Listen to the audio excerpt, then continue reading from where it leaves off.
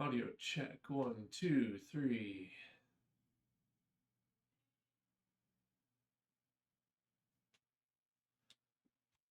Okay. I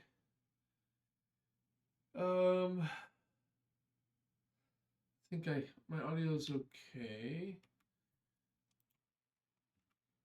which means we can get started. Tweaking all the last little settings. Okay. Ooh. Ooh. Yeah, good heavens. Well, ladies and gentlemen, welcome to the stream of the Discourager of Hesitancy. Today, we are doing compiler day. And I do not remember where we left off last week. So, let's kill this Emacs buffer and get a new one up here.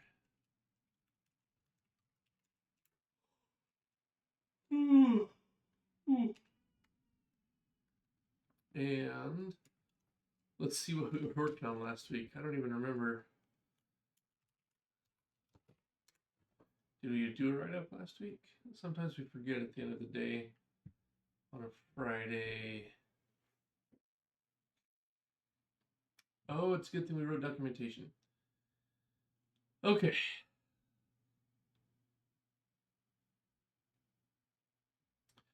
So here is the issue. The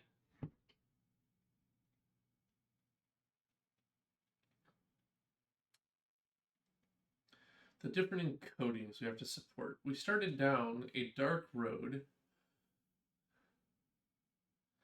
that we don't like.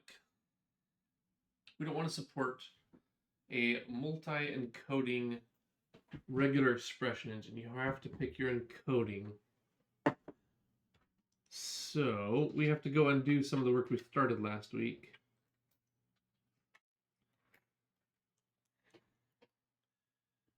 So that's this stuff. Those all go away. Then we'll just set our tokenizer definition to use a Latin 1 tokenizer, because the Latin 1 tokenizer does not verify or check a single byte, which means the regular expression part itself will be whatever.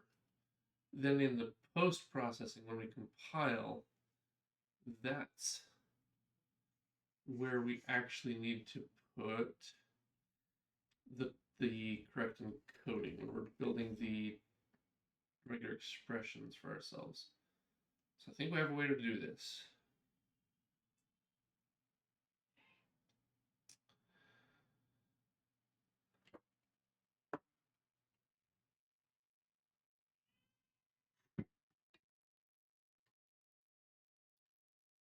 But we've been trying to work on this, and like I said, there are some complications we did not finish last week.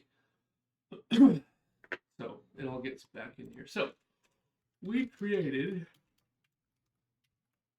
Ooh, my audio sounds really bad in my ears. I don't know if it's my headphones or if it's on the stream. So let me know if you're getting some weird fuzz once in a while in the audio.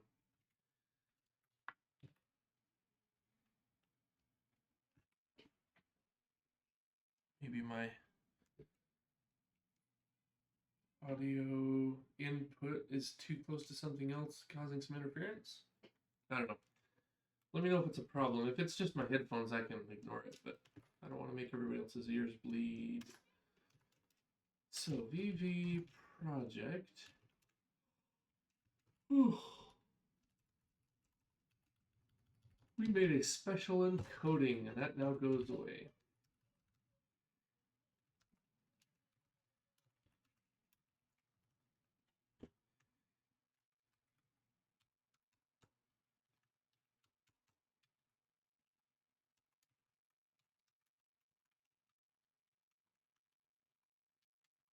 Okay.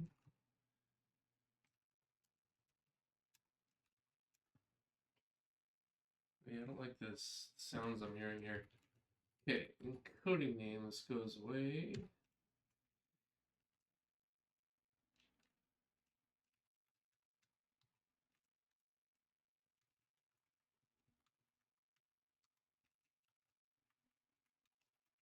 That goes away. That one can stay.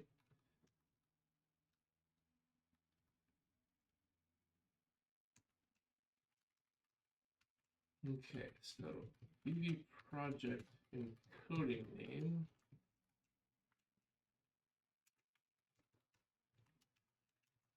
Char rep encoding name.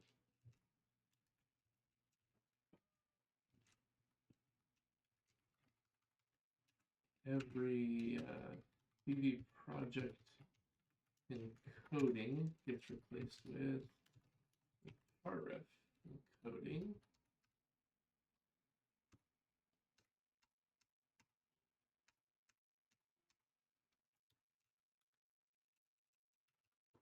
Multi goes away.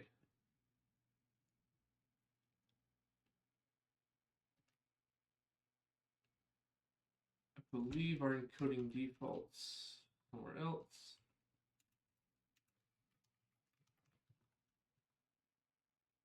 Like clear, yeah. So by default, it always goes back to UTF-8. UTF-8 is just a very, very common text encoding, so we'll default to that, especially since that's one of the selling points is that our regular expressions manage UTF-8 encodings correctly. Oh, whimsically made. Welcome to the stream. Thank you for the follow. How's it going today?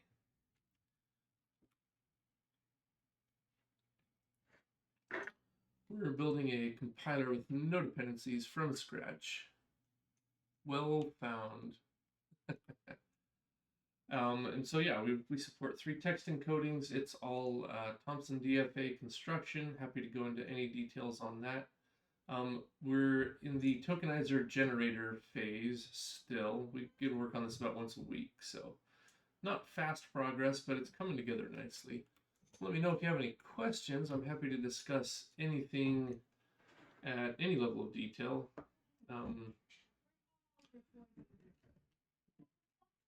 But I will point out this is absolutely the wrong way to do this if you want to build a compiler. A tokenizer is pretty simple. It's just a loop through all the characters, make some choices, not a big deal. We're writing a tokenizer generator, which is a whole different beast.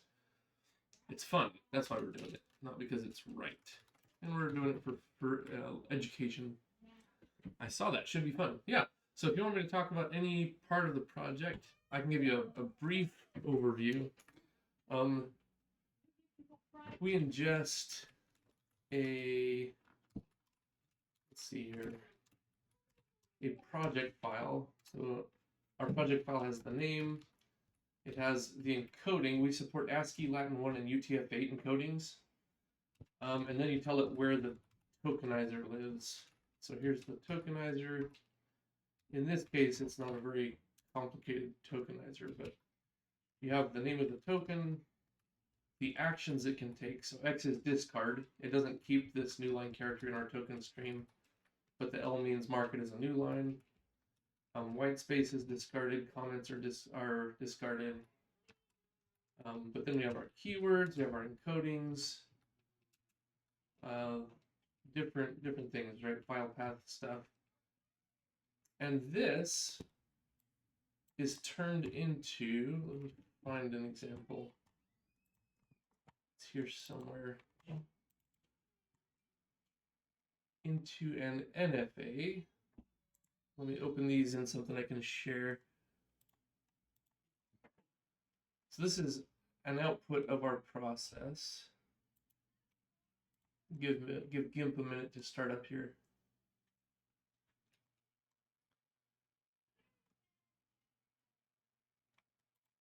Modern computers.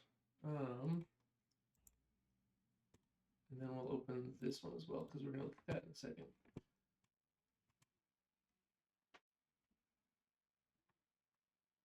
Okay, so let me share this. So we take this config file and turn it into this non-deterministic finite automata. So we start here at the start state and we say, hey, is it one of these characters? Grab as many of those as you want up after the first one. Or, this is an or it could be this set of characters. or it could be this set of characters or this set of characters, all the way down. You can see our keywords here, right? ASCII is ASCII, so that's one of our keywords. You can see Latin 1, UTF-8. So you can kind of trace through this and understand what it's saying. But every one of these ORs, we don't know which to take. We have to try both. So what we do is we turn the non-deterministic finite automata into a deterministic finite automata, so DFA, which looks like this.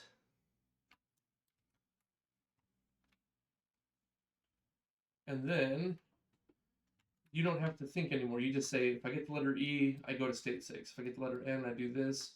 If I get the letters this from there, then it, blah, blah, blah. And while this isn't very readable because it's a big complicated system, you can trace through this and understand all the different rules that we've processed. So that's kind of where we're working at. Once we have that DFA, we use that to output something like this, where, no, not that one. Let's see here. I've got, here we are.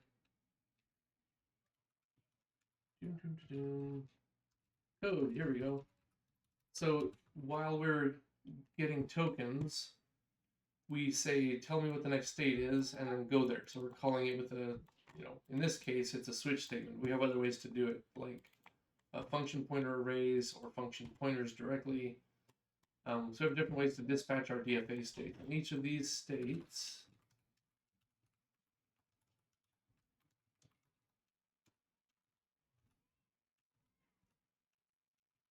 all right, come on.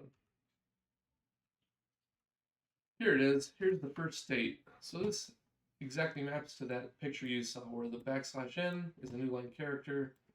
It says do the thing, munch, so on and so forth. Go to state 1. Here's a carriage return. If this was UTF-8 encoded, it would be the white space is space, tab, and a non-breaking space. So that's one of the reasons we wanted UTF-8 encodings. And then it's just a bunch of if statements, right? If you get this character, you go here. If you get this character, you go there. And that's kind of where we're at. So like I said, if you have questions, let me know. I used to develop DSLs, so I'm fairly familiar with these parts. Yep, but the leanest thing I built on a game on top of was SDL, so that bit and onwards will be new to me. Also, I kind of decided to watch because I like picking up tips from other Emacs users. Oh, nice. Nice. Yeah, Emacs, good stuff. SDL. Okay. Yeah, no, we're doing this with C, C++, and no libraries. The other thing we're doing that's kind of brutal is everywhere where we have a choice of how to implement things, we take all of the choices. So again, this is bad if you want to deliver a product or build an actual project that you need to ship. But if I, file opening, are we using the system level call, library level call, or the modern C++ F strings? How are we iterating through our text block? How are we dispatching our DFA states? Switch statements, function pointer arrays, bear function pointers. We also have a goto that's been recently implemented. And we can do all of these. So you just pound to find which set of combinations you want, and that's what it builds. And they all technically work, whether you use macros or functions in certain areas. So yeah, like I said, we're just doing everything wrong for fun and education. Emacs, I'm kind of, I've let my Emacs stagnate over the last few years. So sometime in the next few weeks, I'll probably be starting my .emacs file over from scratch while doing some, getting started Emacs stuff. But yeah, my Emacs usage is, I don't know, it's what I'm comfortable with at this point. I've stopped growing with my Emacs very much and restart that. So yeah, welcome aboard. Yeah. We're just playing around, having fun.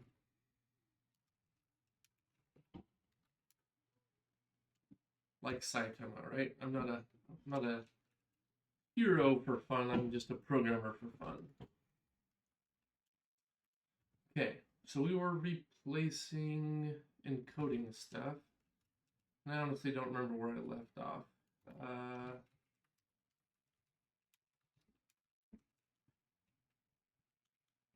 Got through here. This stuff was all updated.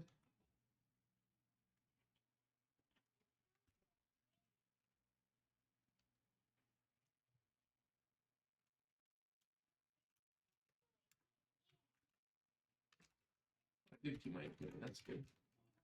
I did then delete it, which is a little awkward. So we undo within the region.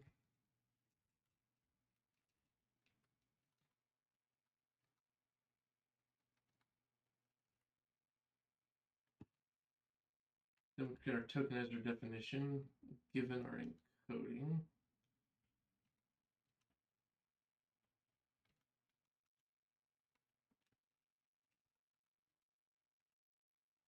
Encoding name goes away.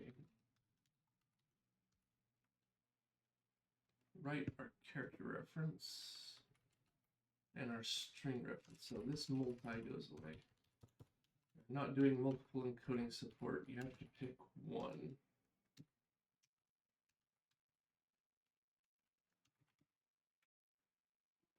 I've been using only a few months. There'll be things for me to learn still. Okay, good. Sometimes I think I disappoint people who've been, become master users themselves, and I'm like, well, it's been a while since I've actually tried stuff. No, it's a steep learning curve, but like once that muscle memory is trained up, works out pretty good. I'm pretty sure the other place where we're gonna have, we started down a wrong road last week, so we've got to do some cleanup work.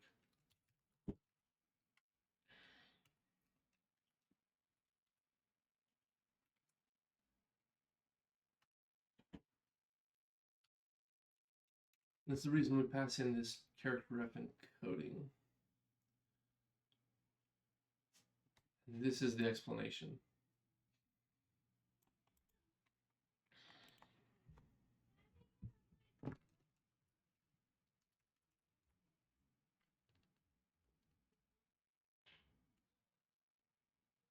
So in our case, this will be Latin 1 in the case. So we're getting into sort of this very, very meta situation right now. Let me explain. A compiler text goes into a tokenizer scanner lexer process. And out comes tokens. So maybe this is 1 plus 2. And then out comes a list of tokens, 1 plus 2. And then that's fed into a parser. And out comes an abstract syntax tree. So maybe it's plus.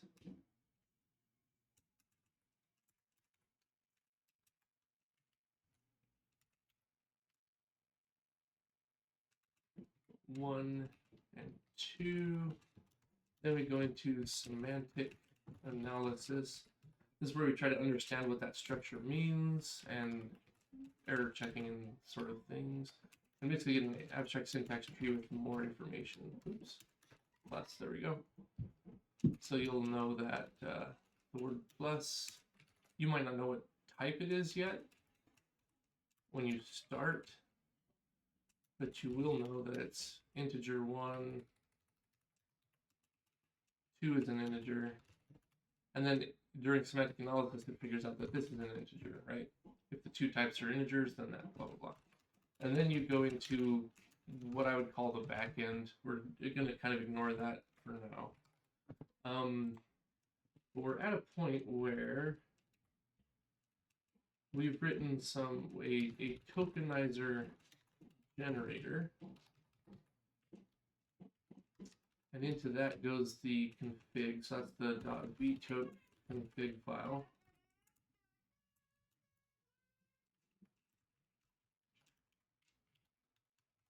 and then out comes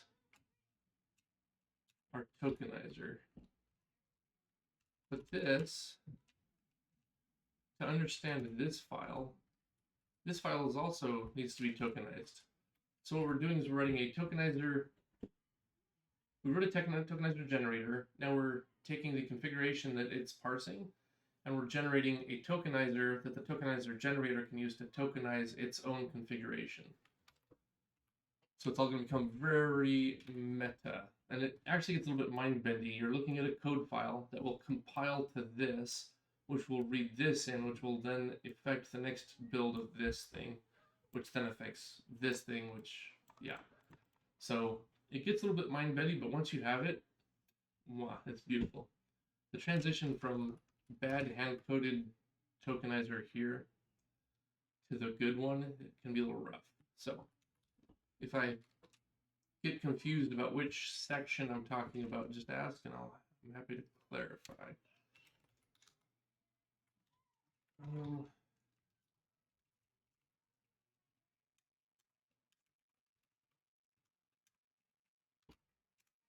So we have said this one will be Latin 1.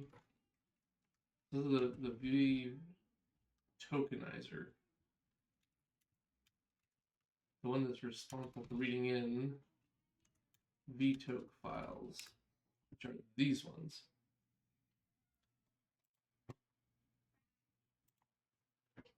Okay. So we have some different actions. We're going to use an implied keep. Don't have any syntax, but that's fine. Okay.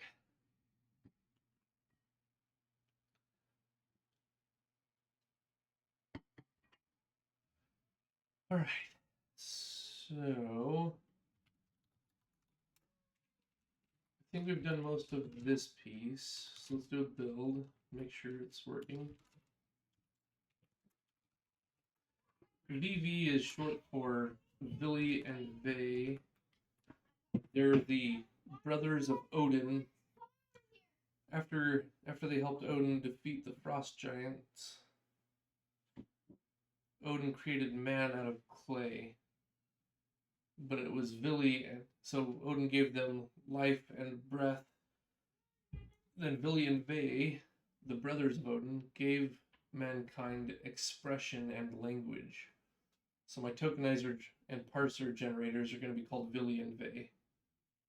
So it's VV project. Yeah, that's not going to work.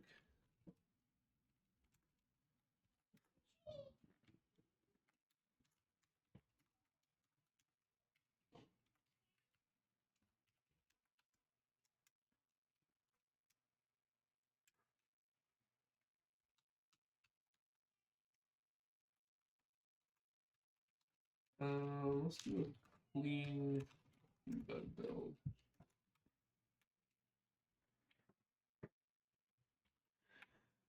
Yeah, I learned Emacs. I was in college. We had to submit all of our projects on the school Sunsol machine. So you'd write up all your code at home, then you'd copy it over to the Sunsol servers. Then you'd have to build and run it there. But of course, you know, there's enough differences in build environments that it never quite worked. So being able to edit files and recompile on the Sunsol machine remotely, you needed either Vim or Emacs.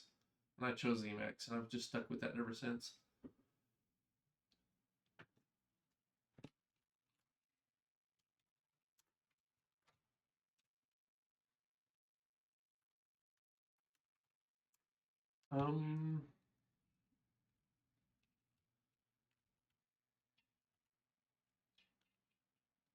We're doing this. I think this is the rule we want to do. Clean my tokenizers.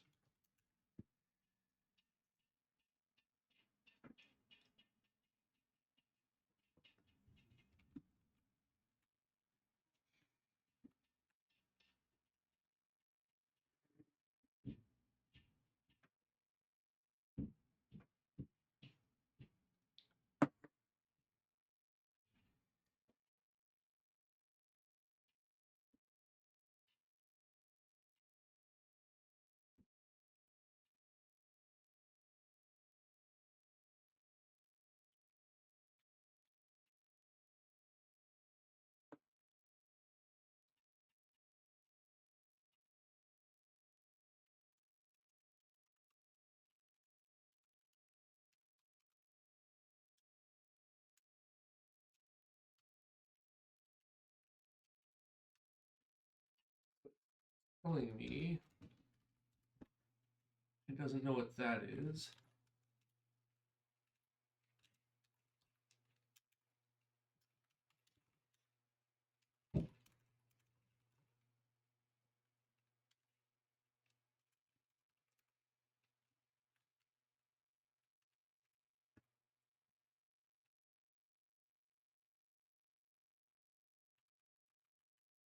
Says text reference. So basically, we're handing you a buffer of text, and you should just reference it. Don't clean up after. You don't own it. You're just looking at it. In this one, we create our own copy. This one, we read the file, and then we own that buffer. It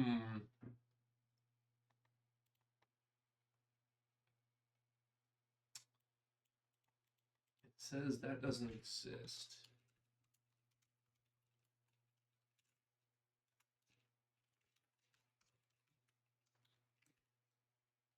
It's right here.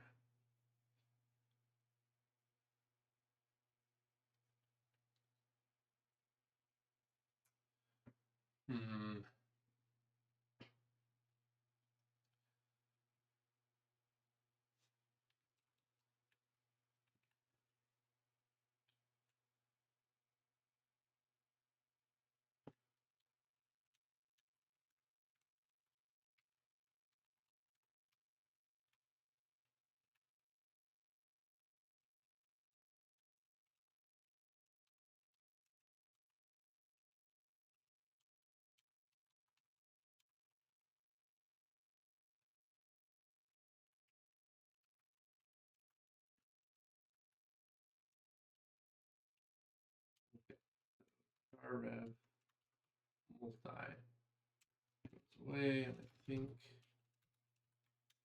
string references don't exist either. Okay.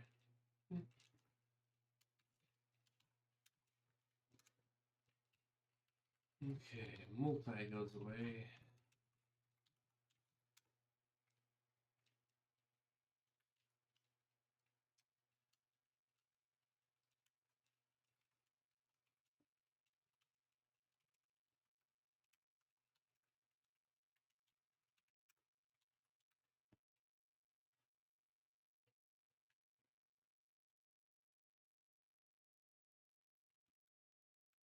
Yeah, so let me think. Test proj.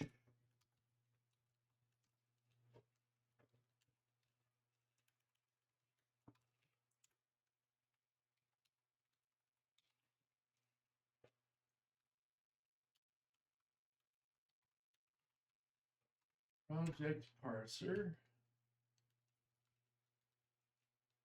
There's the token. There's process batch.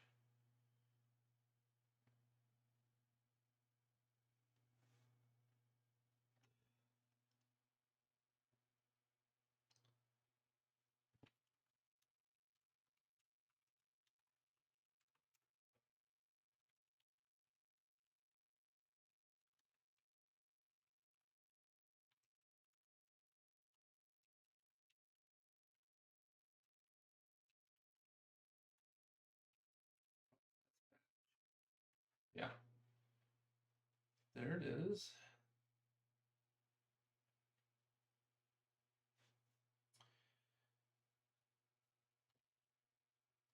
There's the process text file, process text reference.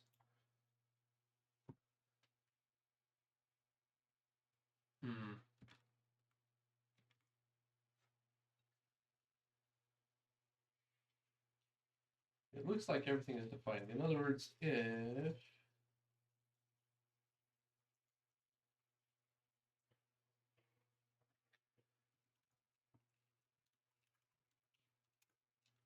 this branch is triggering process batch, that define is defined, and therefore it should be here.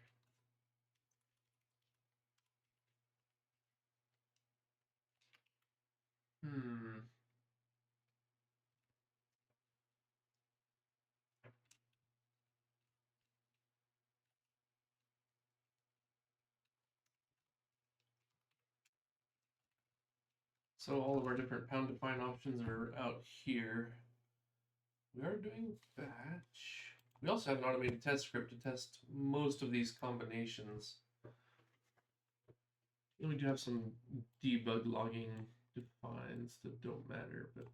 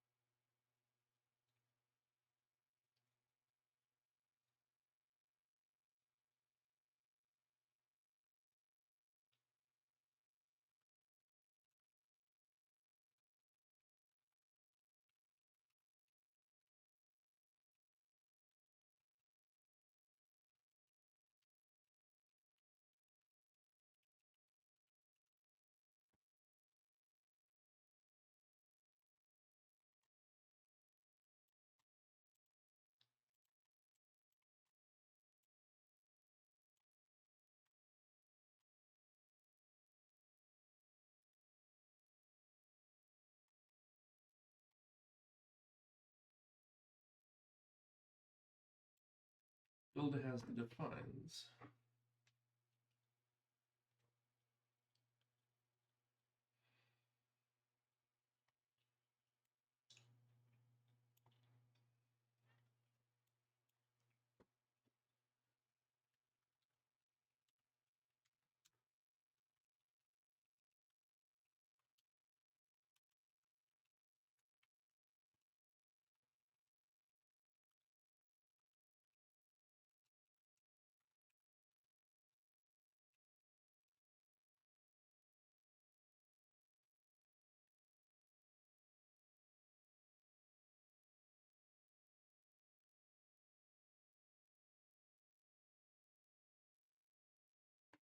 Okay.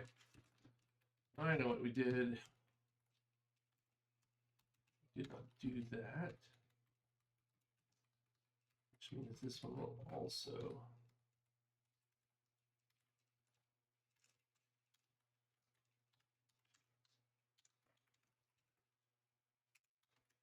Didn't put the object file. These are only for testing, so they're not in our main object file listing.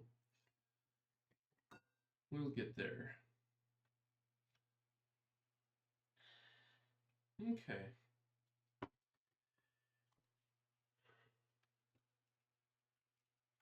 So here's another way of looking at our DFAs as table, and here's our NFA as a table.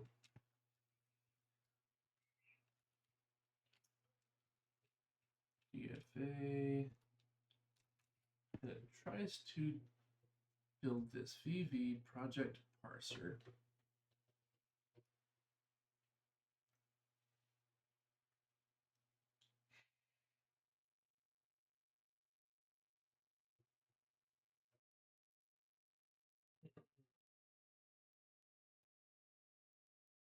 Does not name a type.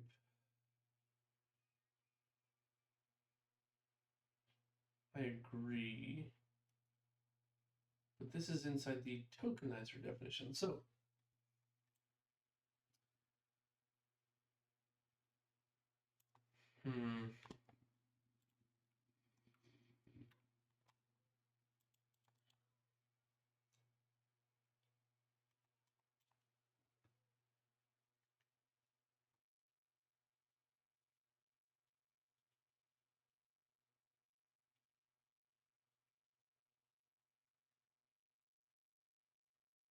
the context and the tokenizer.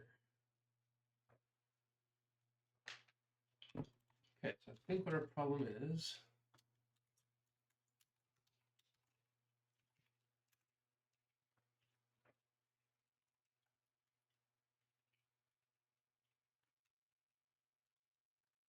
right here.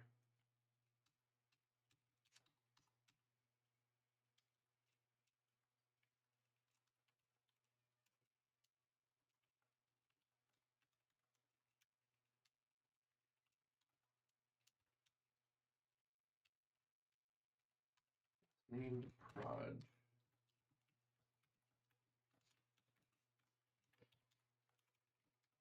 Don't namespace it, right?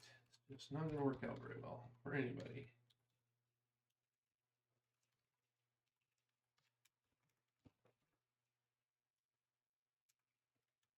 That should help.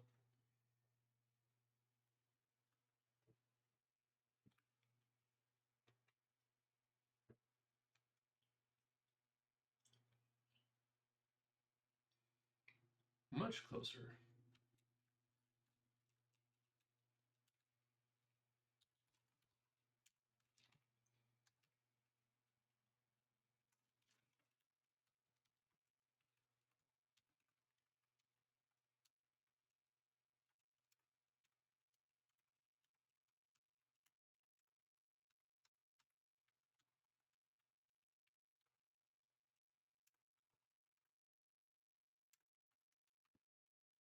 Okay.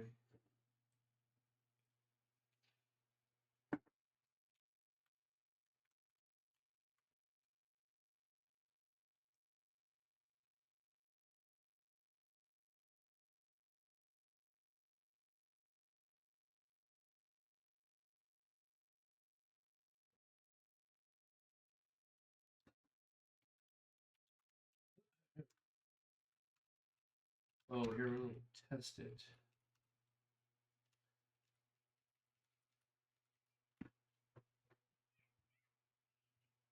Slash S22.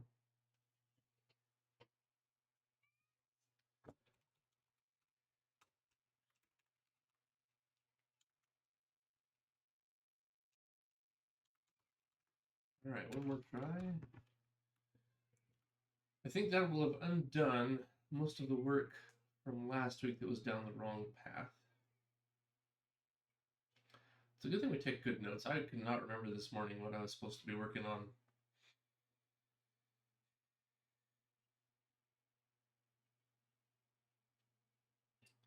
Okay, so our build completes. So this file should be running source. Let's see here. Source builds debug. What was it called? Test.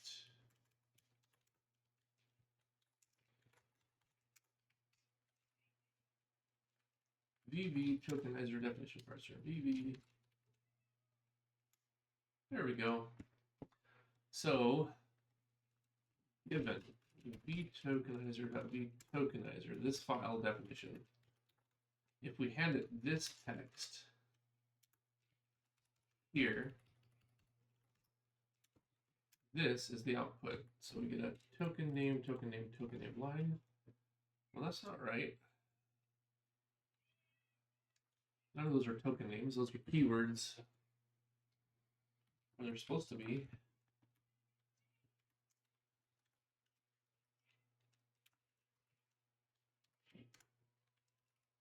Oh, token name. Sheesh. Okay.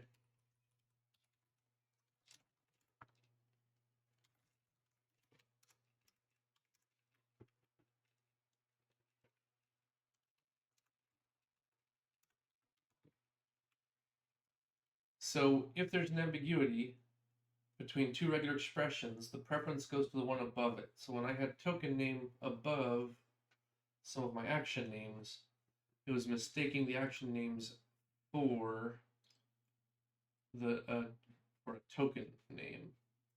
Since we moved that order around, that should work better now.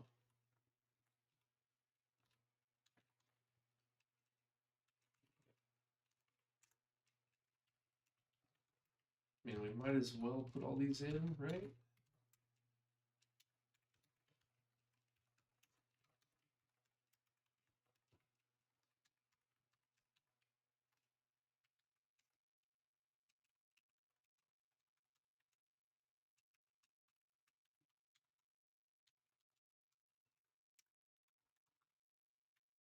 I think it's a good test. Basically, make sure it can parse itself, or tokenize itself. We're not parsing yet.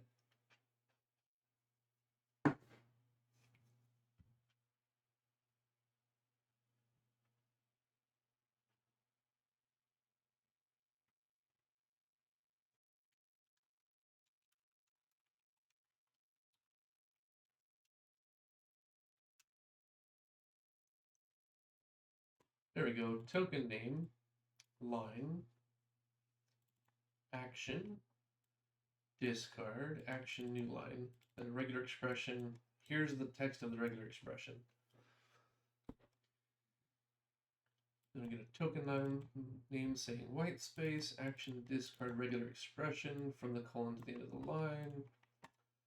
The line numbers look good because line 1 in our test was a comment.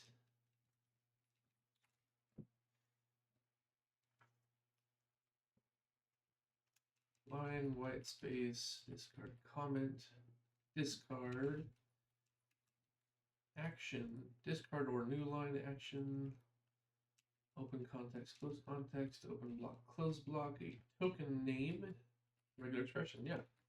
So I think that is the correct number of tokens. We'd expect 1, 2, 3, 4, 5, 6, 7, 8, 9, 10, 11, 12, 13, 14, 15, 16, 17, 18, 19, 20. All right, so our tokenizer generator is generating a tokenizer to tokenize its own configuration file. I think that we're good there. So that's done, that's done. That's done. I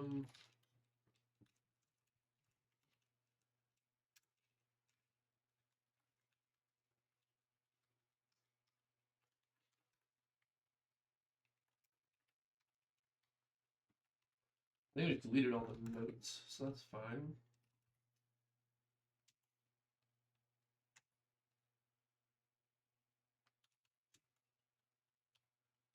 We've half tested it, so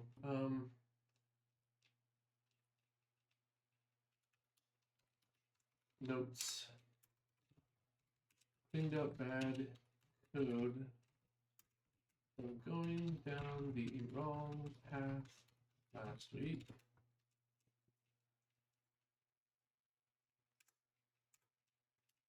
vtoke is now Latin 1 encoding, so no bytes are tested for correctness.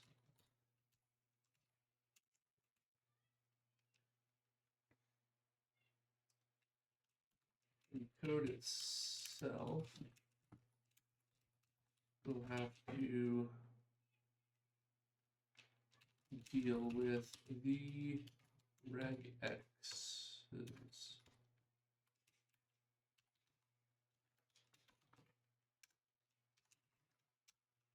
Okay, now some of these are semi-major sweeping changes. We deleted a file, we cleaned that up, we did modify that a little bit. Journal, yep, code snippets was all updated due to these changes. Make file, I did at least look at some things. I don't think I made any significant changes there. Project, we cleaned up the encoding. Project parser was regenerated. Tokenizer definition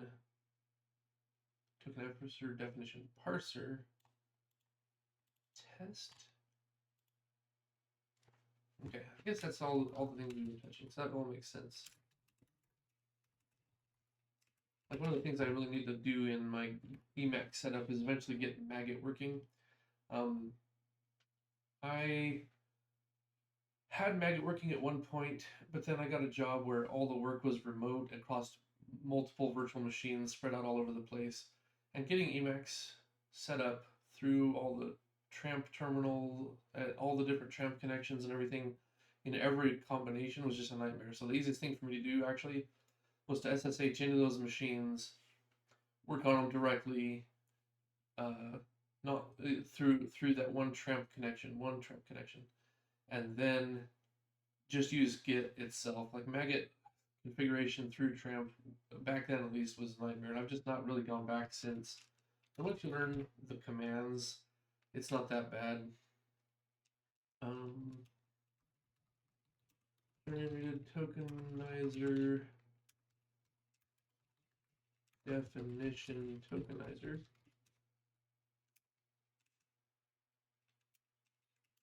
And initial testing looks promising. After we plumb this bad boy in, we need to do a full test run. That's an important thing we'll have to do. Okay, so next thing is to make our tokenizer definition use what we just generated.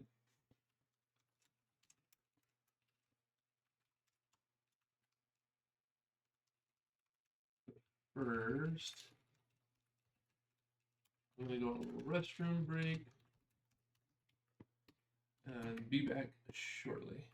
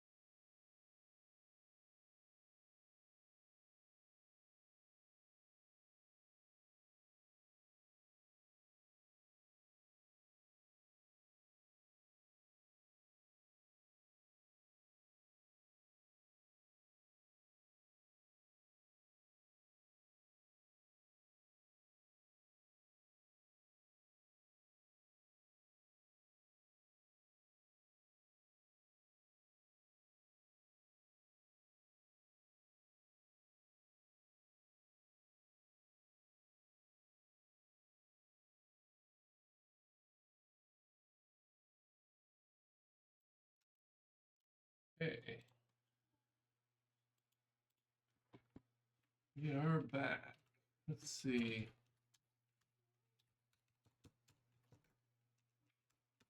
All right, so where we are at, we need to use our tokenizer in our tokenizer definition itself.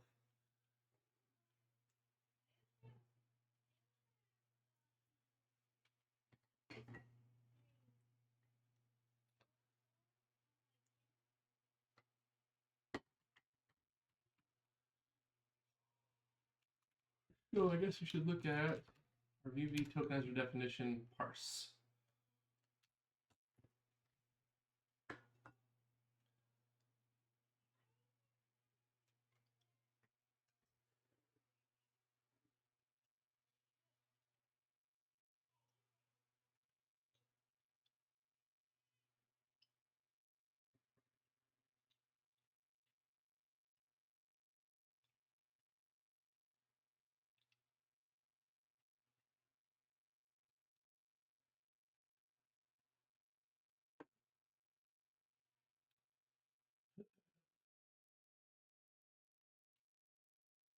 We are adding some new actions to our tokenizer definition, or to our tokenizer.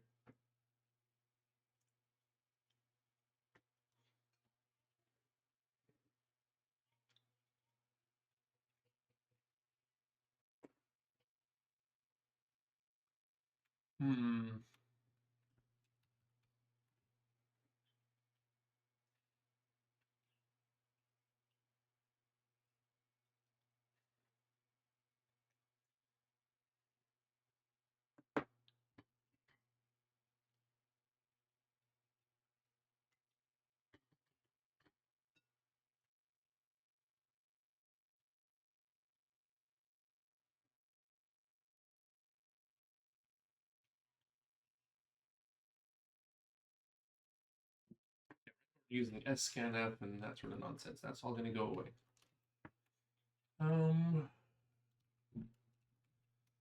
We need VB tokenizer header file. And we did something similar in VB project.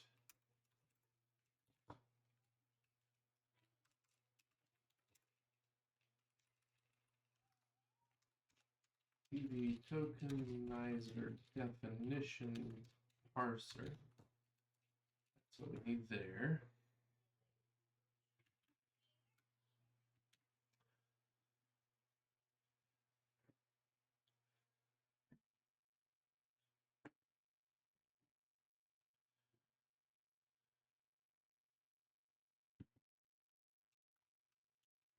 The VB project goes through a little clear result state. This setup is actually pretty good to what we're looking for here.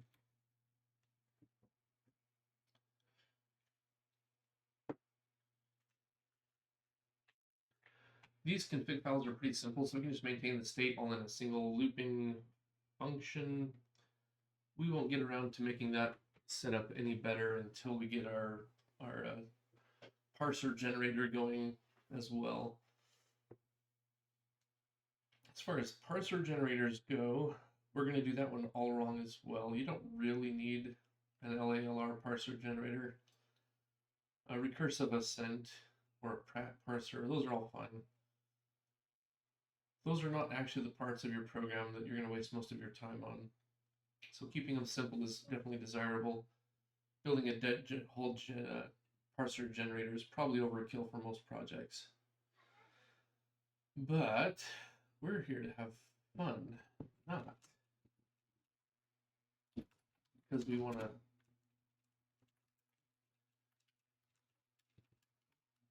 be, let's see, tokenizer definition.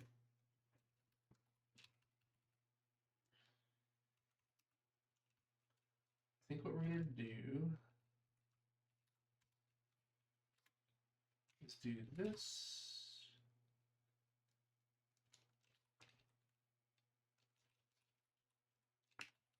I guess we can create the copy of the text, although we are just deleting it, so I'm not sure I like that.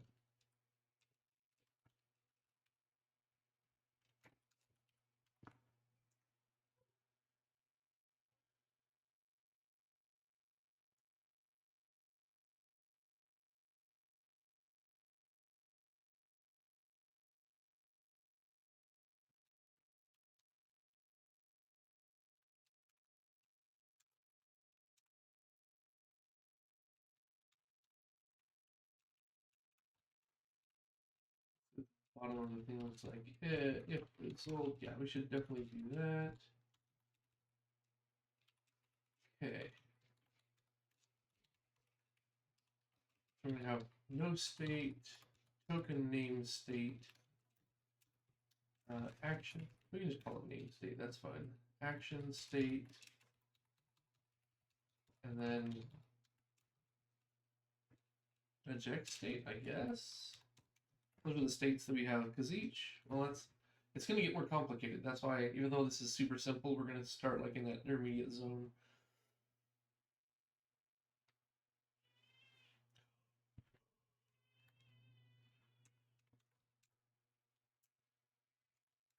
In fact,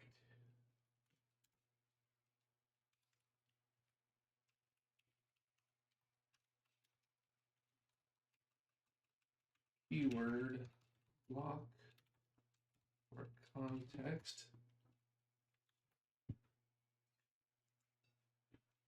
And I think we do need a little bit of syntax. Syntax, which we will keep, and we're going to call it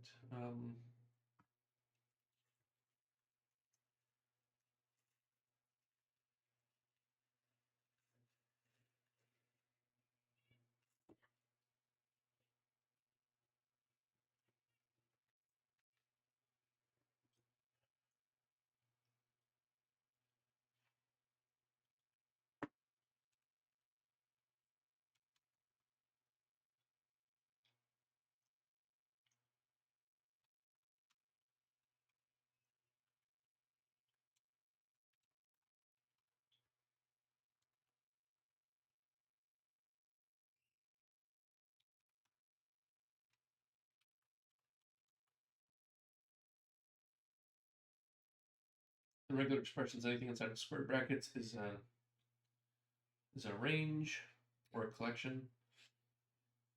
So it said right now syntax is either a curly brace or a curly brace. We may add more stuff there. So we will. We need parentheses.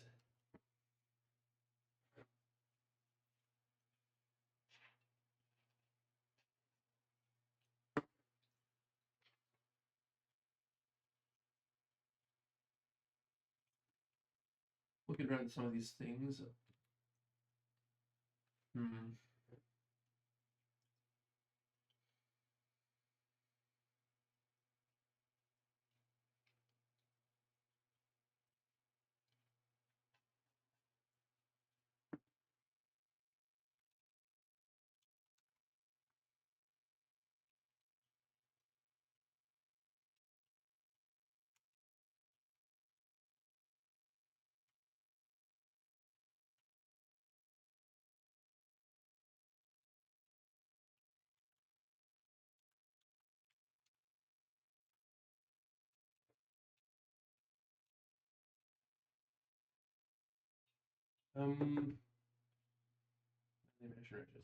This is good enough to start with.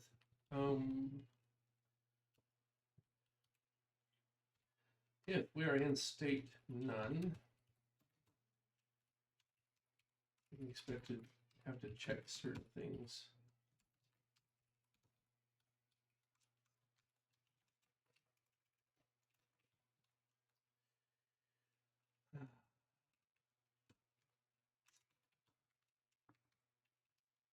Oops.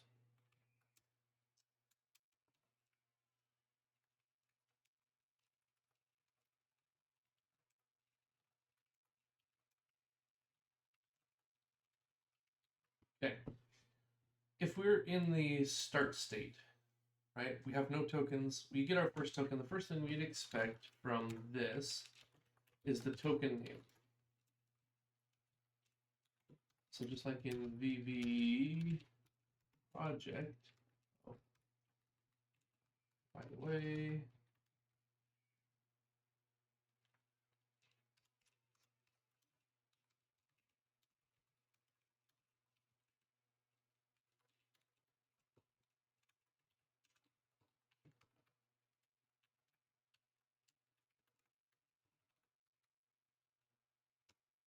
That's going to be a little bit easier to handle.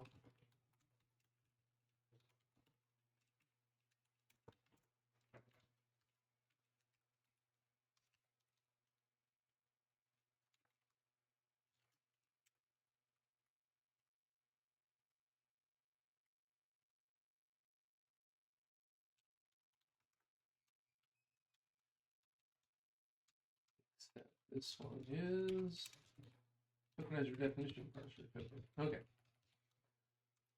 All right, so we get our next token.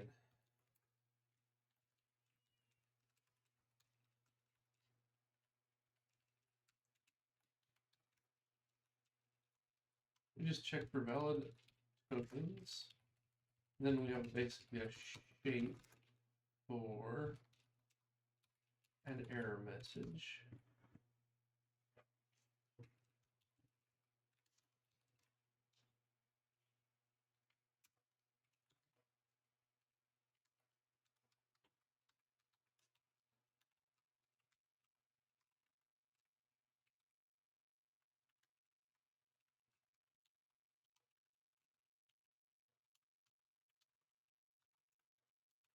Their valid options are token name, action, etc., etc. So if we get our token name, we have to do something with this token, something useful.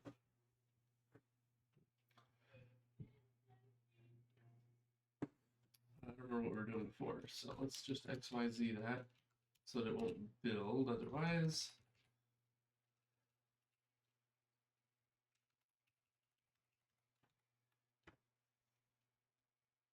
Maybe none is the start. Maybe start is a better name.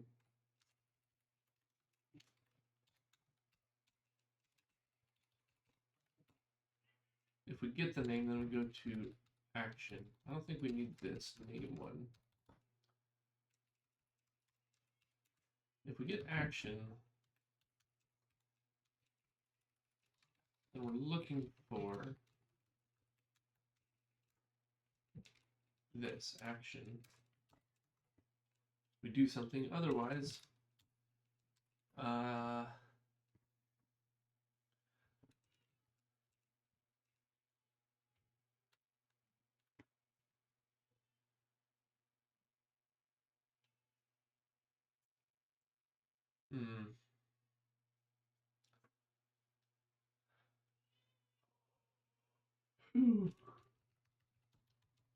Right now we only have 2 states. That's kind of interesting. Start.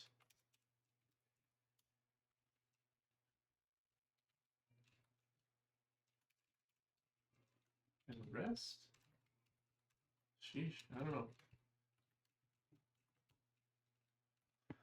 So as long as we keep getting actions, we're just going to keep doing the thing. Else if token is a token ID for regex,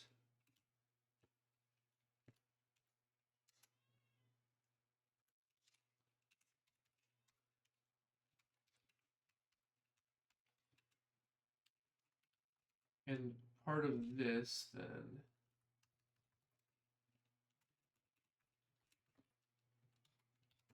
state equals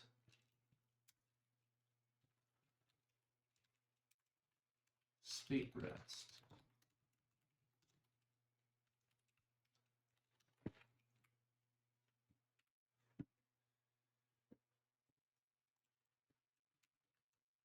This thing goes back to state start.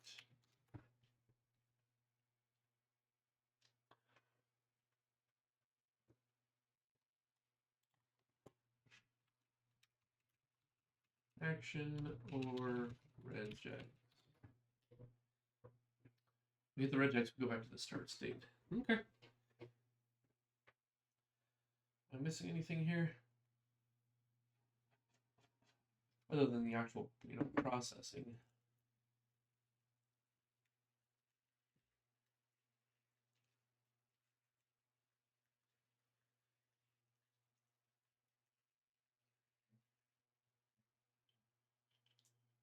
now our tokenizer is doing most of the heavy lifting for us. We just have to decide what to do with each token.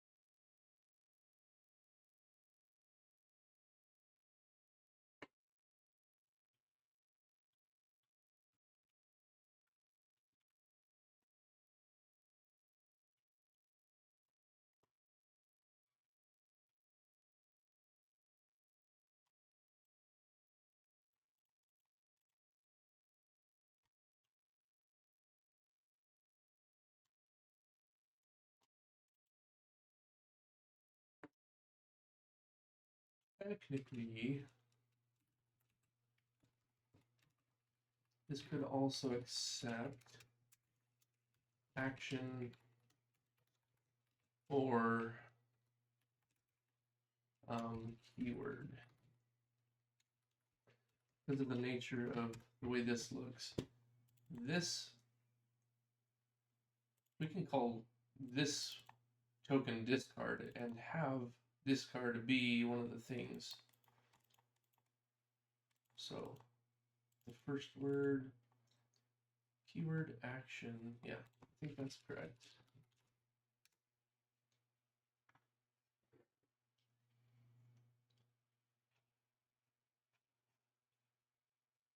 We get an action, we have to get a regex. We'll have more complicated parsing here eventually. Because we want to upgrade everything to use PDFAs, keep track of some very specific types of problems that I've never seen another tokenizer deal with well, or I've never seen a tokenizer generator deal with well. A handcrafted tokenizer, of course, you can do it. But putting this kind of power into a tokenizer generator is going to be great. So, okay, we get our thing. Before, we were getting the name.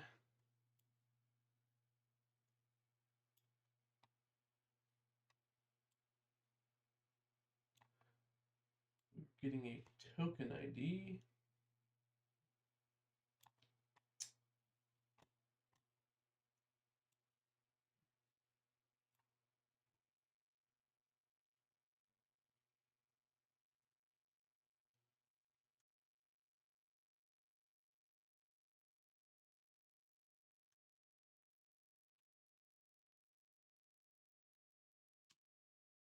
The bulk of the code we actually need.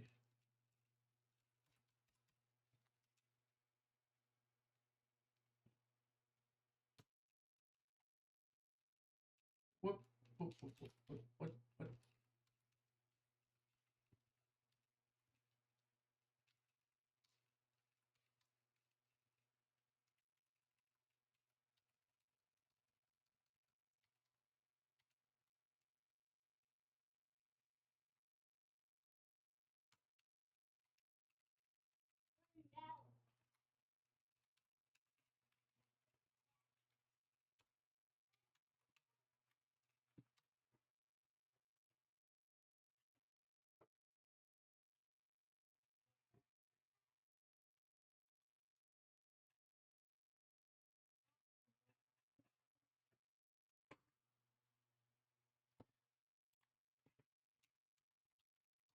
Okay, so we're going to blaze through the tokens we know about and say if our token equals that token name, and we have overloaded that one, then we're good.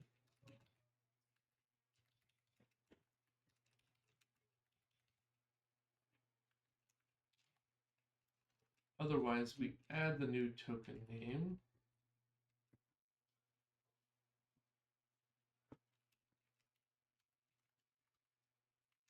Don't have to do this anymore.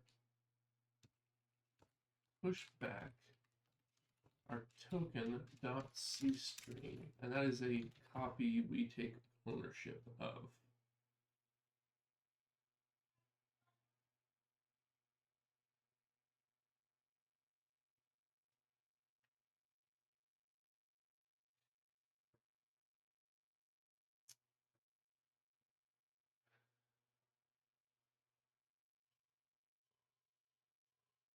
Oh, goodness. Okay.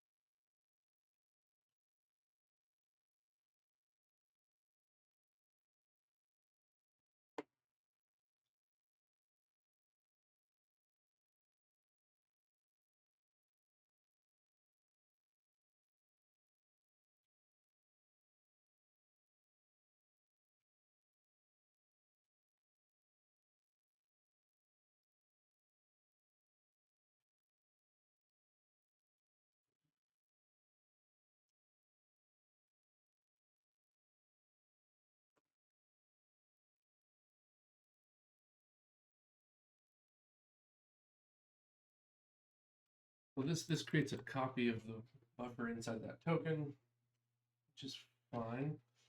We can always use the token ID to look this up, so we don't have to preserve a copy of this string anywhere yet.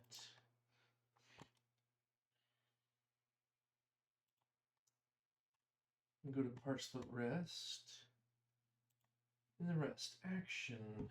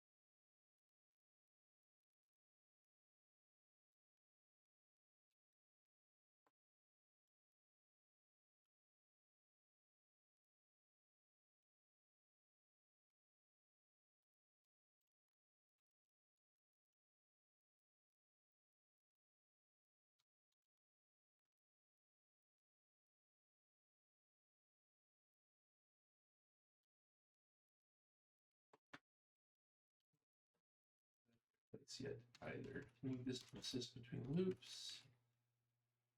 Nope, don't do that. Discard new line.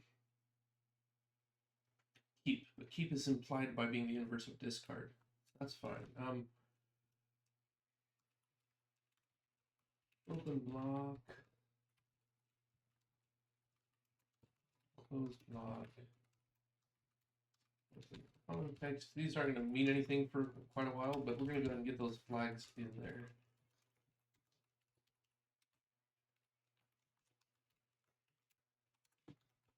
There we go.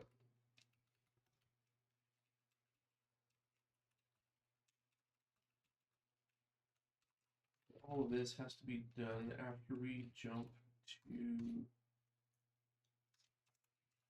this.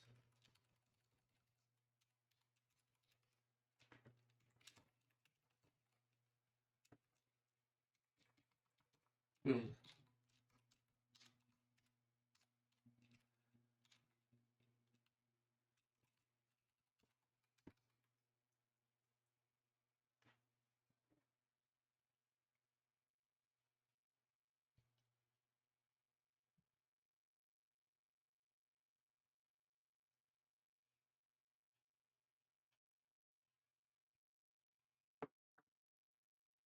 Token ID.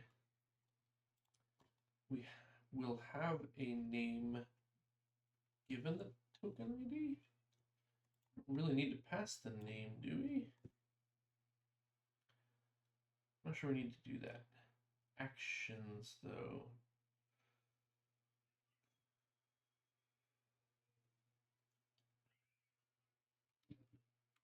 We may have to change the way some of this stuff works.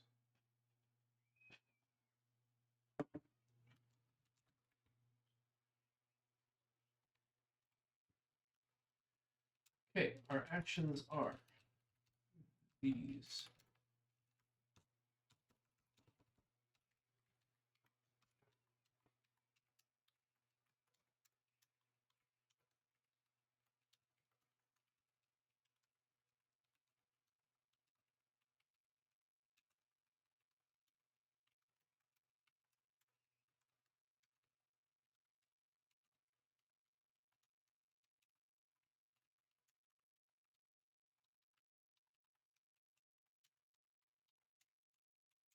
You can probably guess. All we're going to do is say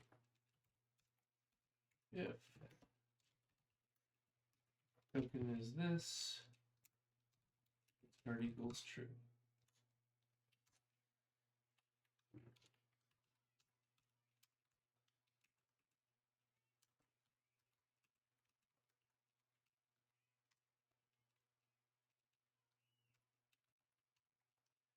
Let's just do this way.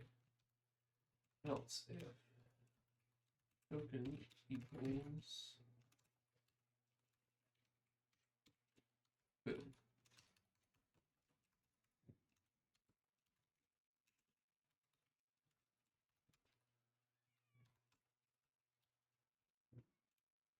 When context is true, close context to be true, open block and close block.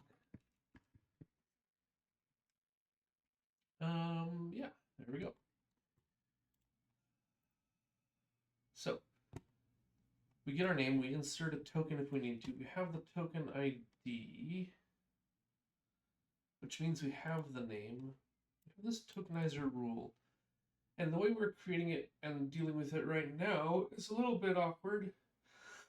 And we may want to do some other things with this. So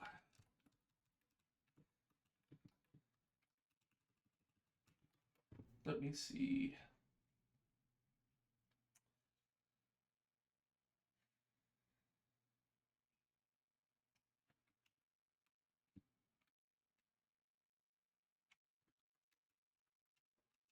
Tokenizer rule. Let's just see what it looks like.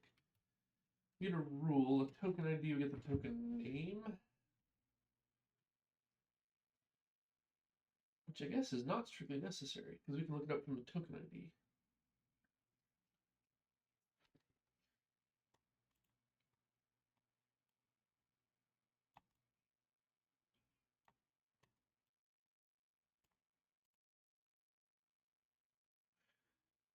So I guess the real question then is what do we take ownership of? Clear.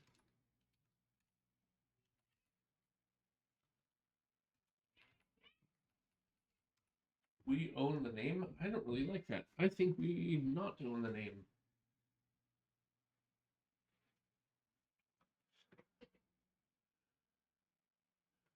The name should be owned by the tokenizer definition. The regex we do own, and that's fine.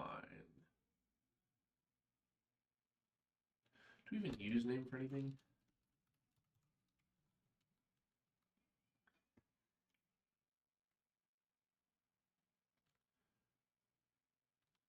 other than copying logging. Okay, we do. Because of the way we log these things, we do need the name. Okay, that makes sense. I'm okay with that. But we don't own the name. We're just going to pass it in.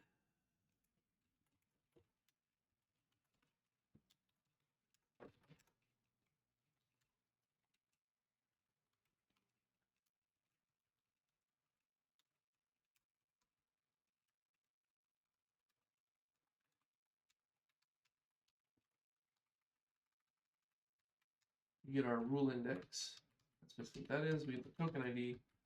This name comes out of here.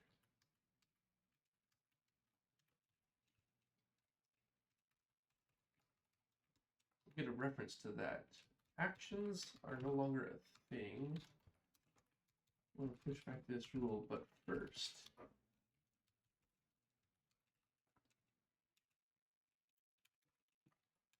add actions as needed.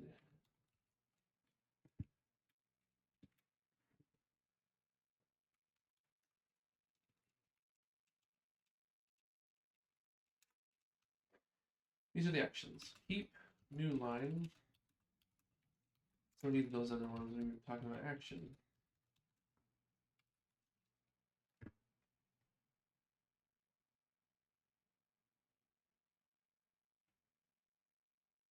Keep is the opposite of discard.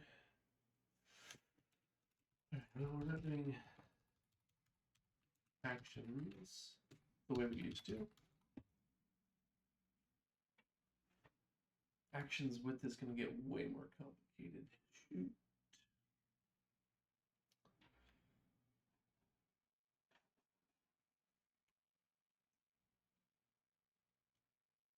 No, maybe not too bad.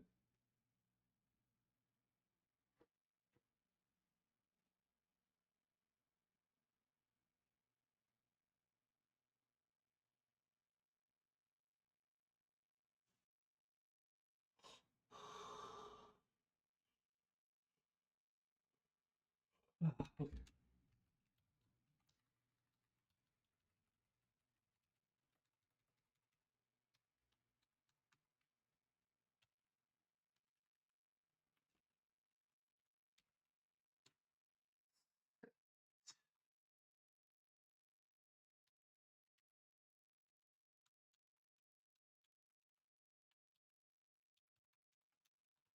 Open block.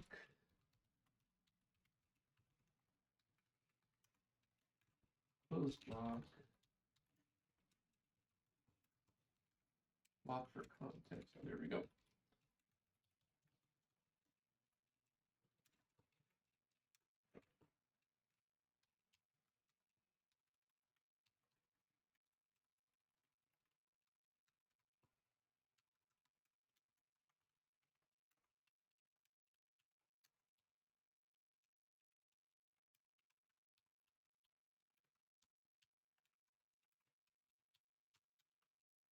There we go. Set. 1, 2, 3, 4 things. Yes.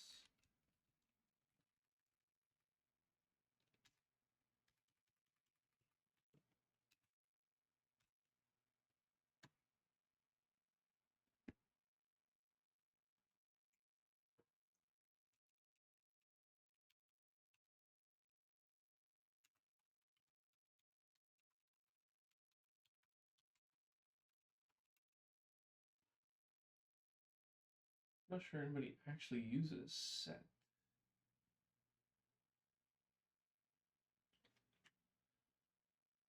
It is probably for the best though. To do copy actions, that's the thing you'll have to do. There and there. Log. Yeah, our actions are going to get a little bit more complicated. Well, maybe not.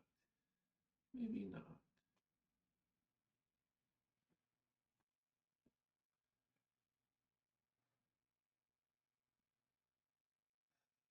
We can just have a shorthand since this is console formatted.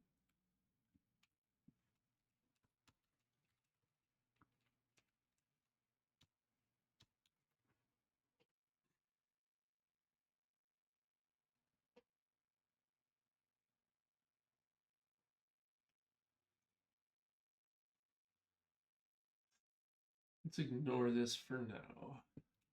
Just ignore it. Rule ID, token ID, name, regex. Do the thing.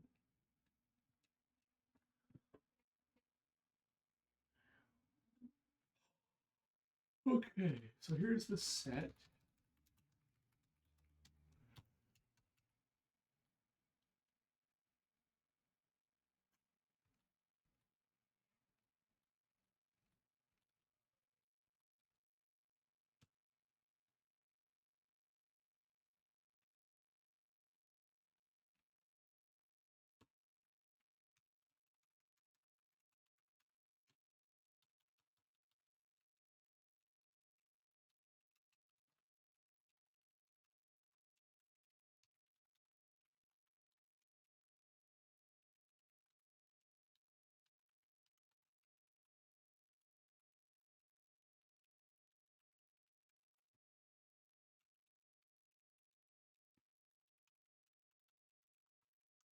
Action, open block.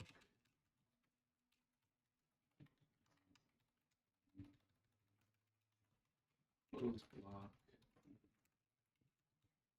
There we go.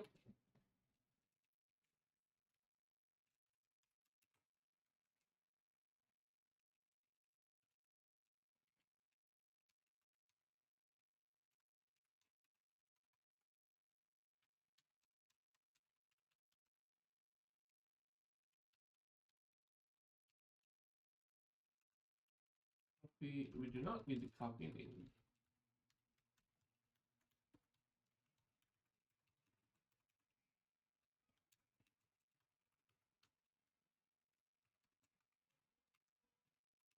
We do need to copy the regex.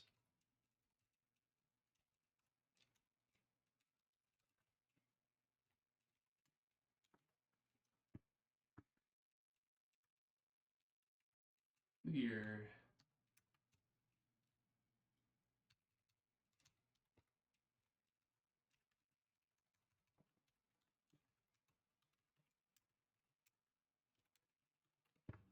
Okay. All right. So we're just slowly cleaning things up a bit here. We need to access these. I'm not sure. I don't think tokenizer rule is a friend, is it? Nope, no friendship here. We could make new line keep and all these blocks and contexts. Just make it public. What do we want to do? We want to read or set either one arbitrarily?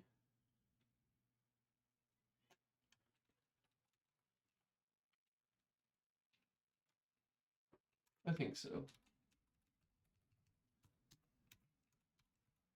We'll just make them public.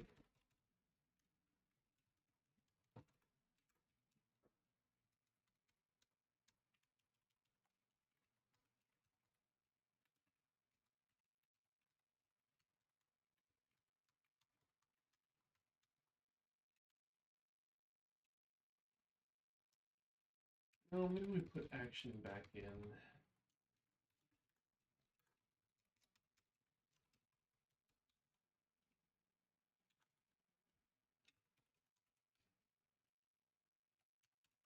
We don't need silly things like that.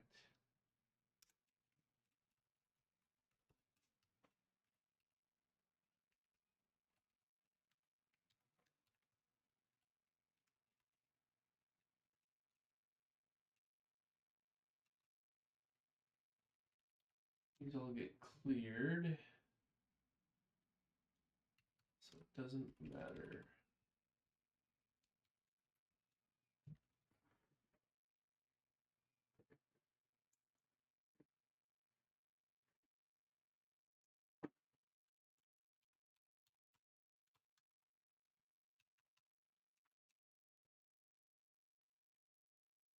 This one doesn't take actions anymore.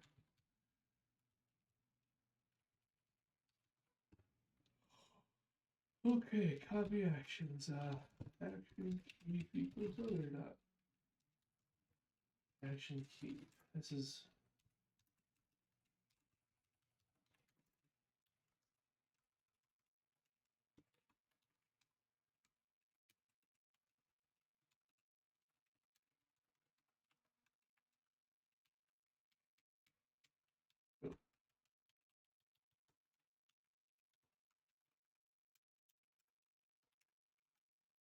there we go. Easy.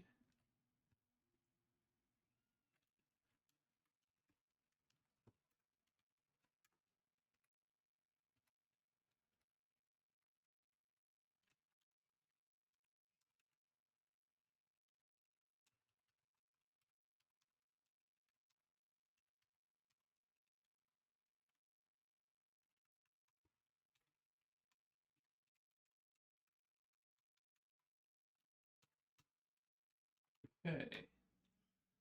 Oh, gee, Finelli, doing good, doing good. We're just trying to use our tokenizer generator to generate a tokenizer we can use when configuring our tokenizer generator to create the next tokenizer. It's great. I actually fixed most of the bugs pretty quickly today, up till now. Like, I spent an hour doing what I thought would probably take me 3-4 hours today, so ahead of schedule, but the next parts do get very mind bendy, so yeah, a little complicated from time to time.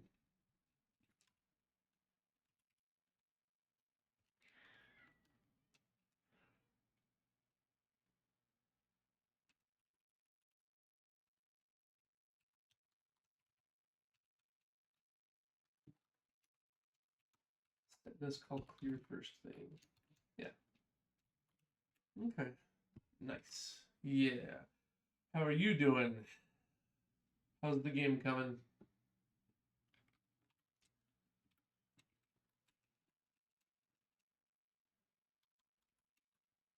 This is a bit of copy paste I don't much care for.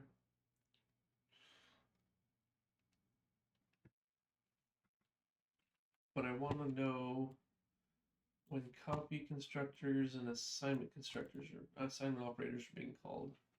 I actually don't think they are these days. I think we can delete these, but it's been long enough. I'm like, I don't know.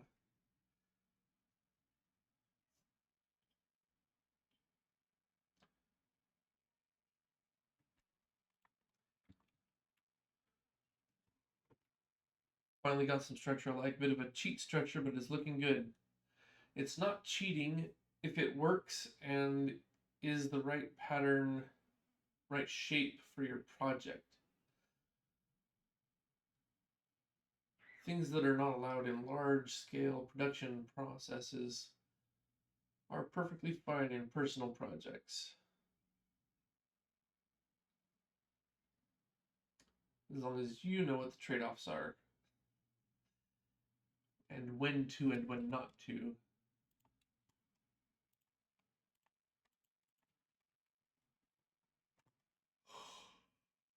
Oh man. I'm gonna take a nap today. I don't think I'm gonna get one. Okay, so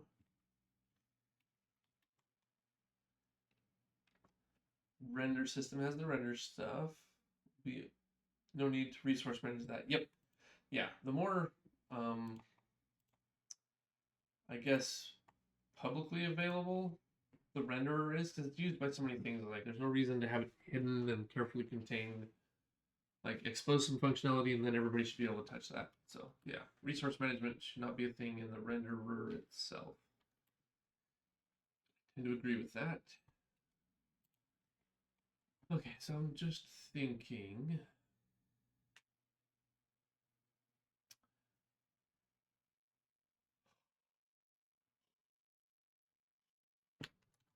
In measure definition, we create the rule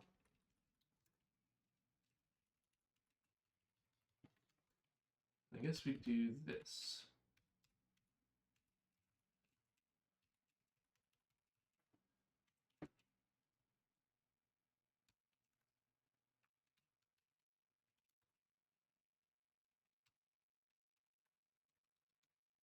Boom. Equals not discard.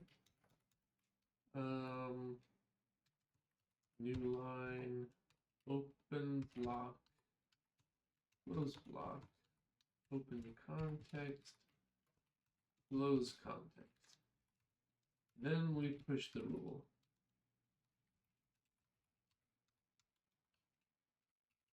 And then we clear everything for the next loop. I think that's most of it.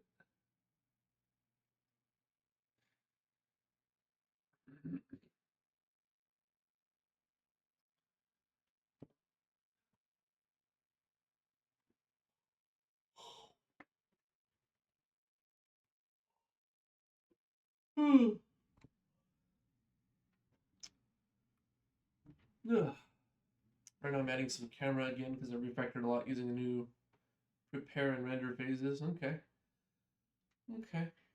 Yep, cameras. You can spend a lot of time on cameras and not waste it. Like, there is a lot you can do with camera work. A game with a bad camera feels bad. Which may sound like an obvious statement, but people want to make the fancy game systems.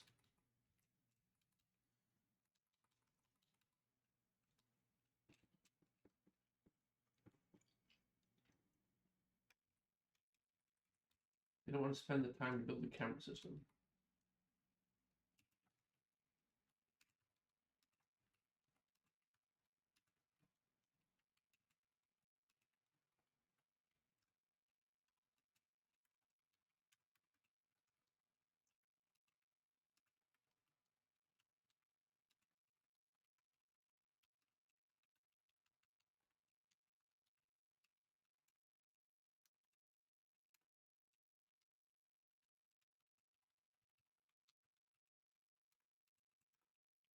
There we go. Right, so for every action we ask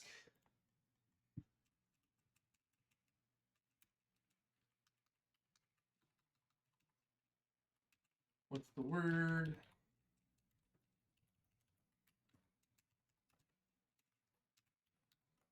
And set a flag if needed.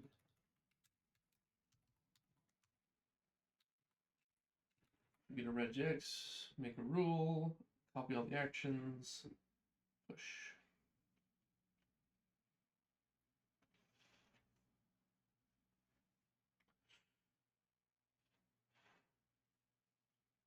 And we clear our state to start the next rule parser.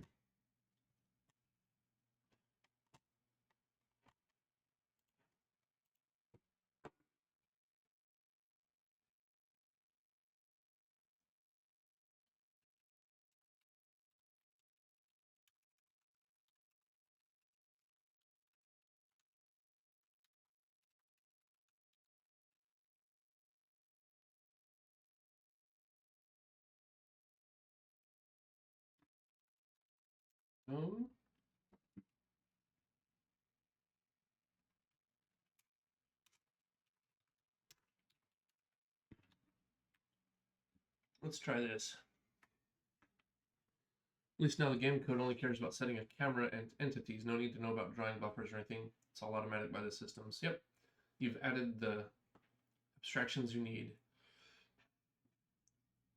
Hot take, I don't like to align things. Yeah. I did not used to either. I didn't used to either. But so it costs me time to do the alignment. It does. And if I change things, I have to go realign things, right? But when I look at this pattern, my brain instantly understands the whole thing. because the columns just line up, and I don't have to think what's equal to what's being set. So actually, I think, and two, this takes fewer lines of code. In this case, it's one-liners instead of two-liners, and then trying to follow indents and whatnot. I think this is easier to read.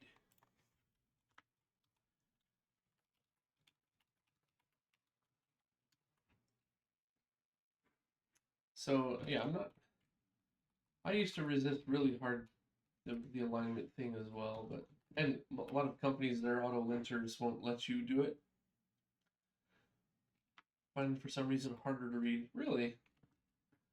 Well, um, hmm, hmm.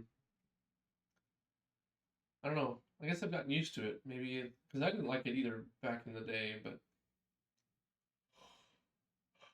now I tend to try to align things.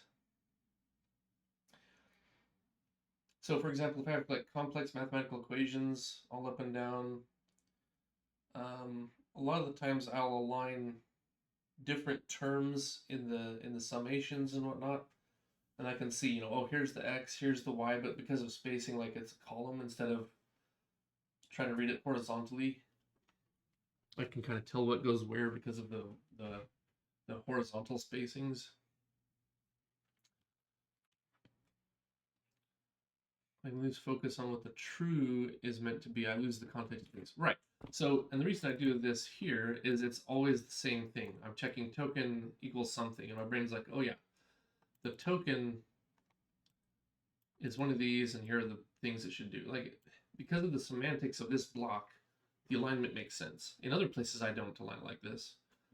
If it's a bunch of, unrelated or tangential if statements, but these are all related if statements, so I don't mind checking it, aligning it here.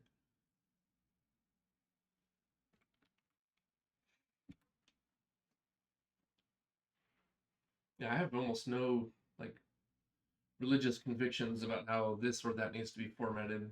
It just depends on what the block of code is trying to do. How do you convey that the most efficient way possible that I can read next week after I've forgotten what I did?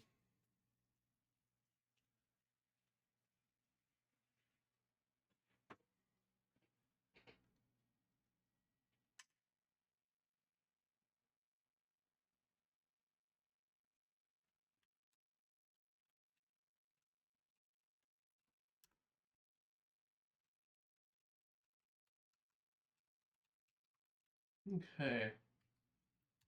We made some changes, we broke things.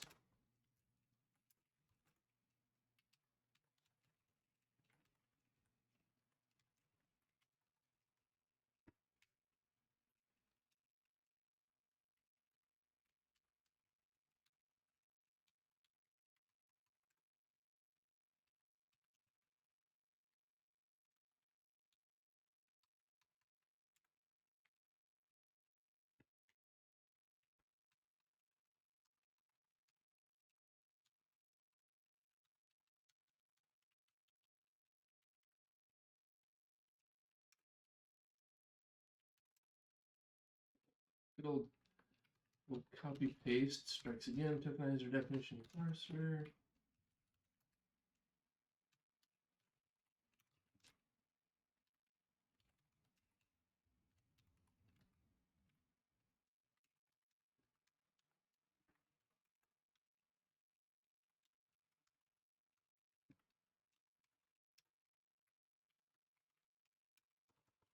That should fix a lot of our issues.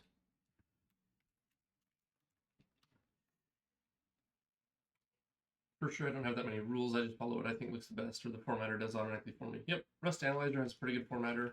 Yeah, that's one of the things I keep hearing about Rust. Good formatter, good. Like, it doesn't just tell you, here's a compiler bug. It's like, here's a probable solution. Like, it's very helpful, actually. Which is nice as long as it's right.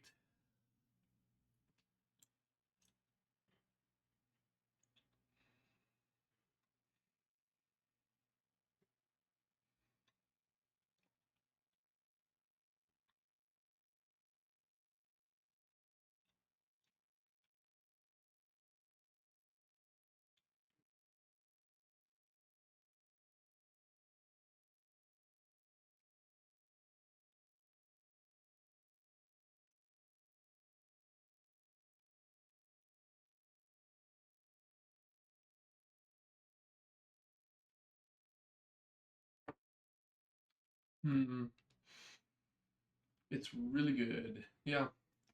I mean, these days you can't hardly release a language without a good, formatter, linter, static analysis. Like it's kind of become expected, which makes sense. Anything that can kind of handhold while people get spun up to speed is good. And programmers are lazy, so if I don't have to worry too much about formatting when it figures it out, that's great.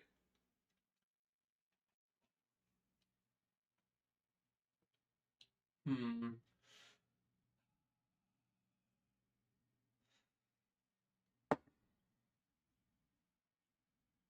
There are two parts of me right now in conflict.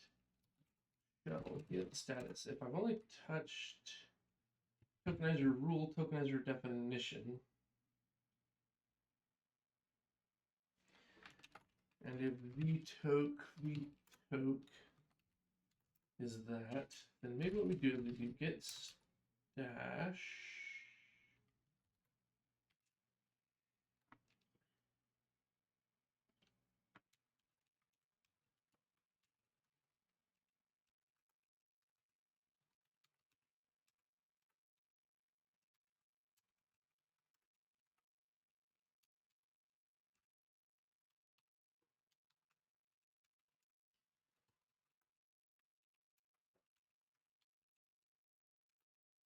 We can rebuild all of our tokenizers, then we'll pop that stash back off. After 2 months playing with it now to make something real, I like it. You like it's really fun. Rust is getting me good. I tried some years ago and was like, who would want to deal with borrow checker? Yep, that was my problem. The borrow checker got in my way, so I stopped using it. No more Rust for me. Maybe because the project itself is fun. That can make a huge difference. Yeah, project quality is definitely a thing. Get staff off.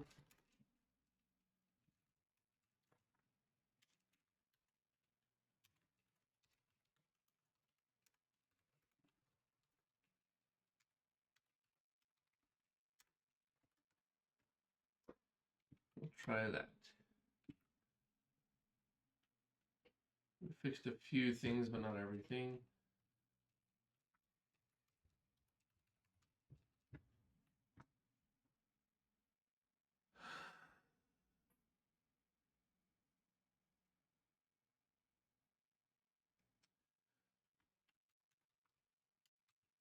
That's a good question. In V2V project,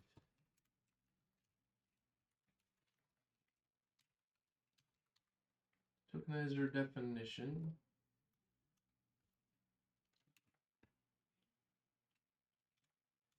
file name.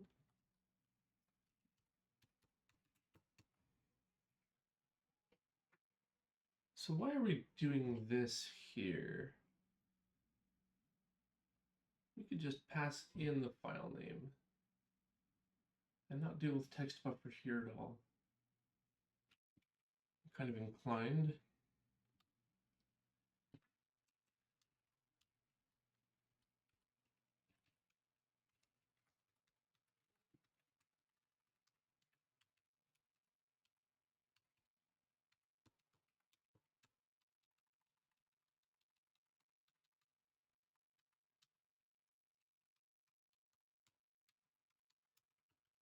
Everything else is happy. We parse out the tokenizer definition. Okay.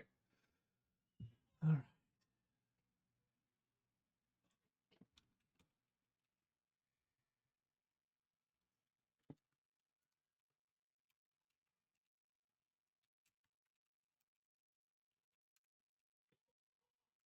Parse.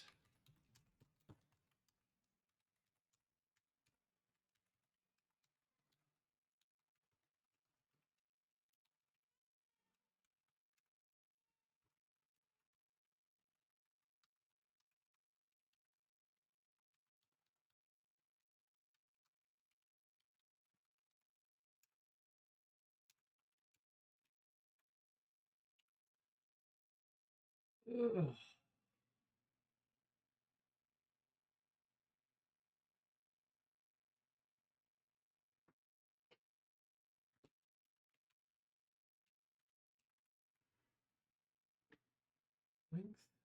Not in this scope. Text and text. No match for or. Yeah, okay, so I remember some of these. Let's see here. This one. We don't need to do that anymore. We're processing it as a file.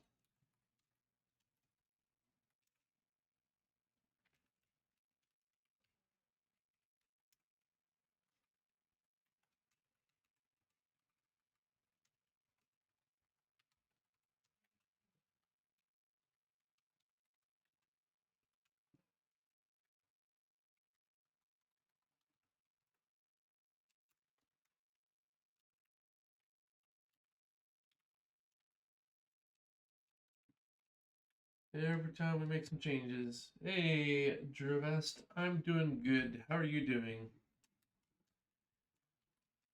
We're in Compilers Day. I always like Compilers Day. I did not remember coming in today where we had left off. Like I had completely forgotten what I was supposed to be doing.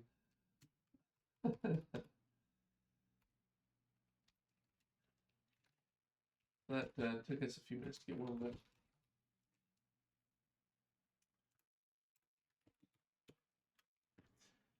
But yeah, we've got some of our tokenizer issues fixed. Now we're just trying to get our tokenizer integrated in the other place we needed it. Which, as you can see, we've got our error list down very small.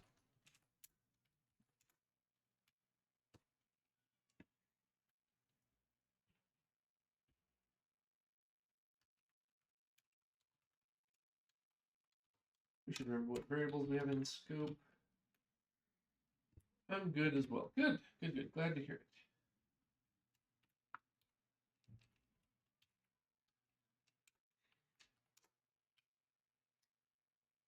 Oh yes, the regex. Interestingly, we should be able to just pass this and not take ownership.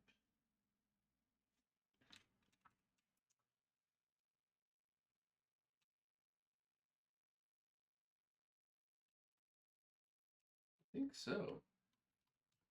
Token.cstring. Or we do take ownership.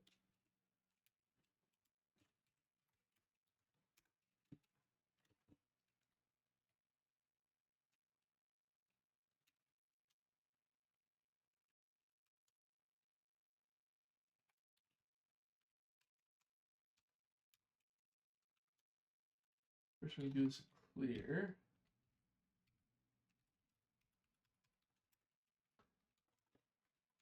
We can't do the set. Rather,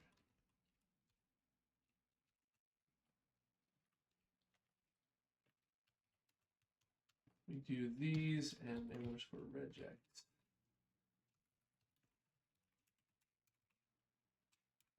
Equals the regex that came in, and we are done. So if we get this constructor, we take ownership of this pointer, and we don't take ownership of this pointer. But if it's this, the name is always shared.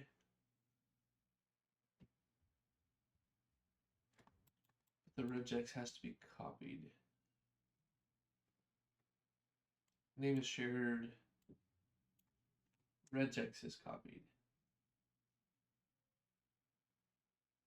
Yes. Yes, that's correct. Okay.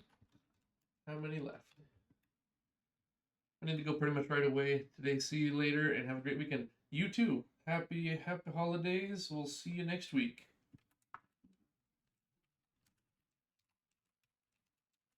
Getting ready for this time of year gets so busy. It really does.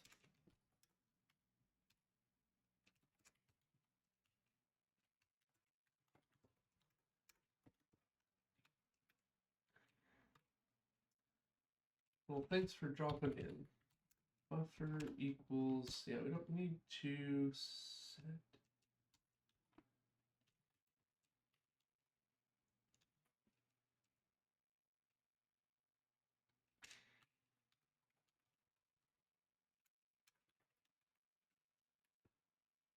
Okay.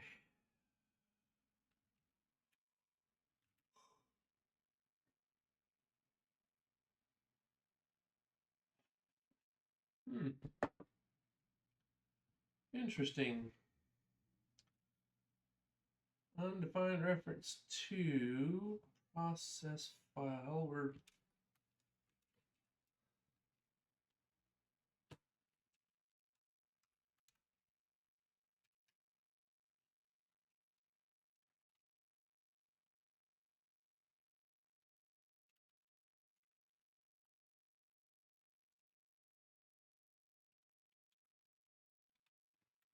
could swear. Oh. Hmm.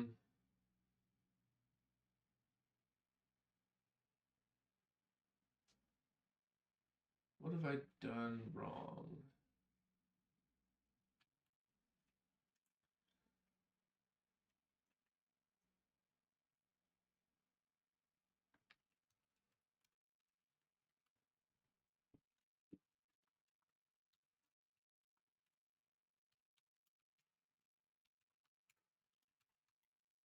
We have this thing.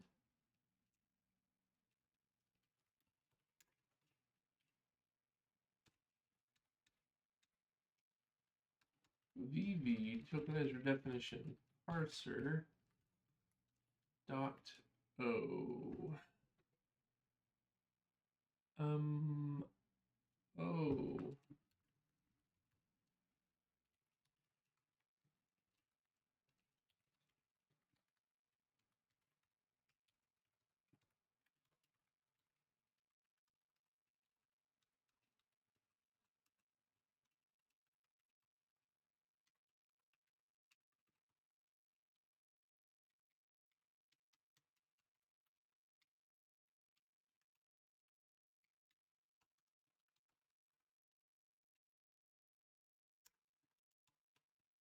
There we go. Ooh, super close.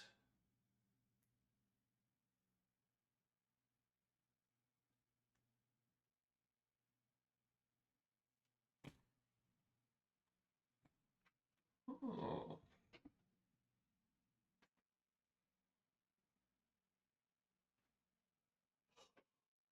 Oh.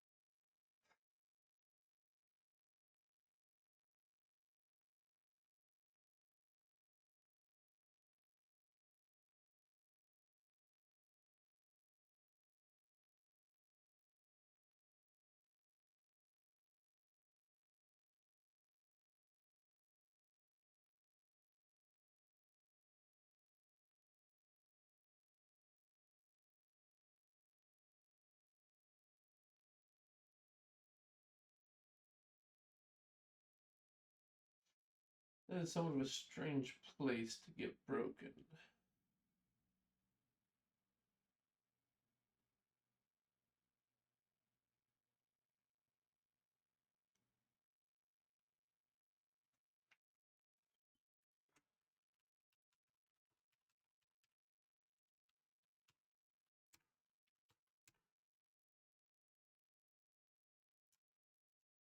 Ignoring attributes on template argument.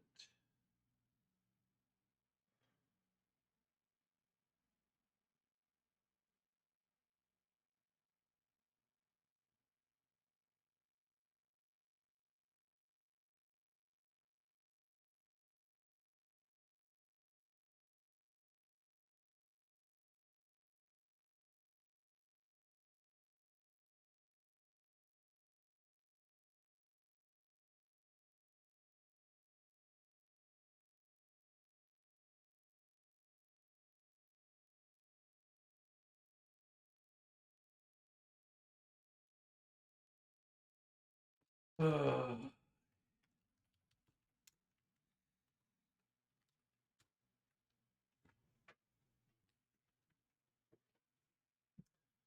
we accept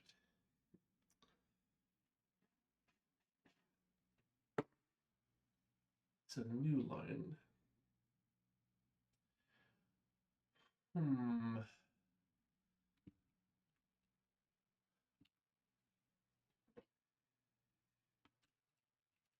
A new line not be defined.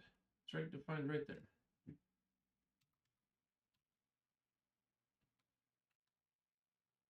Or there.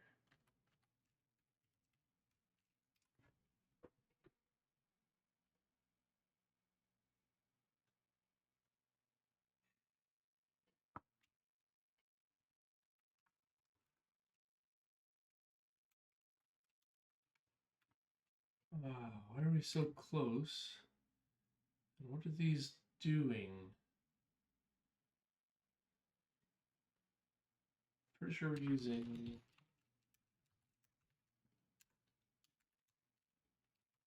functions.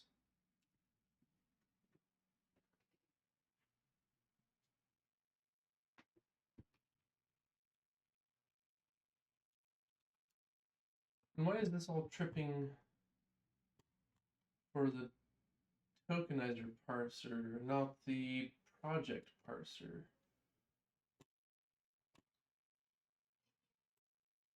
Project parser, tokenizer definition.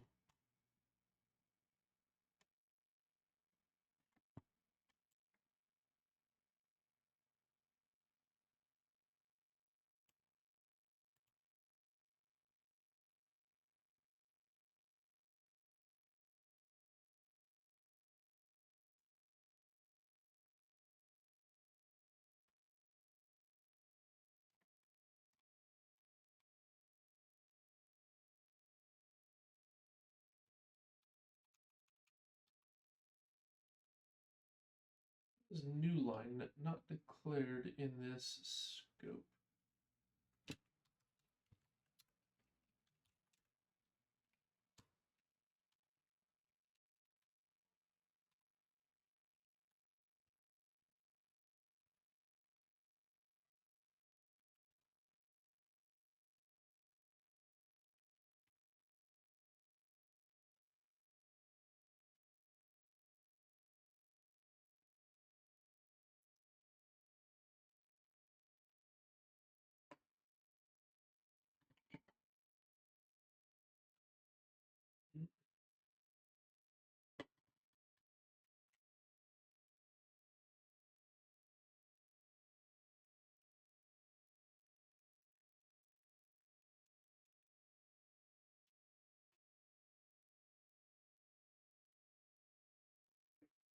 Hmm.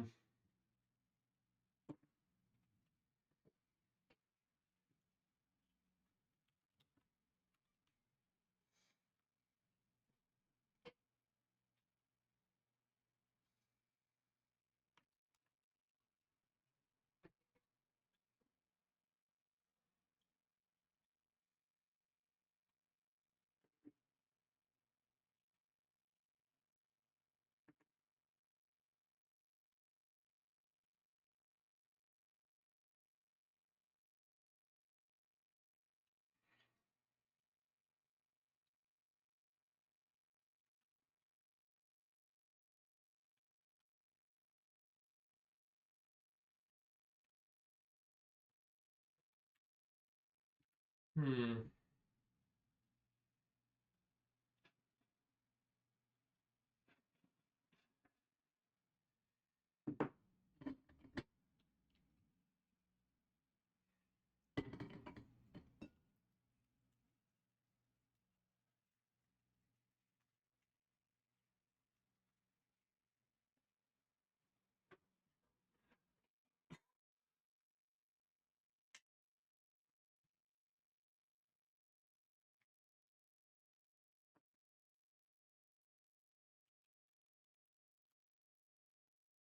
Hmm.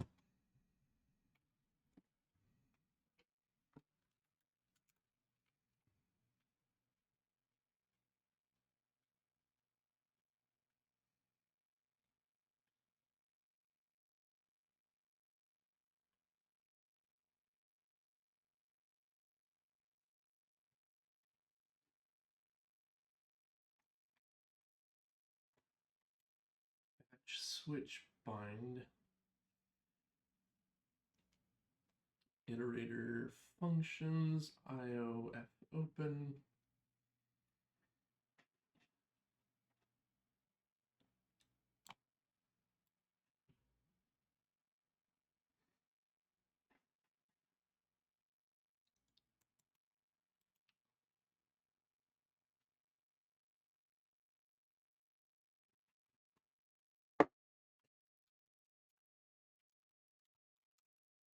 Hold on.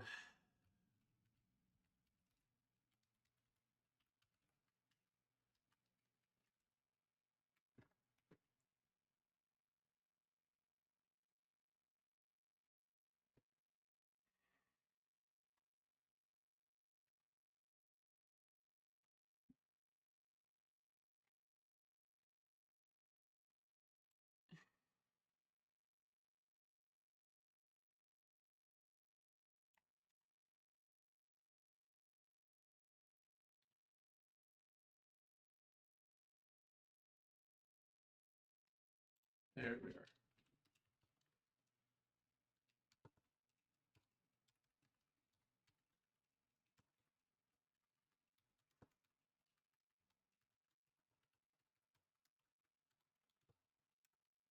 There we go. I don't know. I think it's weekend. There we go. There we go. Now, in theory, /source builds debug VV. We can set our project to vtoke.vvp.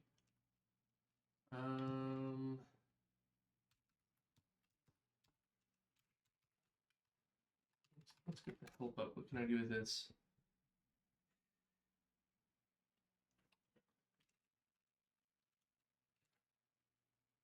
-s quiet normal verbose NFA DFA graph.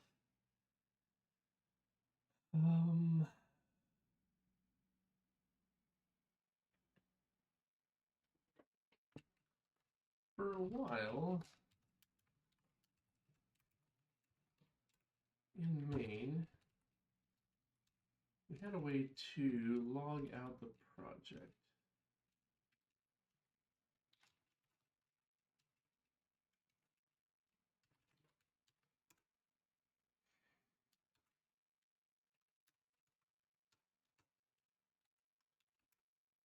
Okay.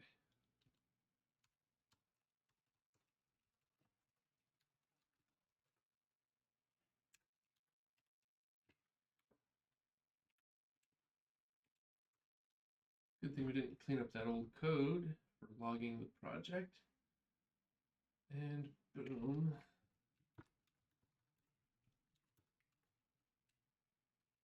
If output, if output. Okay.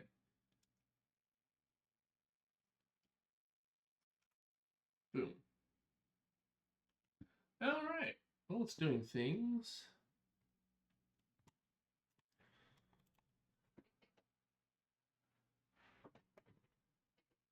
So it expected things, but it got a white space, but white space should be discarded. I thought. Same with comment. Then it gets an action. Why is it getting an action?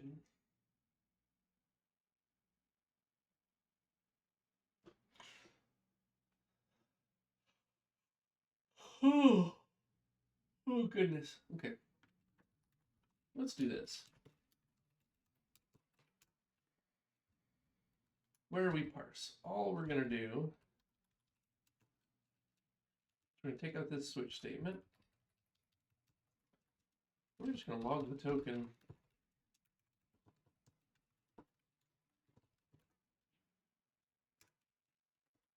Just because we can. Let's see if we're getting what I expect. I know those aren't used. It's fine for now.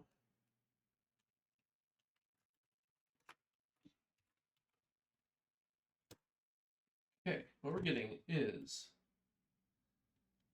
line and white space, comment, action.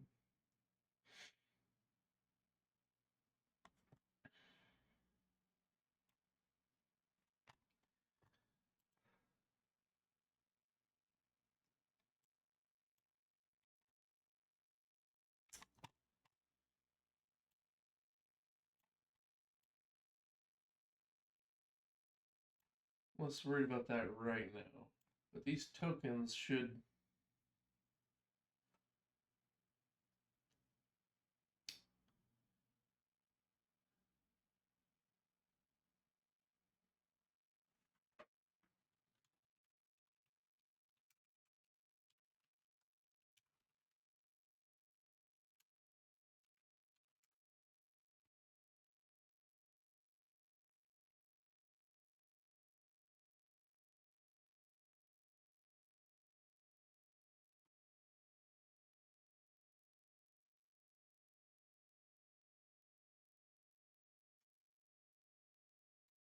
token name line. Oh, let's do this.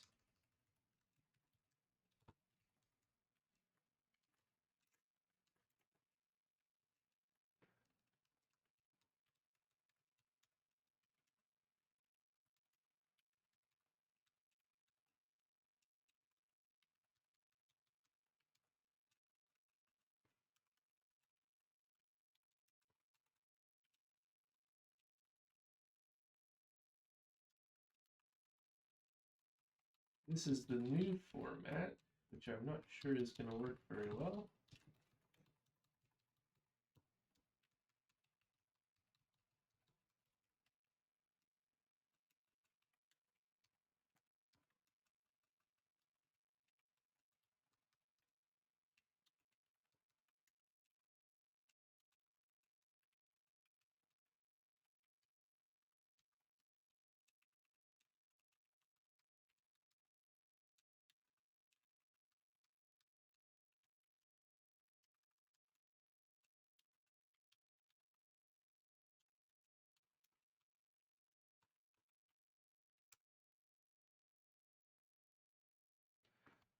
There we go.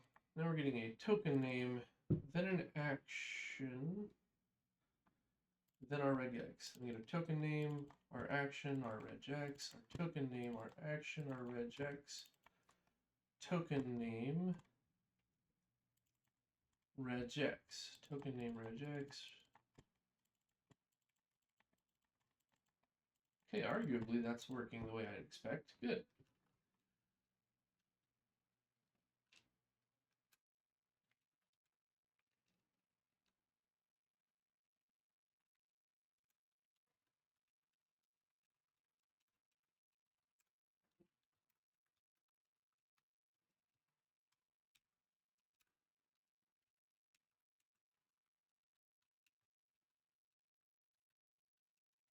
Now that that's up to date,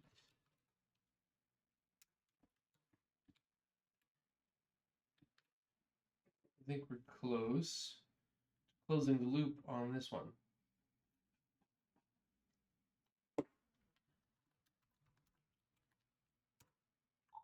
There it is.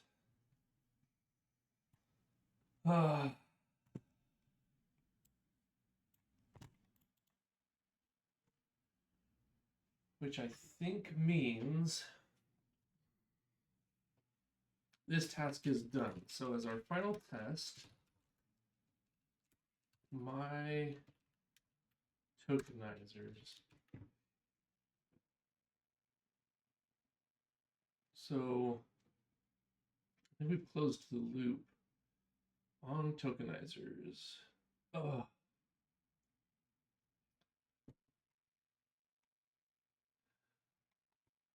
But here's the problem. vvp.vtoke is not up to date with the new stuff. vtoke.vtoke looks like this. So new line, discard, discard,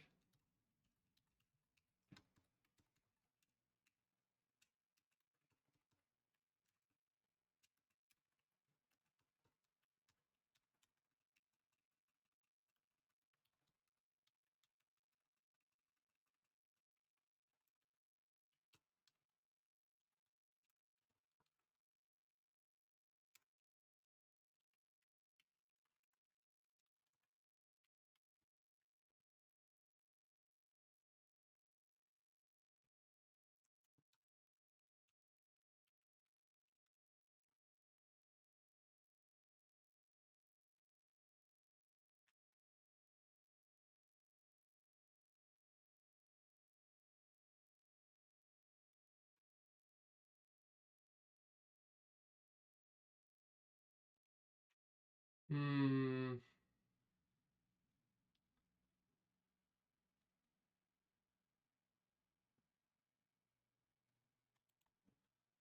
is one of those order things. When I update the configurations, I have to do them in a certain order. Oh. So parts of it are up to date, other parts of it are not. Oh goodness. I also think we've probably got some typos, potentially.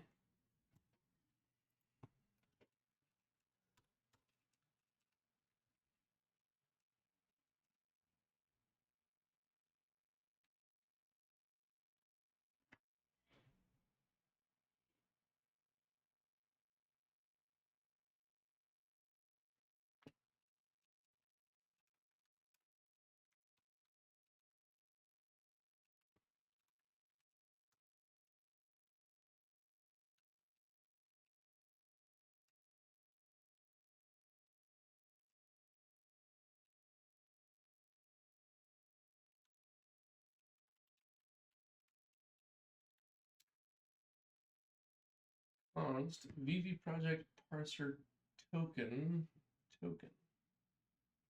Why is that a problem? That shouldn't be a problem. What if we just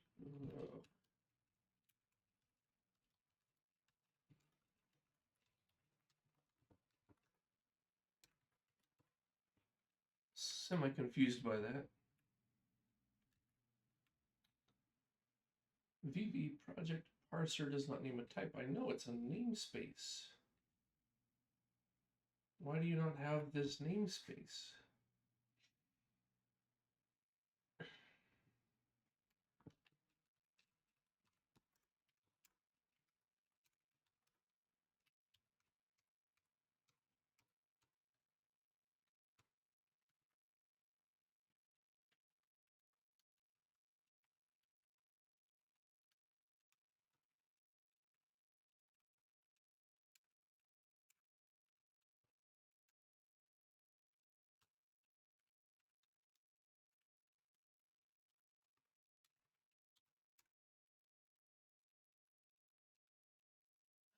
It's empty. Darn it.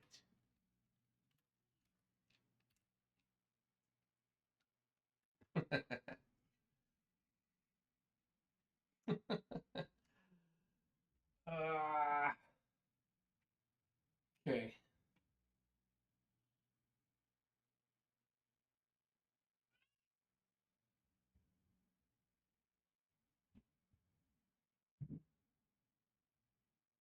So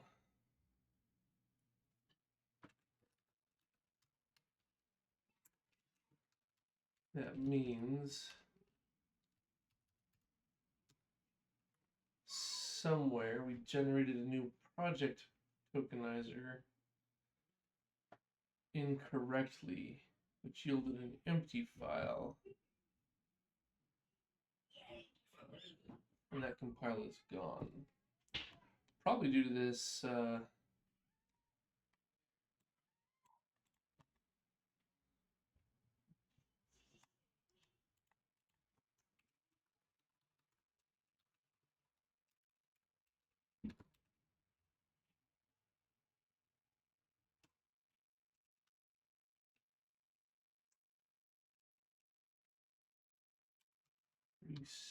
restore the project parser.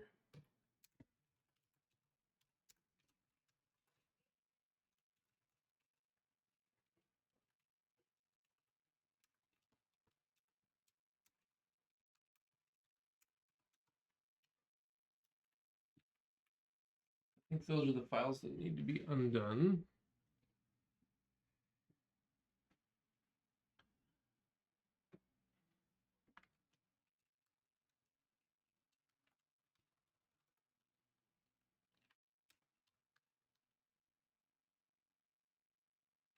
Then we can redo this, I think. I think that's the order we have to do things in. Like I said, it all gets very meta, very mind-bending.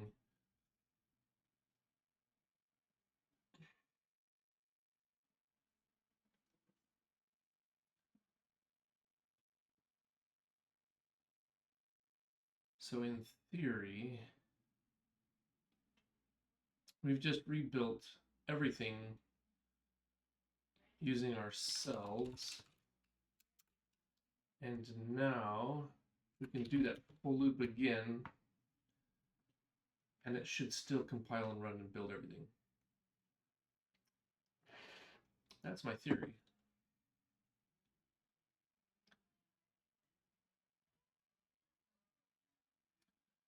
Could not find file null.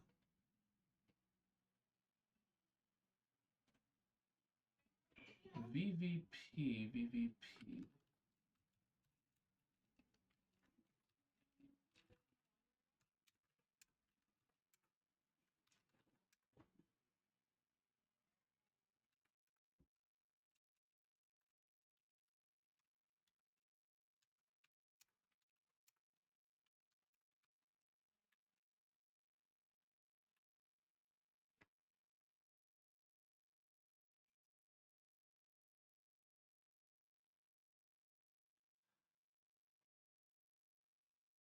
Okay.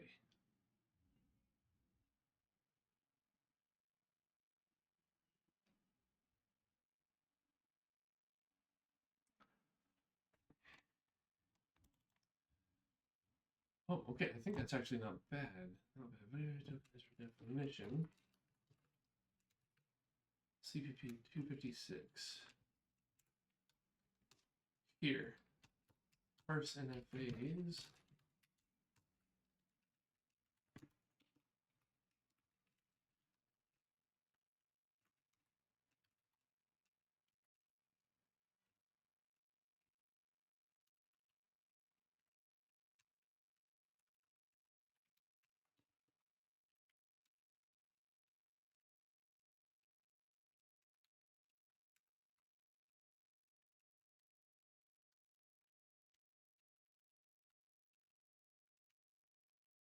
There's parse NFAs.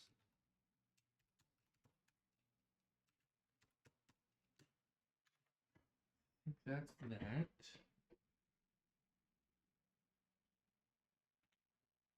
Oh.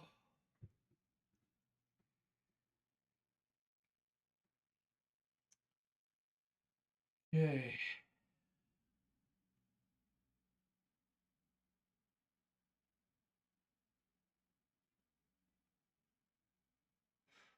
This parse NFAs needs to get a small modification.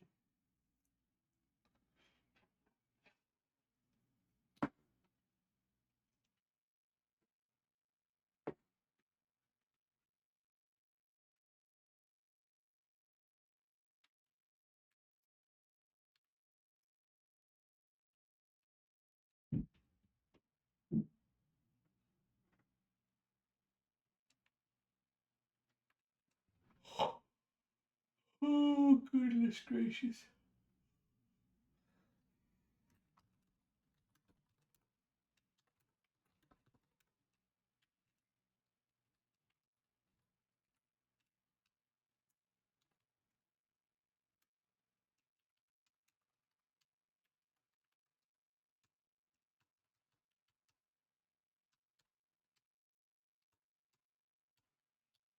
For each rule, compile the rule's regular expression. Now, here's the thing. Actually, that's a good point. This is the one time where we want to do some processing on this regex. We want to trim leading and trailing white space and the first semicolon.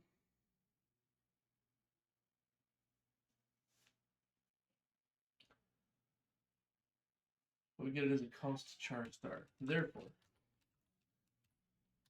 we actually need to do a bit of processing here.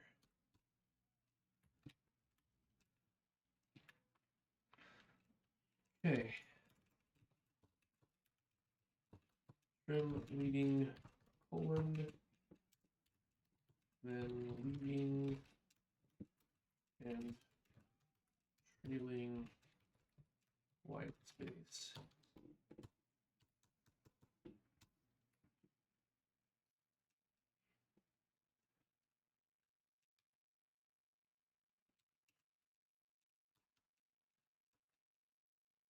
Sterling regex when equals that.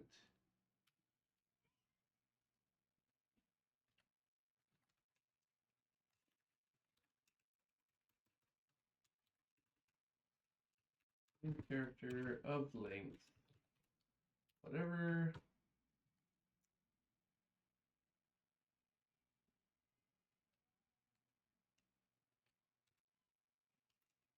We're not doing this. What we're doing is start index equals 1.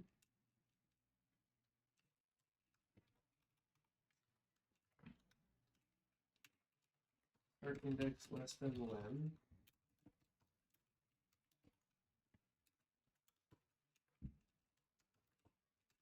If regex start index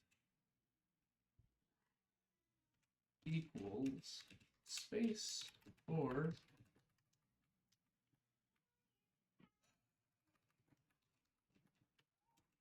tab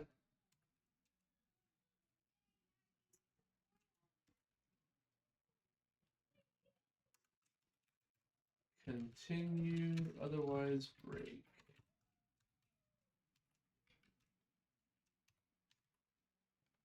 So that's our start index.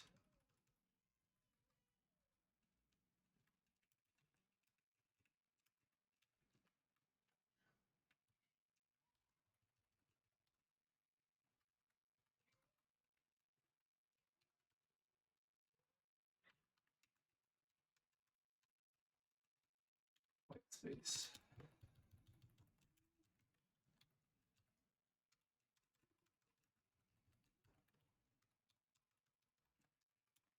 And index equals len minus 1. And index is less than, is greater than start index. If they're equal, then we're done, right? Minus minus and index. Continue, otherwise break. So once we have a non-white space character at the start and at the end,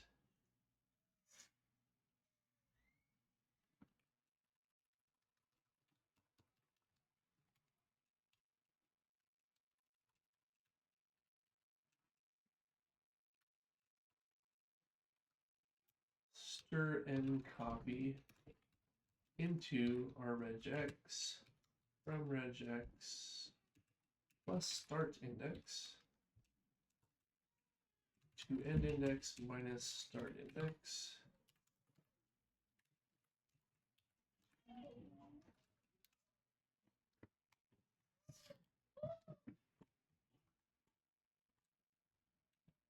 Destination source number.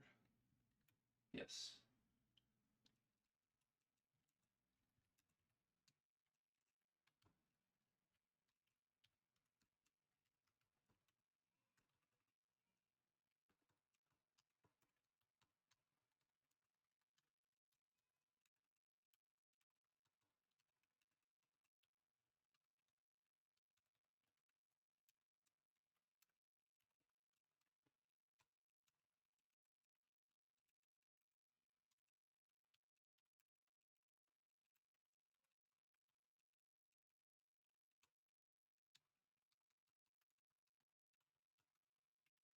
For example, if we have colon space test space quote,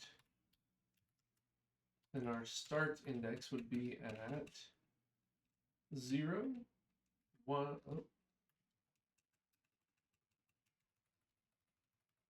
0, 1, 2.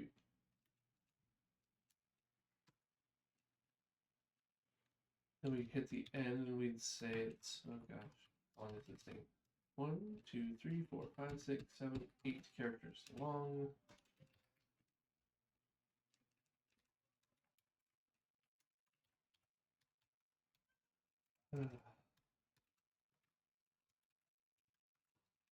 Old len is 8. Start index will be 2, because 0 would be the colon, 1 would be the space, then we hit an on, then our end would start at 7, 6, 5. Then our new len, working through the problem here, would be 3. I think I have to do 3 plus 1 would be 4.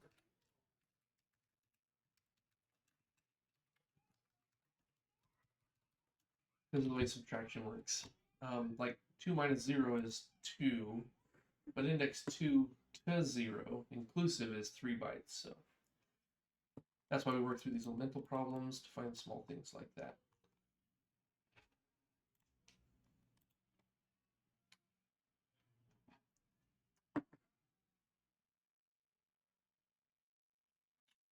Okay, and I think that's basically it.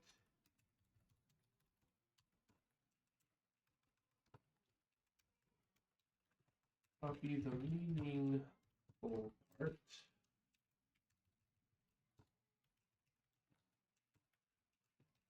Trim part. Then we have to delete the regex that was handed in. I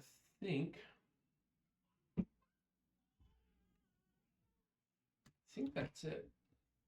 So it's a little more work, but we only do it once on construction. Any copy constructors or whatever, just copy the actual thing. I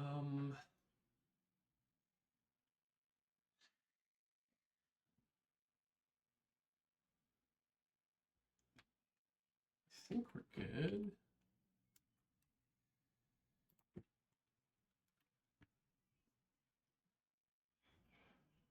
The rest of this should just happen naturally.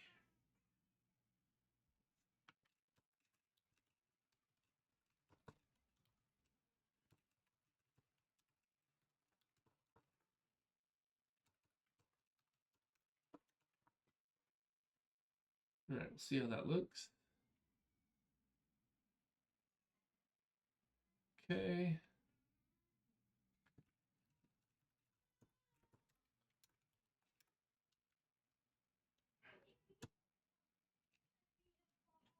Oh, yep.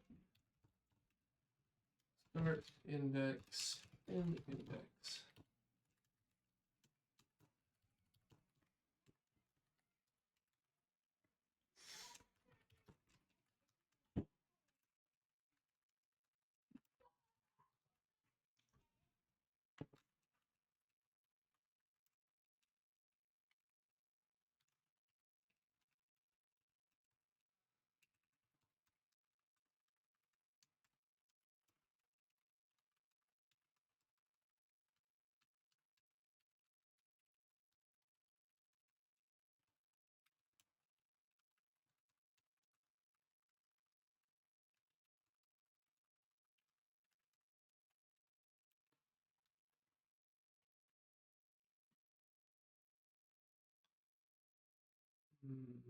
This is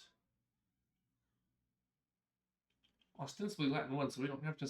We don't support non-breaking spaces in this file. So we just check for spaces and tabs. Because of the way the regular expression itself is written, you're not allowed a new line character, so we don't have to check for that. We're just looking for going backwards to something. Okay.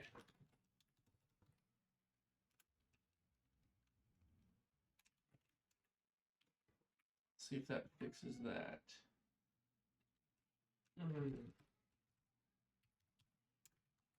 Okay, fine.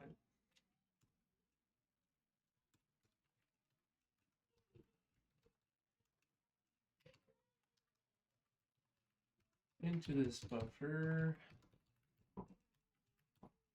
And then underscore regex equals our buffer.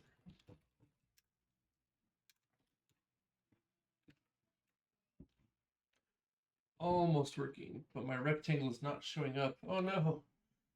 Gotta get the rectangle back. Ah. Getting the rectangle to show up is the key.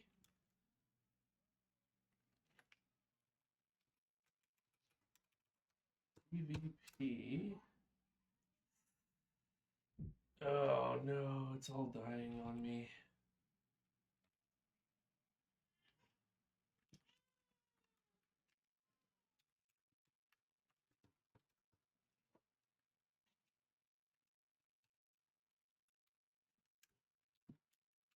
Not gonna work.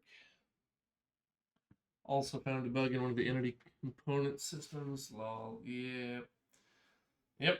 That's development for you. 99% of the time, nothing is working.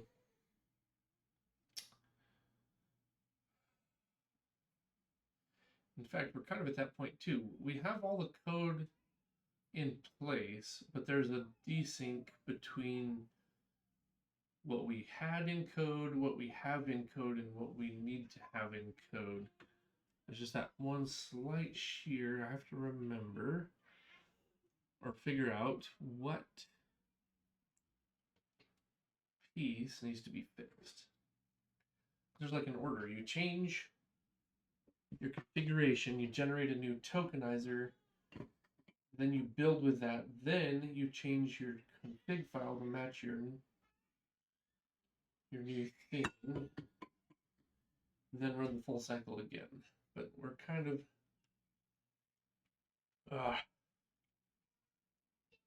out of sync.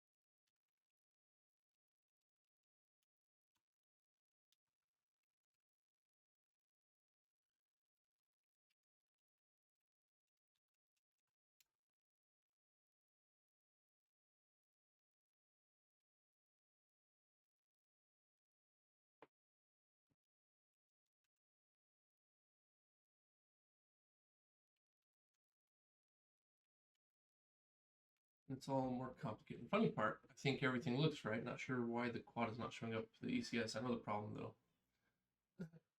Yep. Yeah. It's when everything looks right. That can be very deceiving. It's very rare that everything is right. Let me think. I feel like if I just change the right file to the right thing,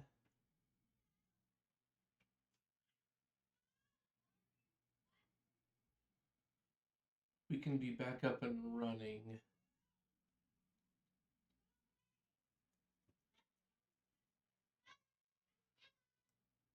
So if we stash everything,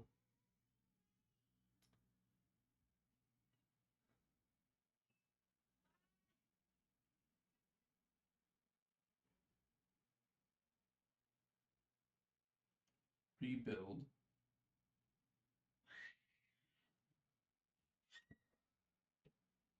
stash rebuild, then we update our VVP and vTokenizer definition.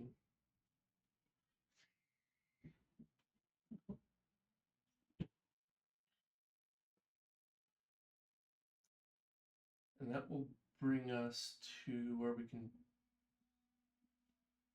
pop the stash, generate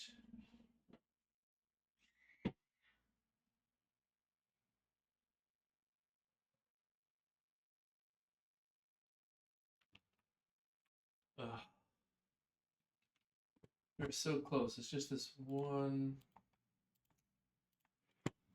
order of operations thing.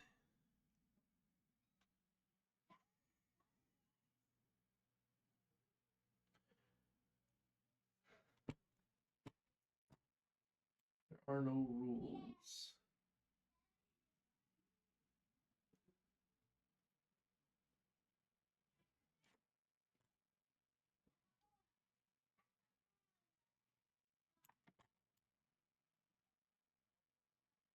Could not find file null.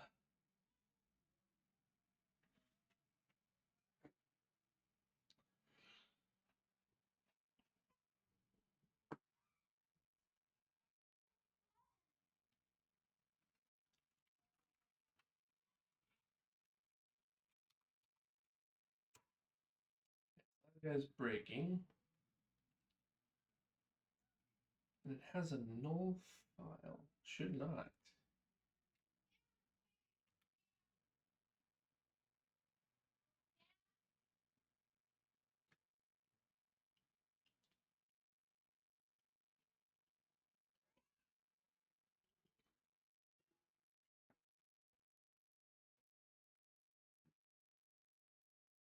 Mm.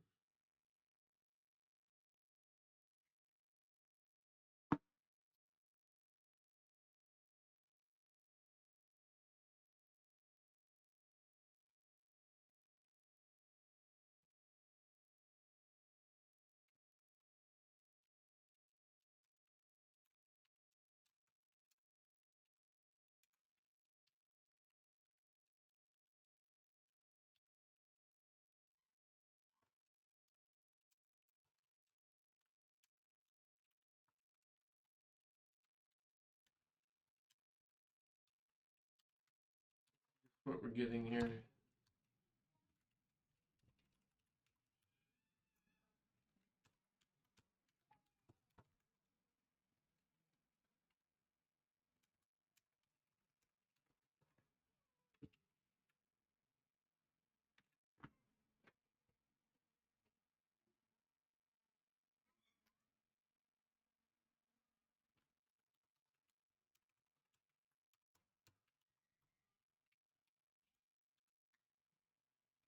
Huh.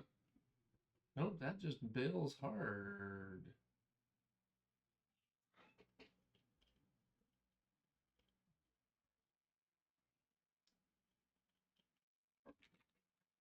Hmm.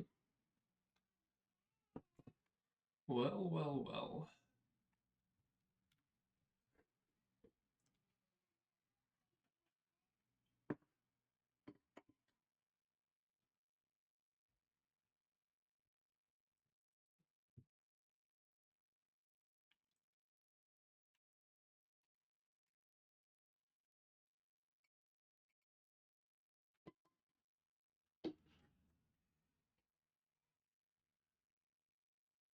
Hmm.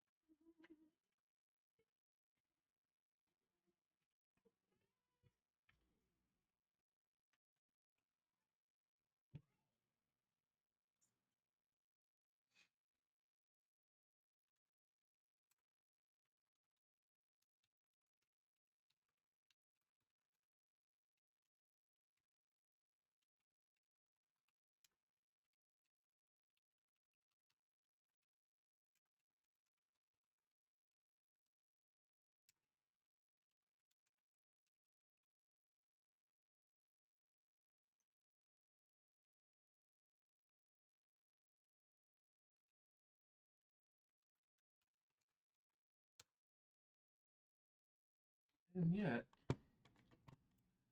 somehow getting here without ever once logging anything. So this is a little bit bizarre.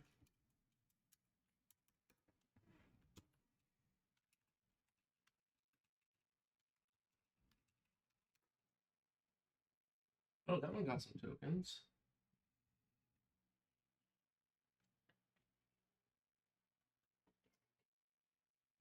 Project file.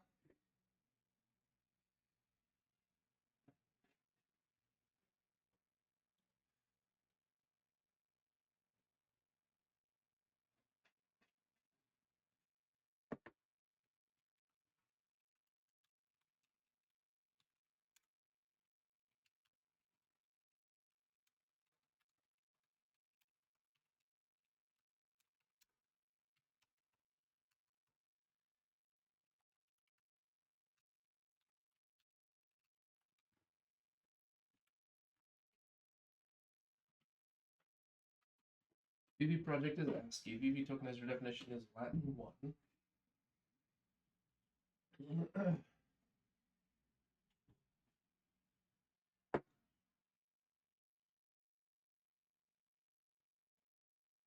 VPVToke, vtoke.vtoke.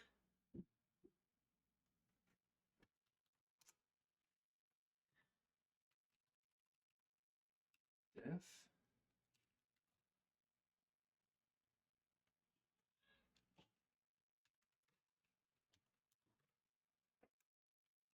There is no def here.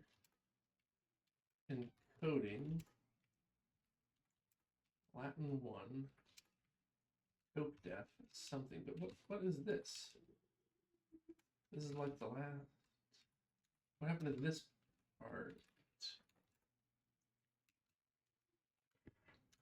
Doggone it.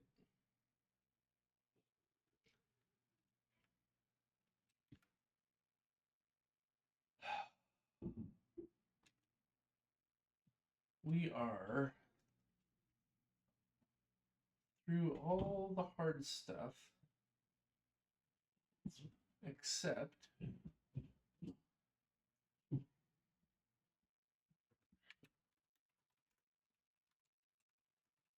git stash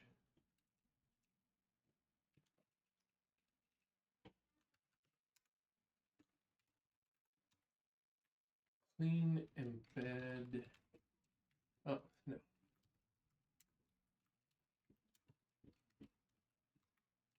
My tokenizers. The stashed version should work.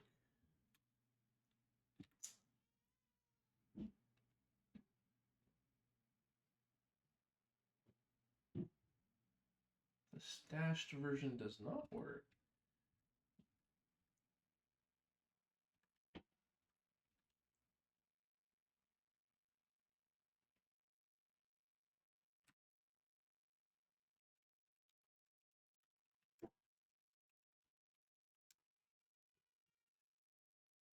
I said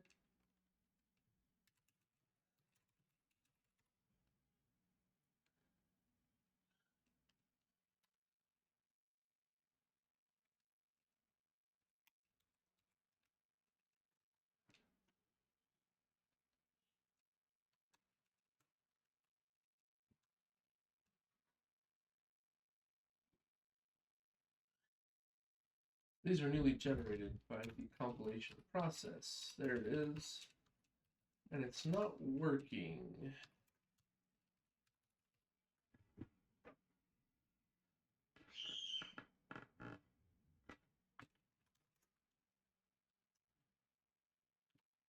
What we had committed was working, so what's going on here?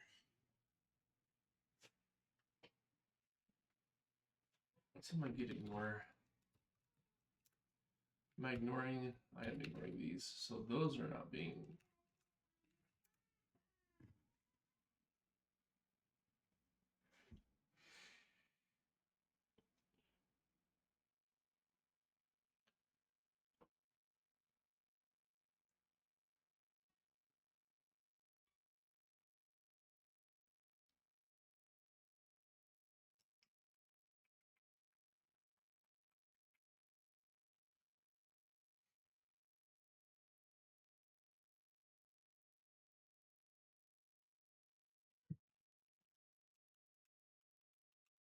Restore source, the project parser. These are generated from files, it doesn't matter. We need this.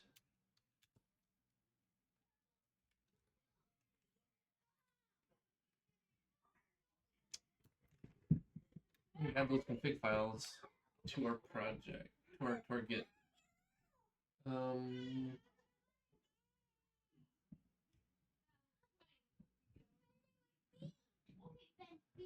I think it's mostly vvp.vtoke that we've changed. So at the start of today, these were saying things like XL, and there was no colon. X, X, L, L, L, L.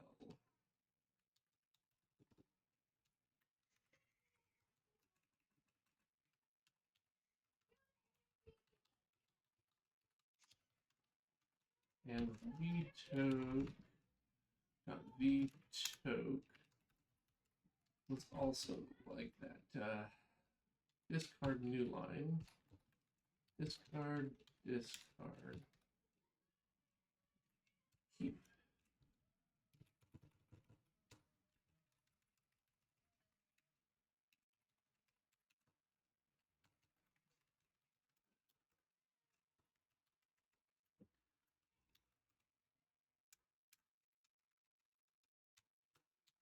There we go.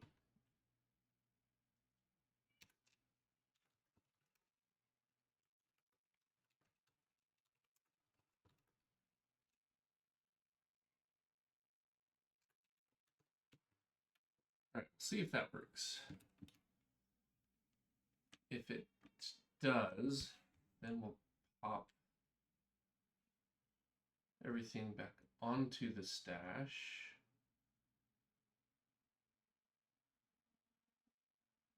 And the tokenizer right now is not feeding the new stuff. So if we do that build again, it should work.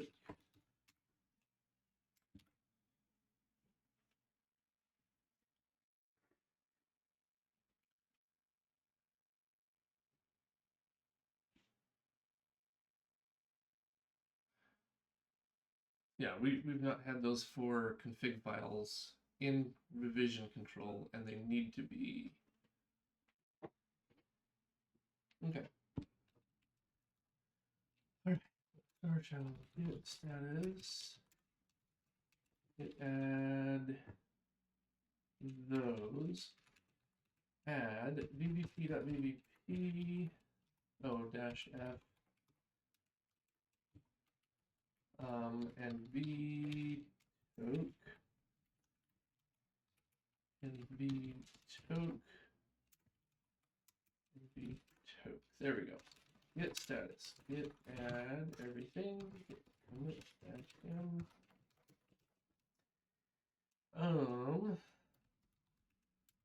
Project parser working from generated tokenizer. Creating safe point before integrating new tokenizer or tokenizer generator parsing. Definition parsing. Okay. There we go. Now git stash pop. Okay. Now what we want to do is git restore source project parser.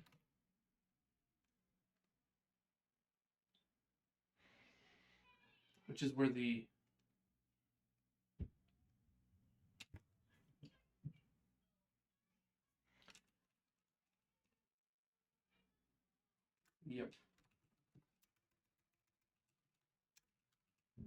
Git restore source VB tokenizer definition parser as well.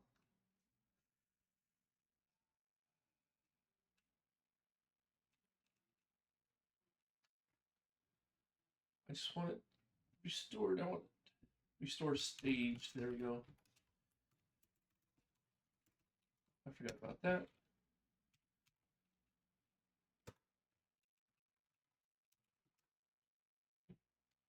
Okay. Now, in theory, everything should work, I think.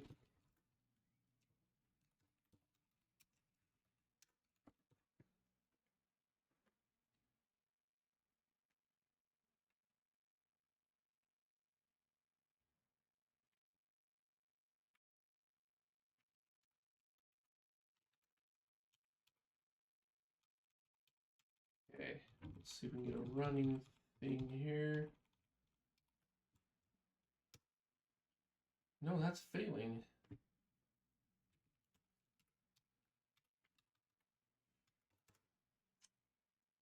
They're both failing.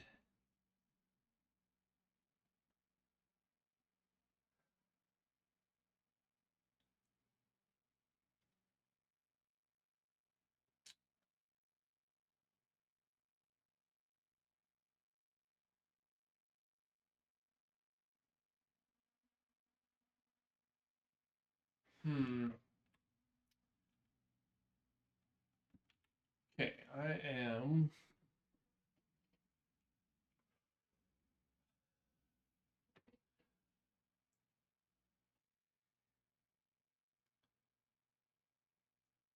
pretty sure we are close.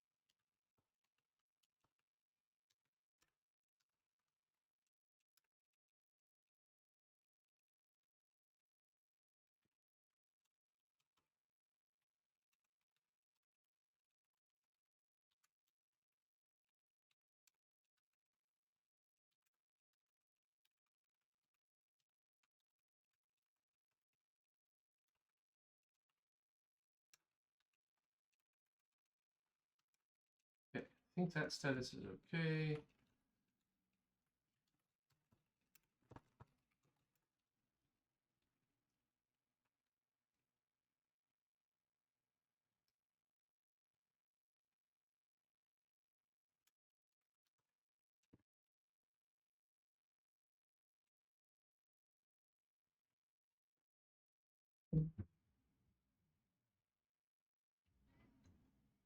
Okay, so that worked.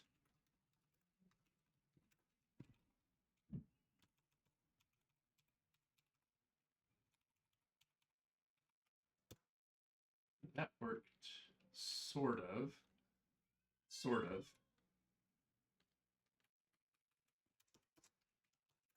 This one works, sort of. Okay, we're getting there. The token.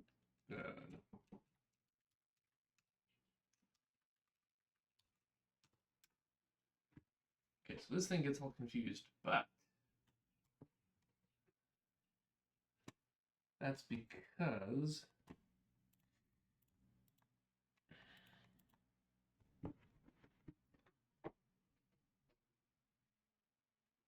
these files are now not quite right.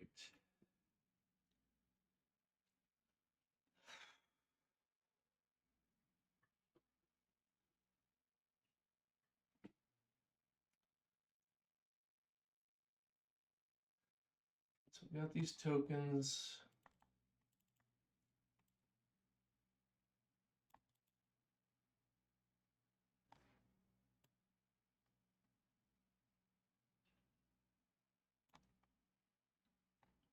File path, then this is basically where the new thing starts. We get a token name.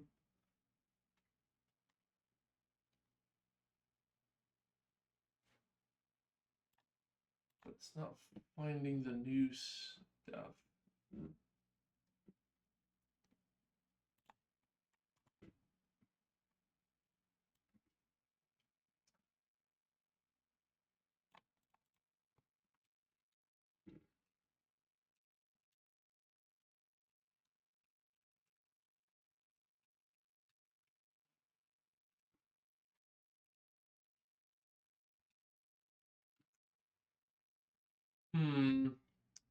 Is crafting interpreters a good intro to learn about parsers?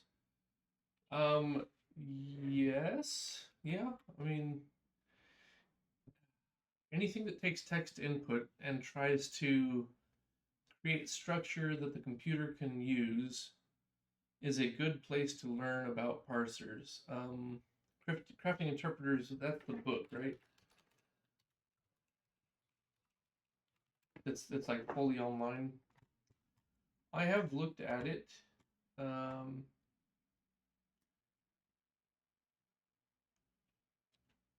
Efficient scripting language. I have looked at it before, but this was never a source I used extensively. Like I scanned it, it's like, oh yeah, this actually contains good info.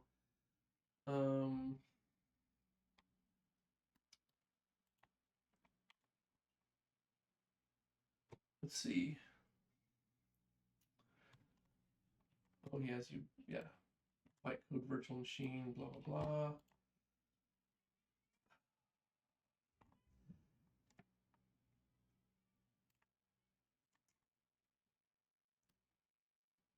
Although he has you using Java, which is not my favorite.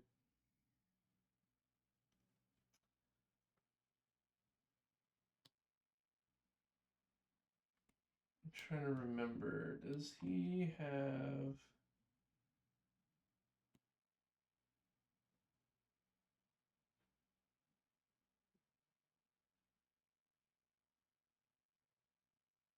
So he's reading things by line, scan tokens from scanner.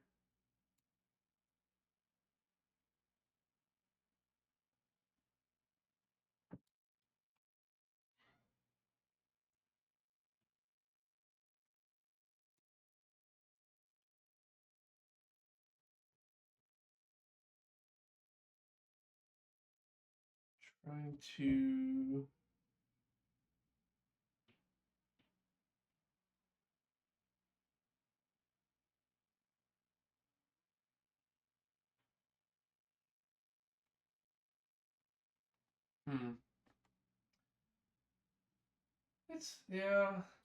It's not bad.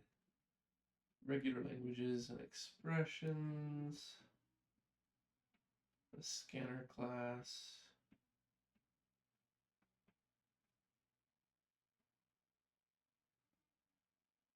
Yeah, this isn't bad. I would say it's an okay place to start. What I read, part 1 is a tree walking interpreter, part 2 is in C, a bytecode interpreter.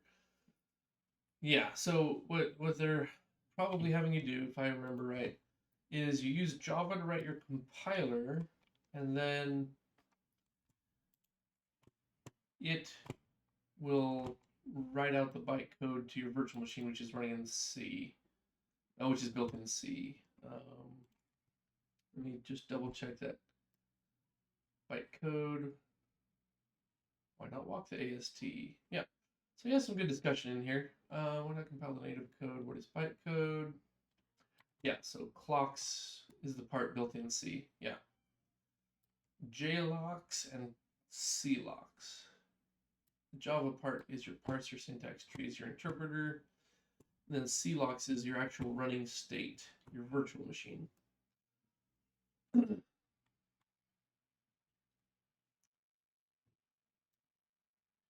Yeah. Yeah, no, it looks like a good project to work through, for sure. And making something is always better than just reading a book about it.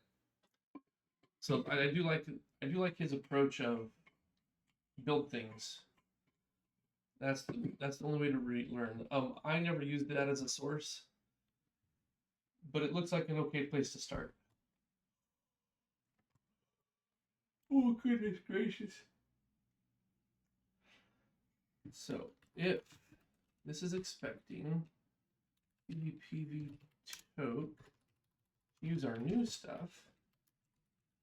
Discard new line. Colon. Discard. Discard. Why are these all... Oh.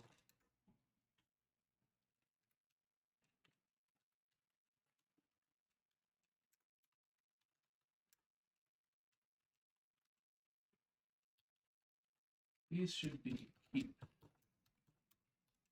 Actually, these go away. Why are those L's?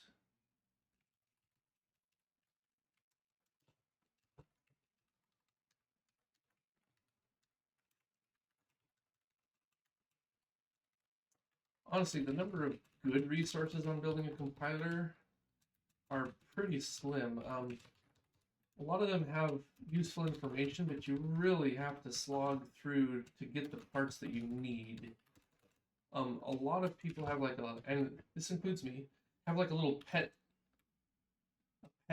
piece that they like to work on, and they'll go to great lengths at that part when it's like, oh, most people just need something to get up and running. Then you talk about, here are all the different things you can do. All the different considerations and options. But like starting out, you don't need much.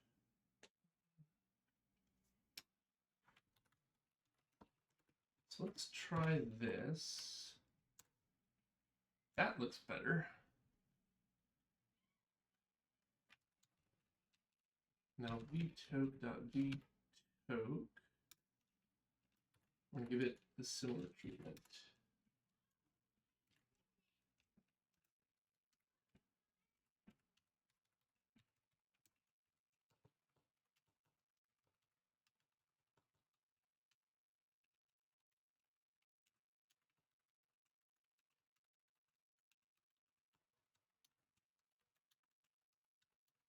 Like the way we're building this one on this stream is definitely not optimal for learning. Like this is not a teaching series. This is me working on a personal project for fun. I want to make a learning series, but I want to get further down this before I do.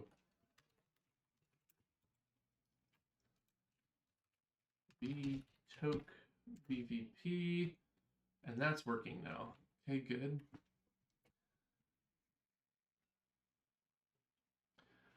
Yeah, crafting interpreters is a great project to start with. I would start with that. That sounds like a great place to start. I think it could be, I'm not sure. I'm of two minds. One is people want to learn a compiler.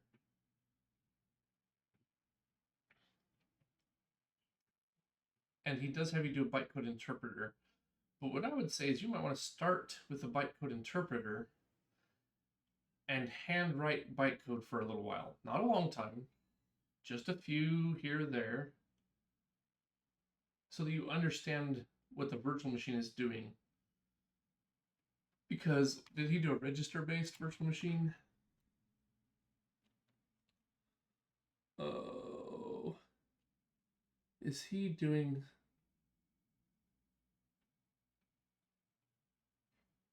Is he doing stack-based or register-based? Count capacity code, blah, blah, blah, yada, yada, yada. Grow, reallocate, blah, blah, blah. Memory, reallocate. Free chunk, disassembling chunks.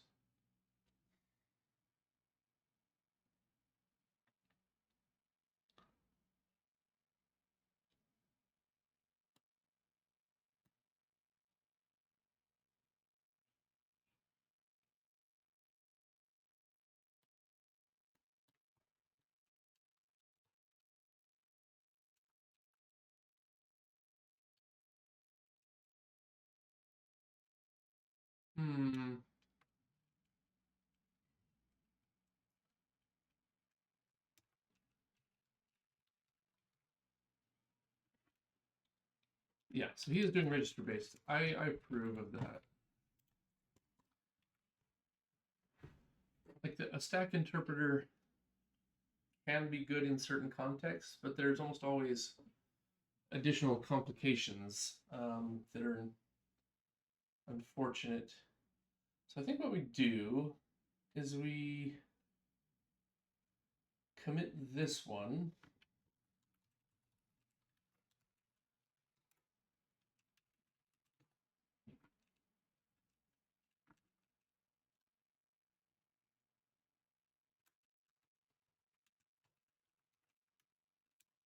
VV can parse its own project and tokenizer files.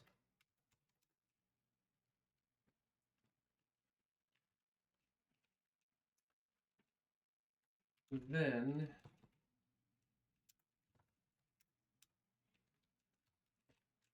we can try to use it to generate its own tokenizers. I learned a ton from a series of videos on Udemy about parser. Okay. I don't use Udemy. What's that? Error stuff? Oh, it just printed it out because I told it to. Oops.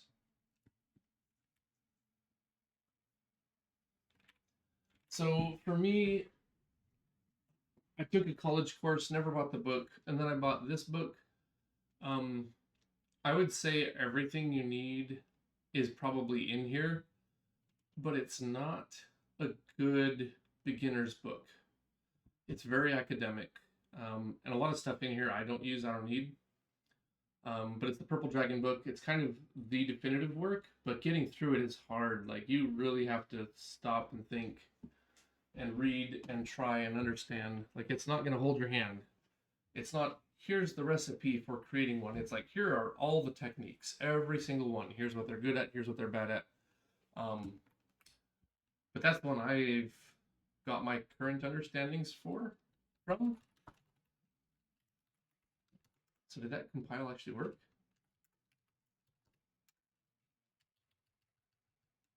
I think it did.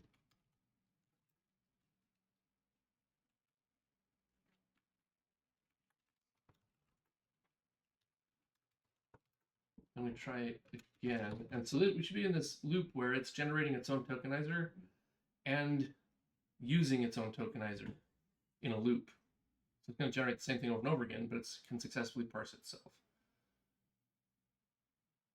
That's my theory. And so far it's working. I think we finally found the right lockstep of things to do.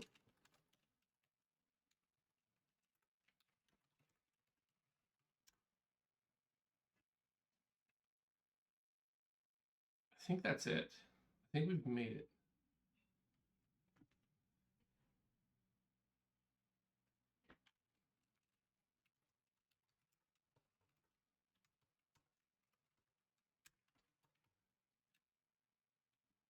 The videos I watched really good. He has about parsers, interpreters, VMs, all that stuff. The content is really good. His name is Dmitry Shashnikov. Okay. Oh, education. Oh, JavaScript. I see.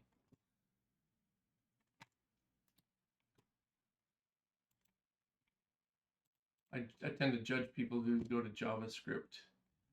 ECMAScript, JavaScript, regex tree in JavaScript. Oh, Babel plugin transform modern regex. EVA source. Syntax analysis. Okay. Yeah, he has GitHub. He's got a web page. Programming languages. $100 on Teachable. Transpiler from scratch. A JavaScript target. Ugh. $20 for that one. Programming language with LLVM. $20. Building a type checker from scratch. $20. Virtual machine for programming. Bytecode stack-based programming language.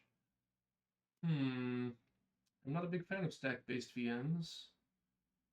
Building a parser from scratch. Essentials of parsing. Oh, see, here he goes. Yeah. Looks like he has some good stuff. Looks like he's very knowledgeable. Content is good. Used his videos and wrote one in Zig. Nice. Nice, nice. No, it looks like it's pretty solid. I don't think he's lacking in technical capability. VToke project file. All those tokens. Oh, I know why. Because I forgot to remove this line. Let's go back into main. Put this line back in. There we go. That's what I want to see.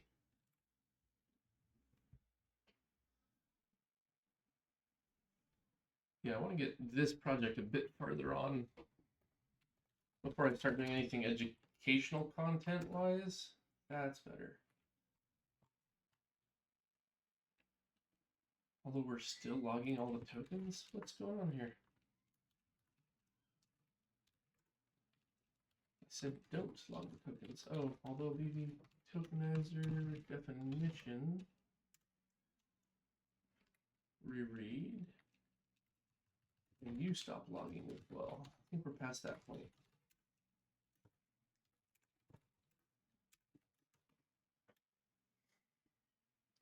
It's not a high-level parser or anything, but for learning is really good. Exactly, and that's what I'm not building now, and that's what I need to build on my next series, right? I need to build a, don't get caught in the weeds. Here's the basics. Here's how you start. We can get fancy later. Because I think a lot of people don't get that. But that sounds like it's a good Udemy course then, if it's like that. Yeah, okay, I think we've got it all locked in.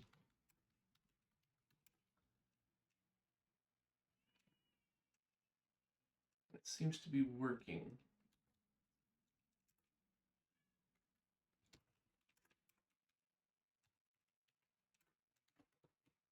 Which means now we can make syntax changes to our own config files without too much trouble, other than the parsing side of it. But the project should be pretty straightforward. I bought everything for like 40 bucks, all videos from a promo. Yeah, getting bundle deals is good.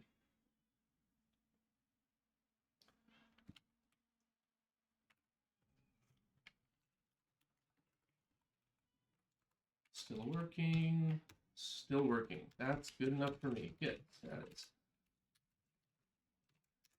Get add everything, get, oh, let's hear journal. Boom. VV Tokenizer definition now uses its own tokenizer to tokenize VTOK files. Some syntax updates to the tokenizer definition syntax.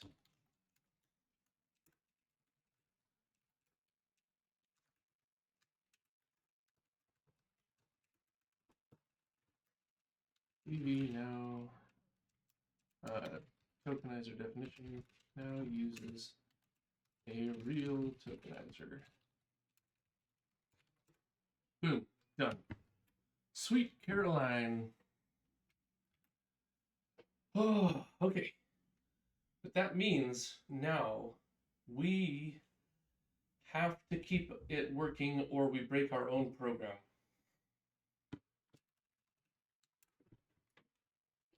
All right, so we need to run a test. We're going to cd into tools /test.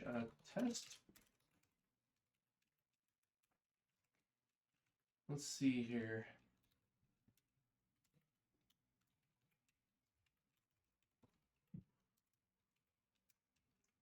I don't know what it's called anymore.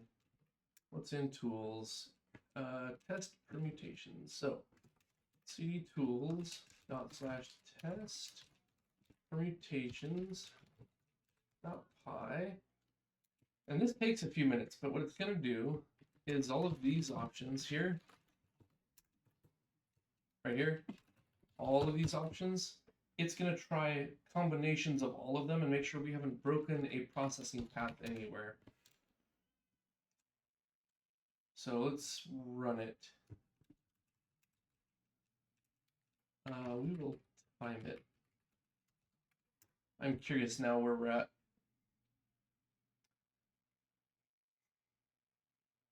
What?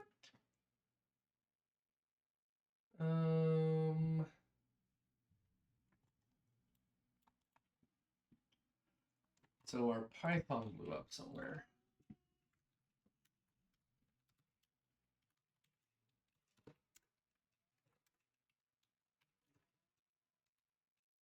When we're doing this.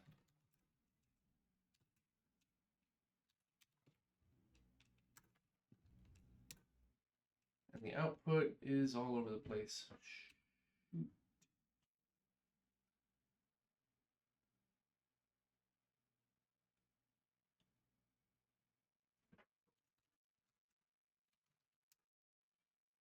What?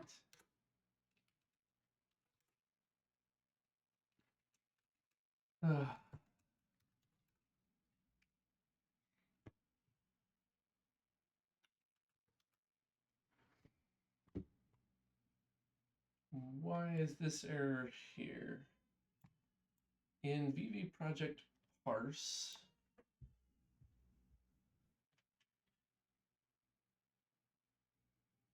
token was not declared.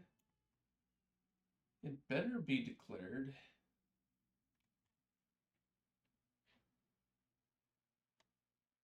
No return type yet, blah, blah, blah.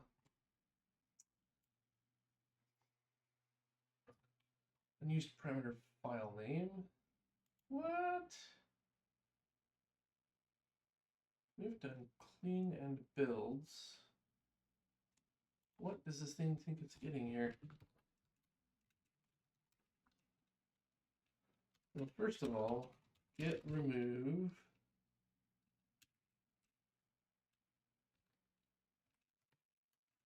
test permutations.log.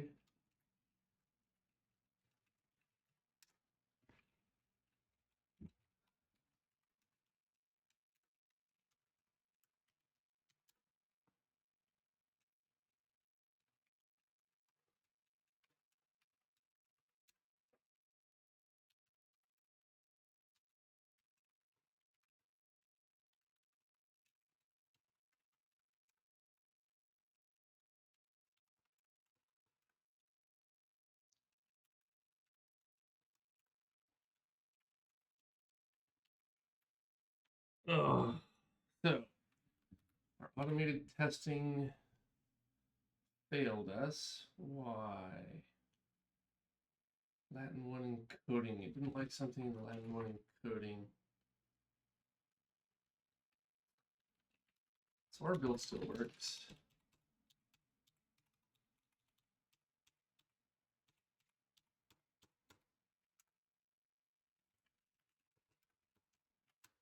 That still works. That still works. Okay, so those both still work.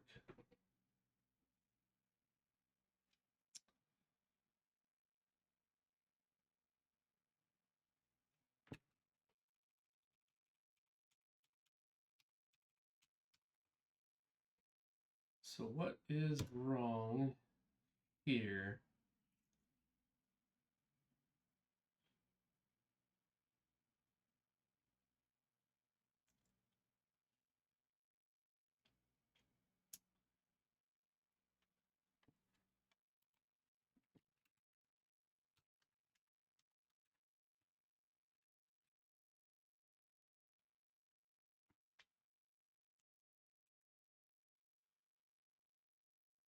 It's like it's not being built with all of the pound defines we need.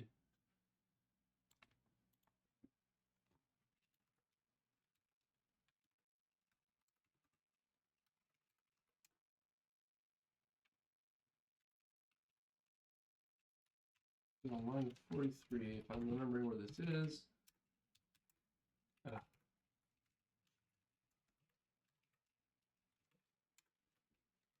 43. This will not work if neither of these are defined.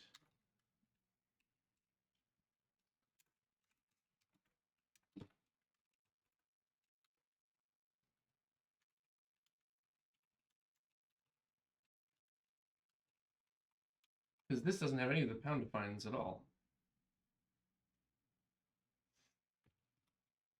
I thought that was a thing we...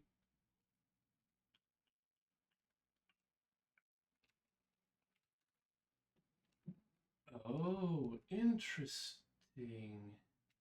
It tries to build with... Okay. I think I know what's going on. Tools. Test our build permutations. Okay.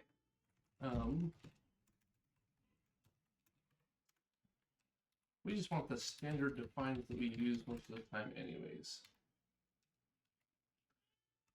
So where we build, pre-build, we clean, we embed our code snippets, we compile VV, source dir flags. Whoa. Which are these. So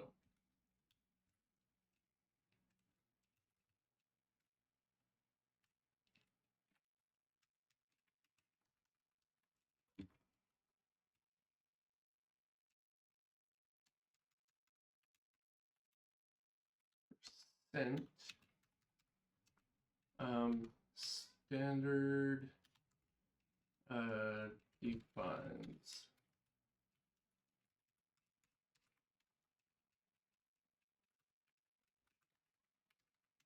Or we just put it in here. Flags. Compile an object, compile VV. So we need standard defines. That's the thing we need. Or base defines. Because no, it won't work without this.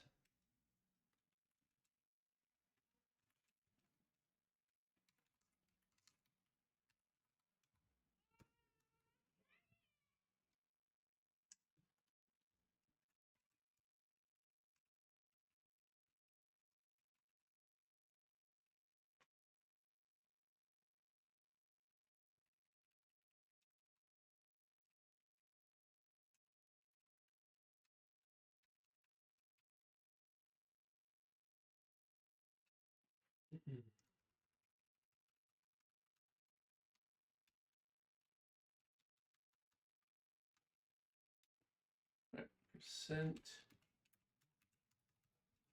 base defines.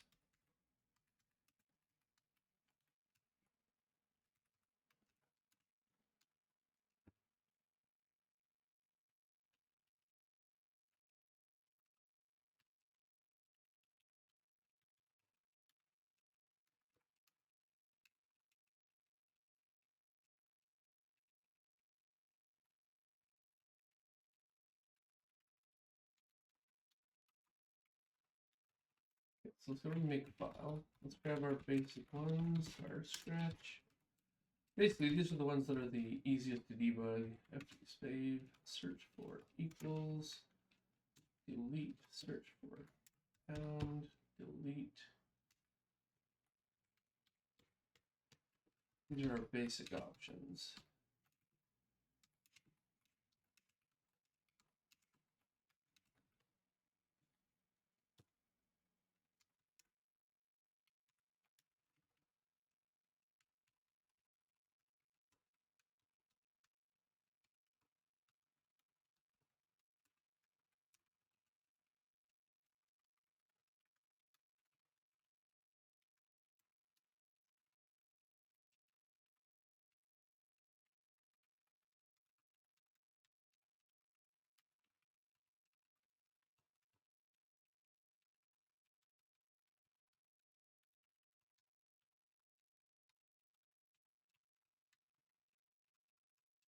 Okay, we're getting there. Because our tokenizer now uses this stuff, it has to have the pound defines on, or when VV is built, we have to have the define already going. So there we go. Now, this we're going to make a little bit better. We're going to say join space.join modulus b plus entry, or entry in the list of strings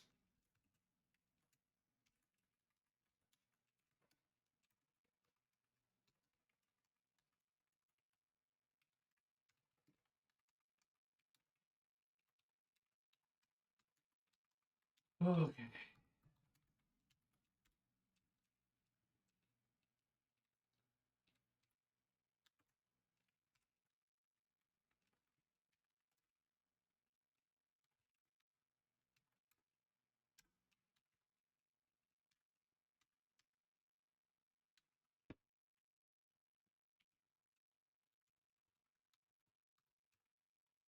now we try this again.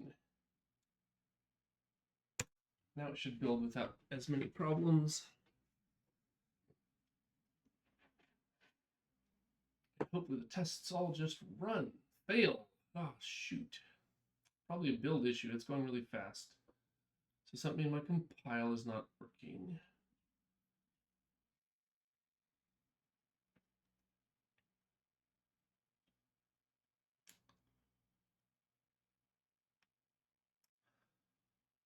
I'll bet I know what it is. Let's take a look at it. I'll bet it's the fact that those object files aren't in there. Dot log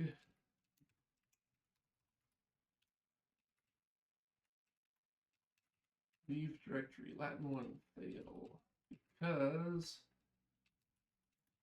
I don't think it ever succeeded a build.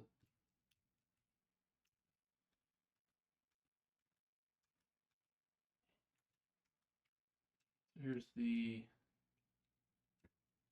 compile.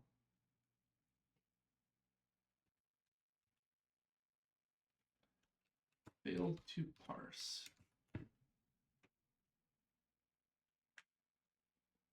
Oh, our format also changed.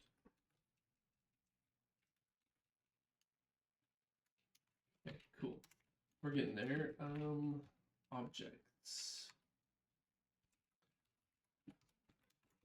We need that thing. Need that thing. Those are two things in there. And then yeah, our actual .vtoke has changed. This code is not the same anymore.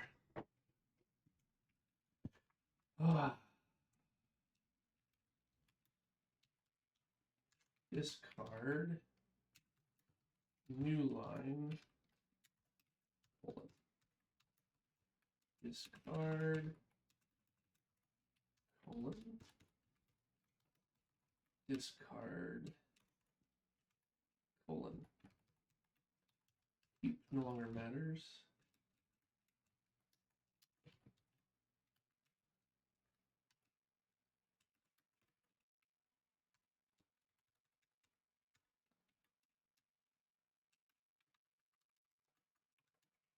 And depending on our encoding, we may do different things.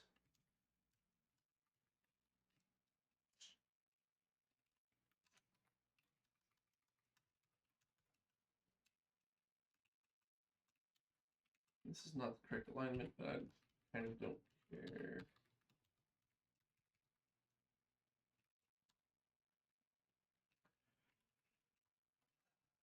So it's 4 in, -1 for the B is 1, 2, 3. I think that's probably this line. So we got our Cyrillic alphabet, our Greek alphabet. If this thing were to line up,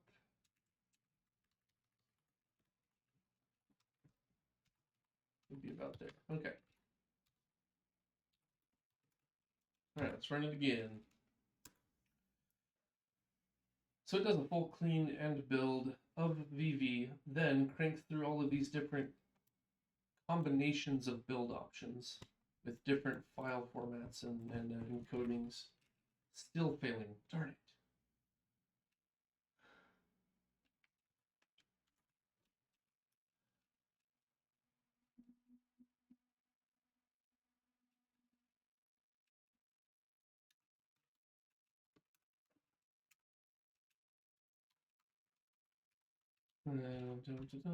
Let's see where we go.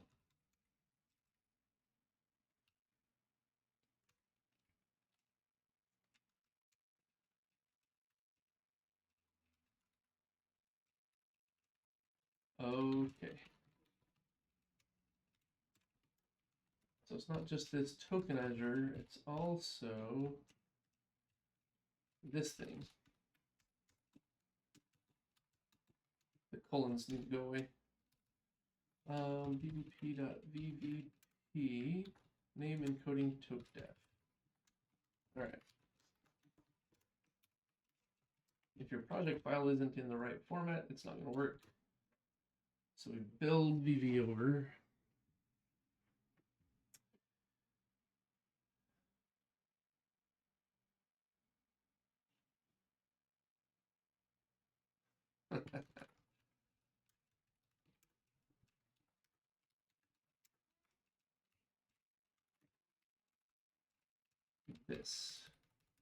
This failed.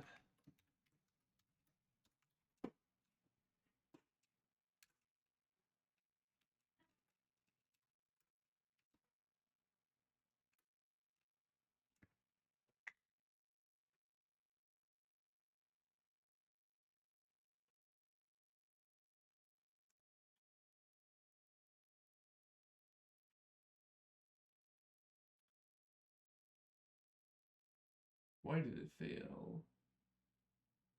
Dash V dash P.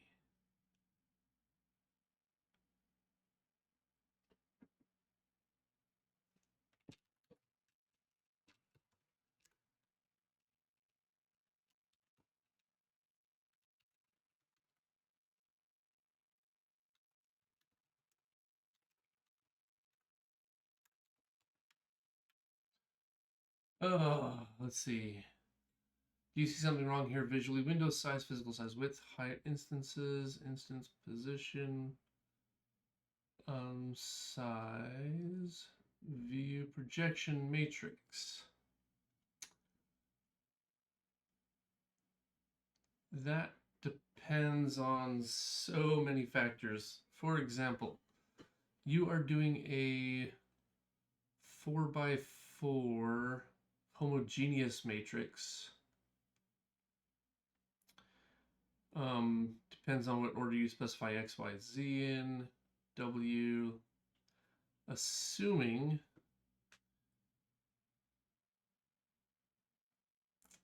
is it an orthogonal? Is it an orthographic camera or a projection or a perspective camera? A little hard to tell.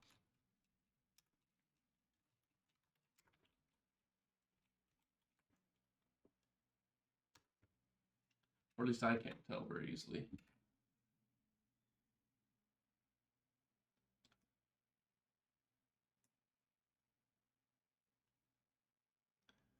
Oh, it looks like it might be building. Well, failed a test. Oh, it's failing all the tests.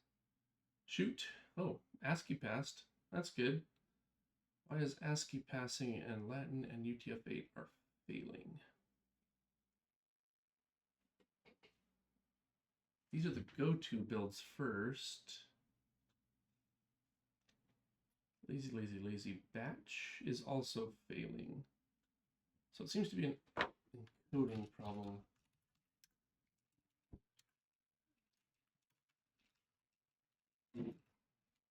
ASCII passed.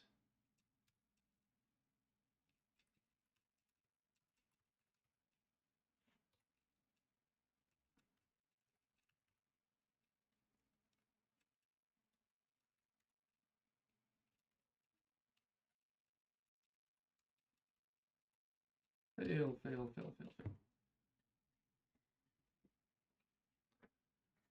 fail. Unexpected character somewhere.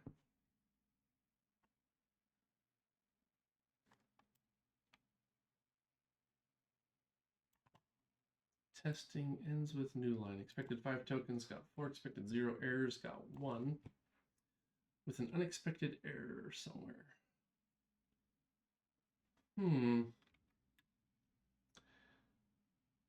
Yeah, I got things working again, kind of. The quad is a triangle now for some reason. Yeah, those are always fun to find, the index buffers and all of that.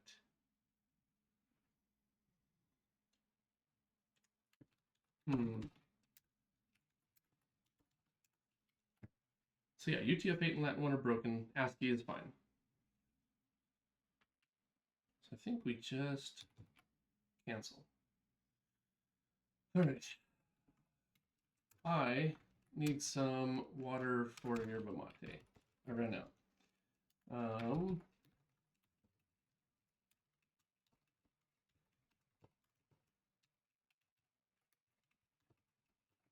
So I'm fueled by mate. Okay. Yeah, so I'll be back in just a minute.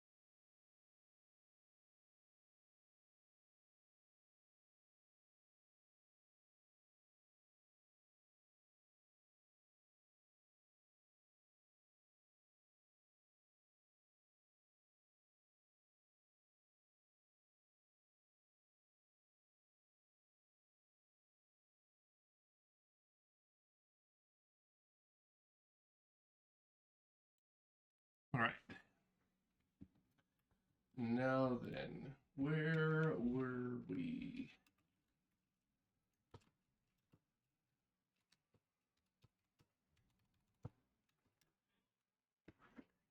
We were failing. That's what we were doing.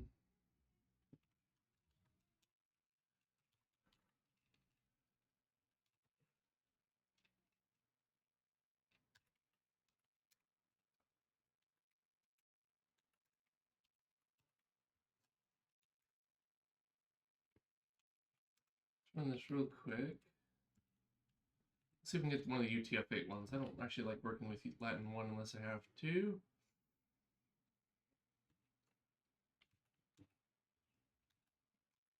Okay. There it is. temp.vtoke. And that has all the Russian stuff in it and the Greek. So the Cyrillic and the Greek alphabets.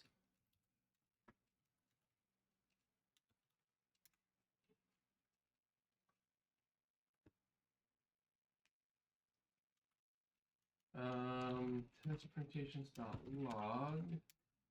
Where did we get to? We're in the middle of this build.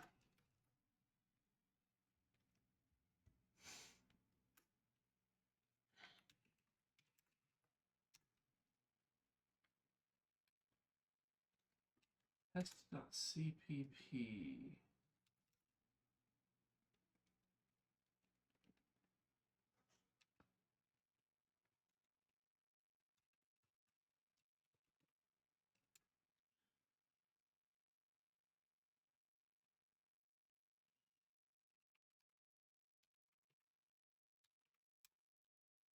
Right here.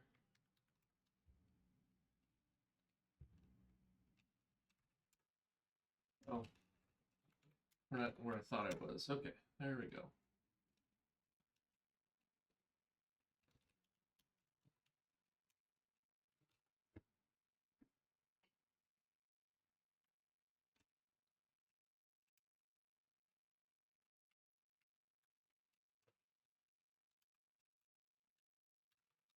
Build debug test parser. Boom. Okay. It's just not working. Could not find file.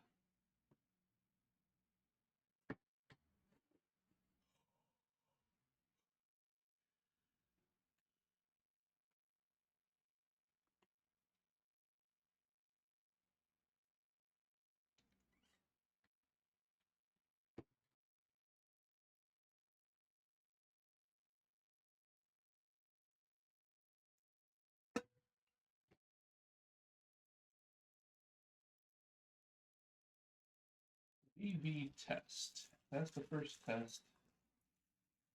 We did not output it.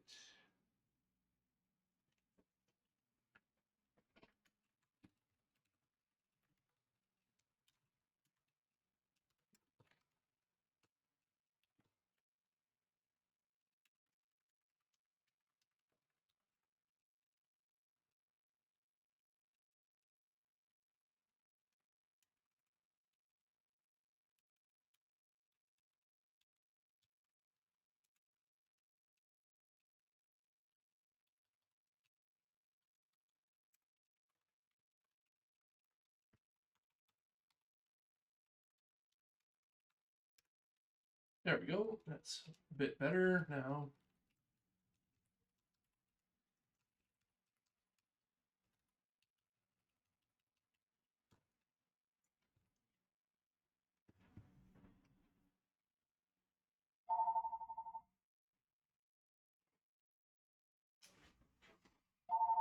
Oop, that's for me.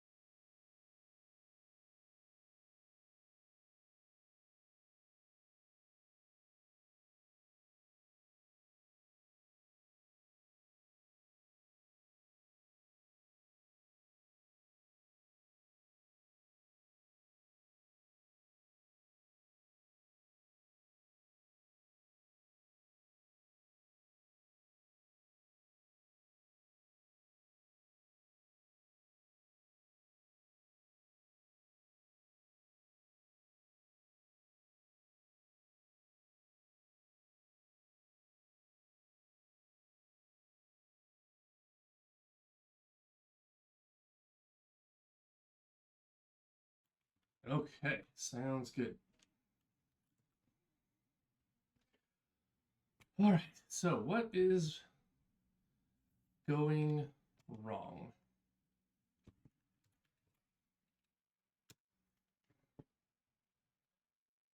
Let's just start with the top one. UTF-8, read from file, read from a missing file. We expect the error, so we get the pass. Empty string, white space only, white space and comment only, we all pass. Ending with a new line is now breaking. It didn't used to, but now it does.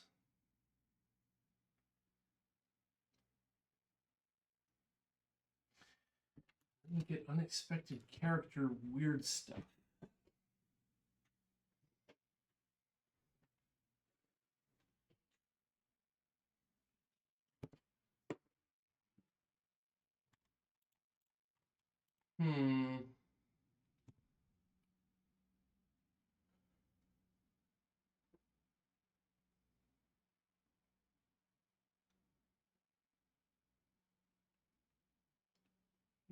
Test.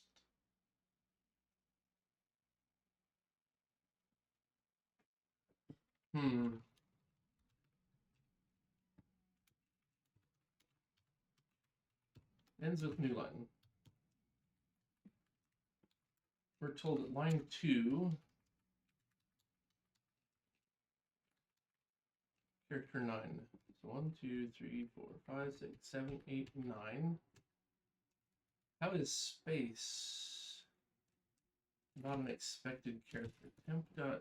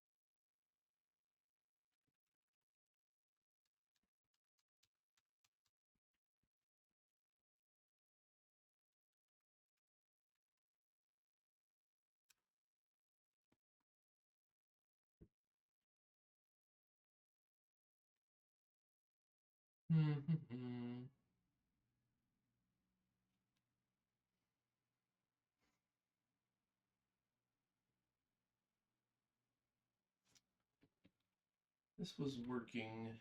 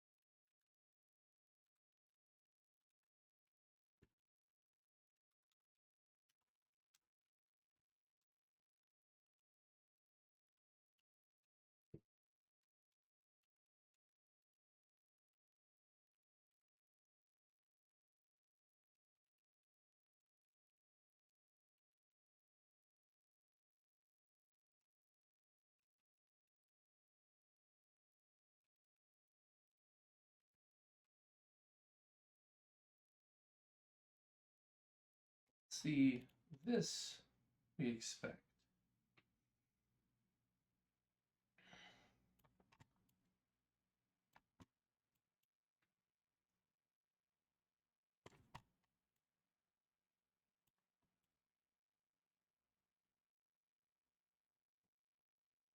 This we expect.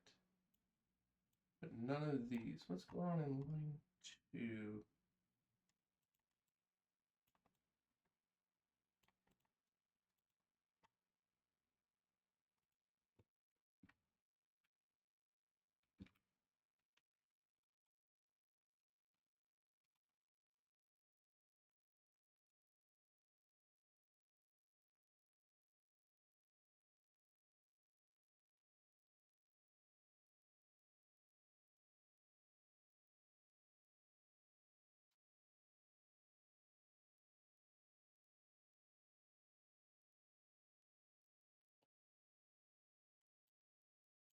We have an empty unexpected character. Line 2,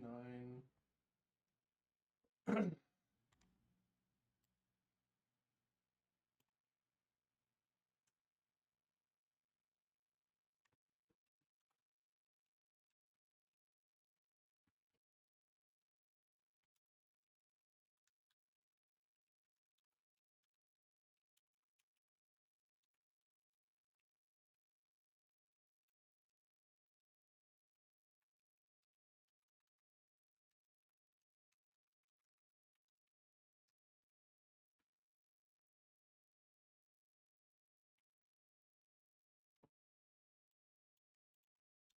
One, two, three, 4, 5, 6, 7, 8, 9. That C is not an unexpected character here.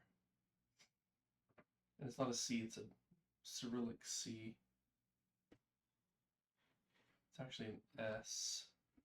Slon. Elephant in Russian.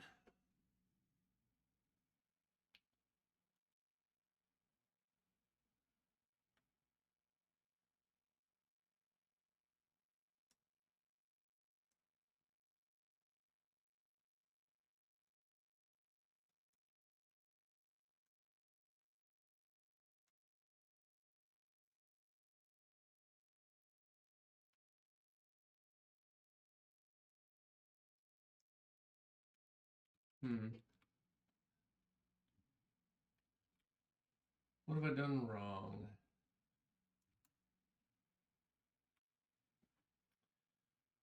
What have I done?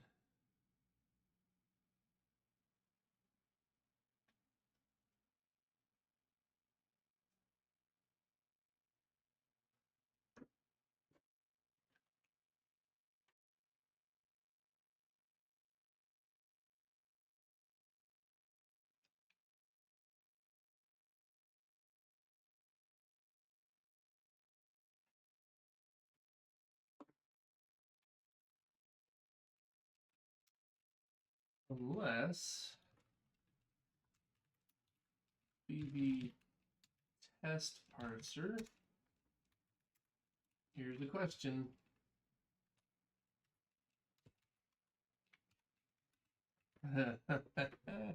That's ASCII. Why is that ASCII?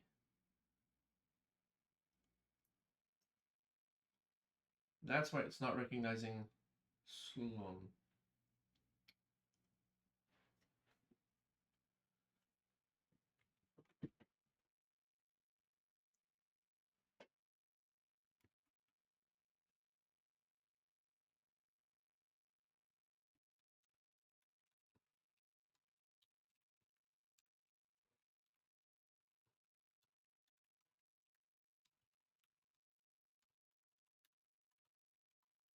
UTF-8, UTF-8, that seems to be the default. UTF-8, UTF-8.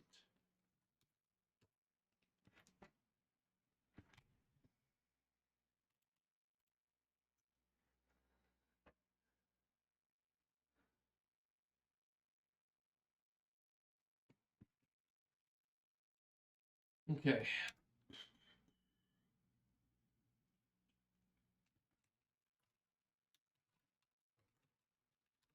How about we do this?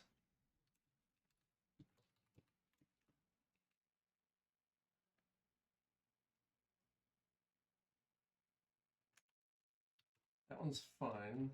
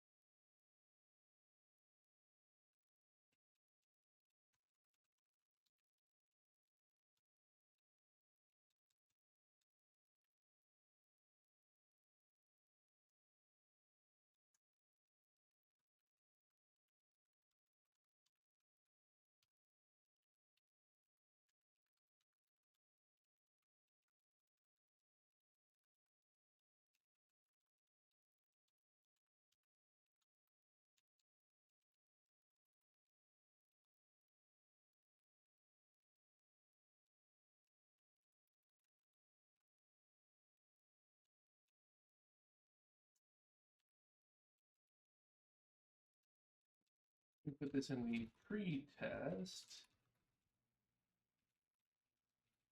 pre-build.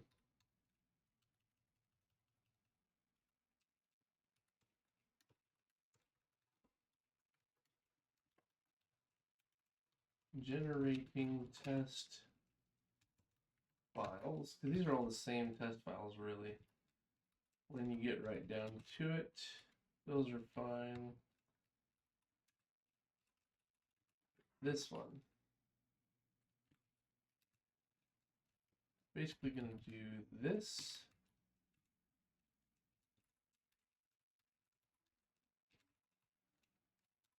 Here, we don't have to do anything there or there.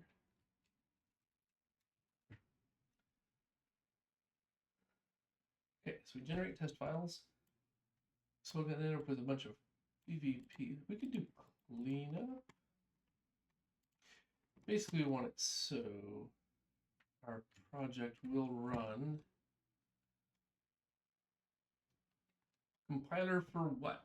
We are building a compiler for my next toy language. Yeah, we're more interested right now in the compiler itself and playing around with the Tokenizer Generator stage of things than we are in the actual end language. That's a long ways off. This is like our for fun day. So progress is a little slow, but we're having fun. Oh, am I quiet? I'll move closer to the microphone. Got a booster mic. Yeah, it's cranked up pretty high. I'm just slouched way back. Hopefully that's a little better. Maybe if I can turn the mic the right way. Yeah, so this is more of a my next toy language will be written with this stuff. This is we're more playing around with tokenizer generators at this point. We're on the tokenizer generator right now.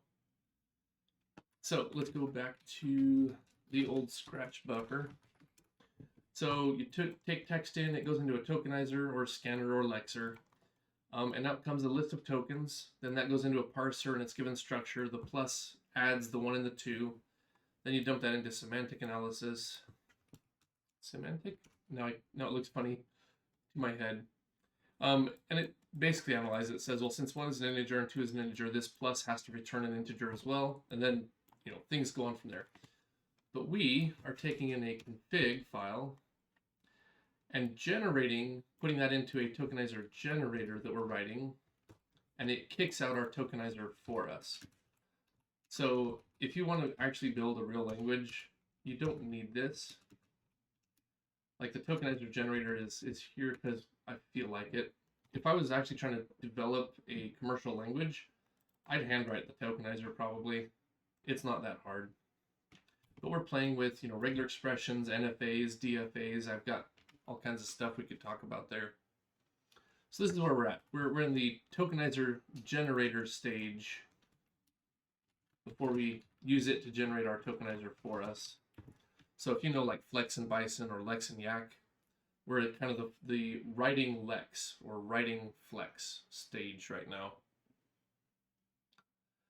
Yeah, so not Yak. Yak is the parser. So Flex and Lex go here. Bison or Yak goes here. That's actually a good point. We can just give examples. Lex.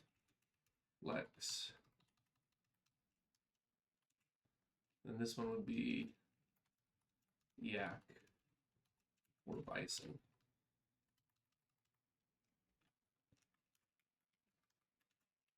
So we're writing Lex.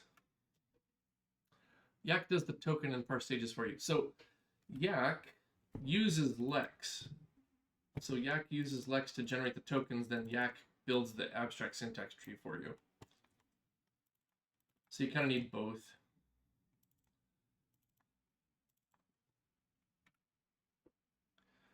Yeah, Yak does the parsing. Yeah, it's pretty cool. It's fun. This is not something, like I said, it's not something anybody needs to do. You can write a tokenizer by hand. Oh, nice. Your toy language.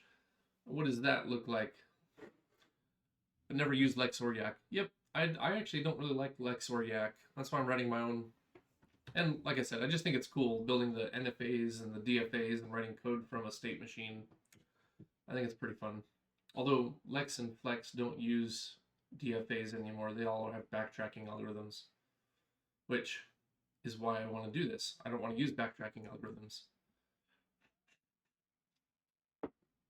But that's beside the point. I used Peg one time. I don't know if it's like Lex or Yak. Let's see here.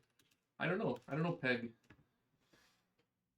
And that's probably not going to help me if I Google it much, huh? Peg, computer programming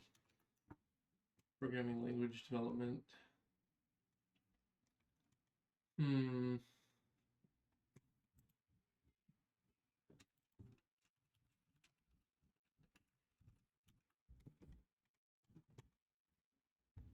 Yeah, I'm afraid I don't know. Parsing expression grammar, analytical former grammar. In Peg, the regex and parsing are like in one file. Okay, so here's what ours looks like. If we go to VV project file. So we have a project file. You say what the name of your project is. You say what encoding you're going to use. We support ASCII, Latin 1, and UTF-8. And then you tell me where your tokenizer file is. There will be other things in here, but for now it's very simple. Like, is this intended as a single file parser, or is it supposed to parse multiple files, right? Or where is your parser definition? And then we also have the VVP tokenizer. So here's our file. This is the token name, then any actions. So this is a discarded token. Mark a new line when you see it. Then the regex is from from anything after the colon to the end of the line. So you can see, actually in the vtoke, here's the regex. It goes from the colon all the way up to the end of the line. Yeah. And then what we're doing today is we're writing our tokenizer generator to use its own tokenizer that it generated to generate the next generation of tokenizer generators. In Peg, the regex and parsing are in one file, write little kernels that transform the grammar to an AST. Okay. Sounds good. My toy language is sort of winging the grammar. Whatever comes to mind is what gets implemented. Nice. Nice. Cool. Sounds like a good project. I think people should play more. Should have less goals like, I want to kill C or be the next generation of Java. Just write something that's fun. Just have fun. After you've done that 3-5 times, then maybe you'll have some solid experience. Doing it in C, kind of painful. Oh, yes. Oh, yes. Although, and I'll tell you, I took a compiler class in college, and the teacher was like, all right, you can use what you want, C or C++, I don't care. But in historical contexts, he said more students that did C++ would fail than the students that just stuck with plain C. The management of the C++ complications that arise is so much harder than C. Yeah. Yeah, there are things in C++ I like that I wish C had, but not enough. So usually what I write is like a subset of C++ that's mostly C-like. You know, I use a class instead of a struct, but a lot of the way I treat things is very C-like. Not a lot of the modern C++ tools are used in my code. Nifty details. Yep. Well, and just the explosion of syntax and bloat and crap. Yeah, it's just compile times are amazing compared to C++. See, but even that shouldn't be that high, right? Like, I don't see a reason that most programming languages shouldn't be statically checked programming languages. Shouldn't be up close to 1 million lines of code per second. You know, maybe if you turn on all the optimizations, that takes longer. Like, I'm just saying, like, why am I waiting for tens of seconds for code to build? I have another project I work Monday through Thursday. It's a game, and we embed our binary object, our binary data for the game in the executable. So our image data, our sound data, and that's like a million lines of just raw string data, right? But it takes minutes to build sometimes, depending on what our audio looks like. I'm building to WASM. Okay, yep, you picked a backend. Toy language links for 2 minutes. Yeah. So I just use Linux until I compile to the web. Okay. Yeah. Problem with linking stages and the web in general. It's all pretty slow. Sheesh. Well, that sounds like a good project. Cool. Is there another language that's inspired your toy language? Mine tend towards a C-like, but with different features that I like to play around with. A lot of people like lean towards a Python style or a JavaScript style.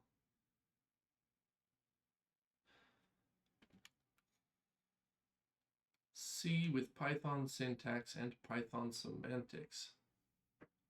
Interesting. So strongly typed or not strongly typed?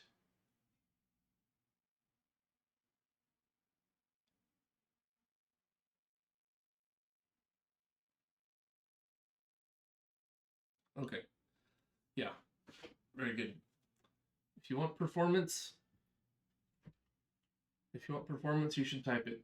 Yeah, C has some interesting typing ideas. I don't agree with all of them. I think it should be free to cast to something bigger. So if you go from 8-bit integer to 16-bit integer, should be fine. Shouldn't even ask a question. But downcasting, it should definitely ask. So if you go from a 16-bit integer to an 8-bit integer, it should be like, oh no, don't do that.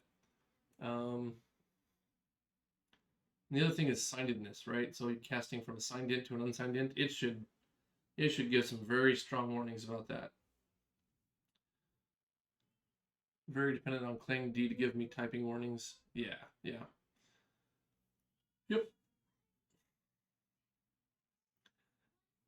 There's a lot of flexibility that comes with not typed with dynamic type checking or no type checking, like duck typing. But that just means that your bugs catch you at runtime instead of compile time. And it means it's often harder to spot. Ugh. Which isn't to say that I don't use Python. I do use Python for glue code example or testing code or prototyping code. But for real serious things, I don't use Python. It's fun seeing your language think. Yeah, it's fun when it starts to come together. The sense of accomplishment is good. Good for the soul.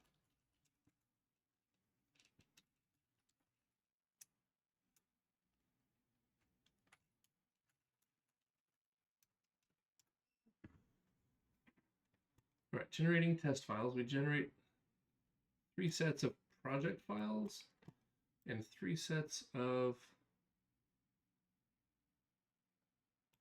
tokenizer files.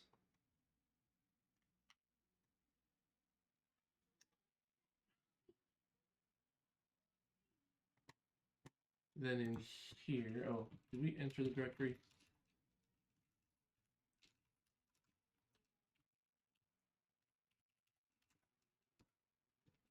Then we need to leave the directory and pop. Okay. Boom. And down here, delete. Checksecute also needs the encoding now.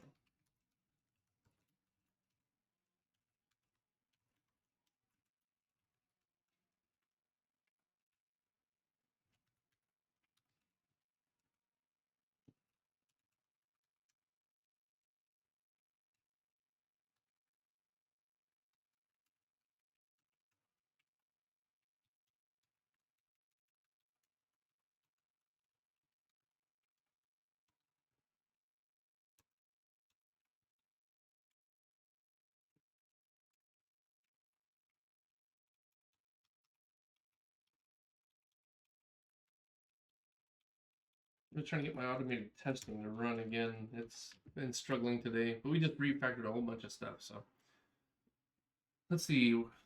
Working on structs, got constructors working. Need to add access expressions. So are you doing an initialize allocation is initialization AAI?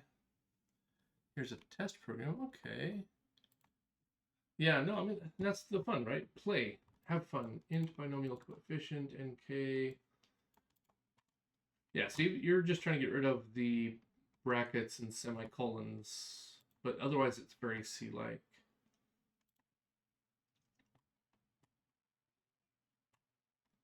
Okay.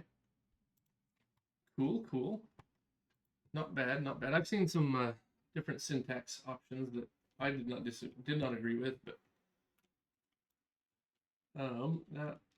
that's not the worst one I've ever seen. And like I said, just play, right? That's programming should be fun.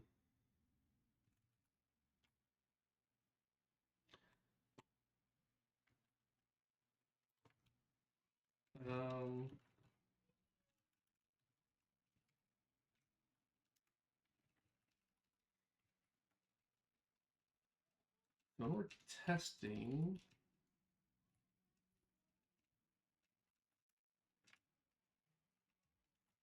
check execute test permutations. Apply.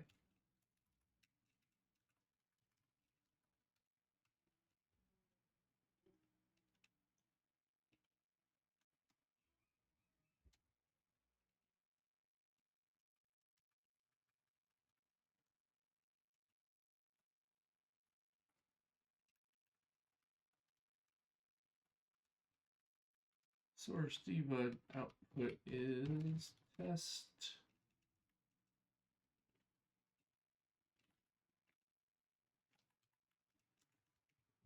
Parse read exe verbose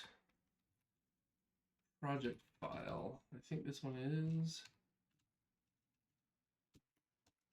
UTF-8 EVP. Where are we? Okay, we're still getting the same issue.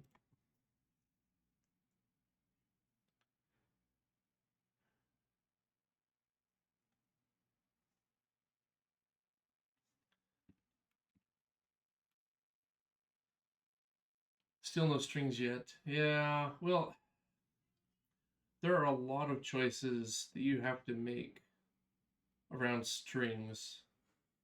It actually makes it hard to choose. There's, copy on write or immutable strings, or like the implementation of strings is not trivial. If all you have is a static immutable string that is an array of fixed size characters, that might not be the worst place to start, right? Just as simple as you can, because strings can get horribly complicated. Add lists with this notation and dictionaries. Okay.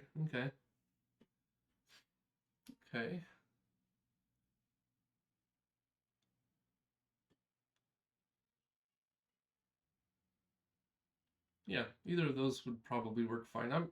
I'm not as big of a syntax stickler. I figure if you use language long enough, the syntax kind of disappears.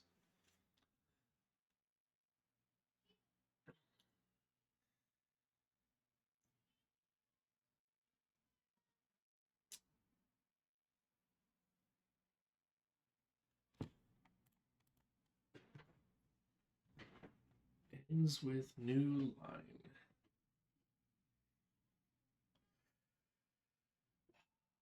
I don't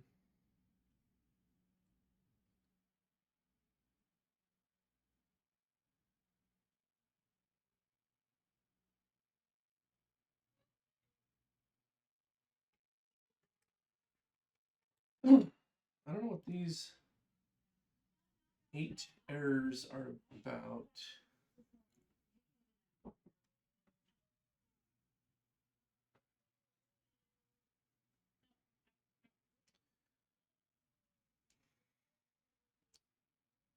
clearly have introduced a bug. It's not easy to find the issue. The type you put within the brackets goes in there. Right, right. So you look up, so in the int bracket string notation, you use a string to look up an integer, right? Okay, let go. Okay. Yeah, steal the features you like. Ooh. Nice, nice. Sounds like fun. You got it, it works. Now, if only I could solve my bug here. I did something terrible somewhere that broke UTF-8. So if I go back to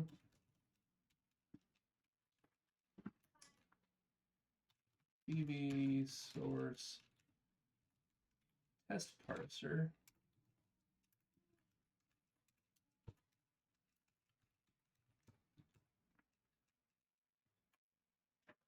I don't like seeing this because in theory we told this thing it should be UTF-8.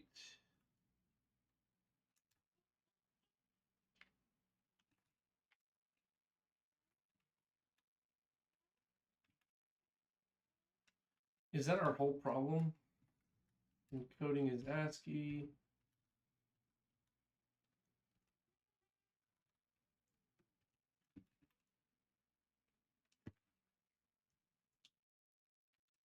Oh, I wonder.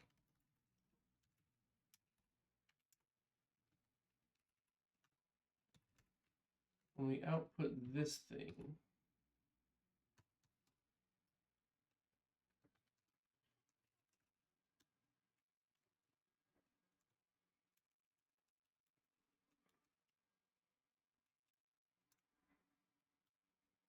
that says UTF-8.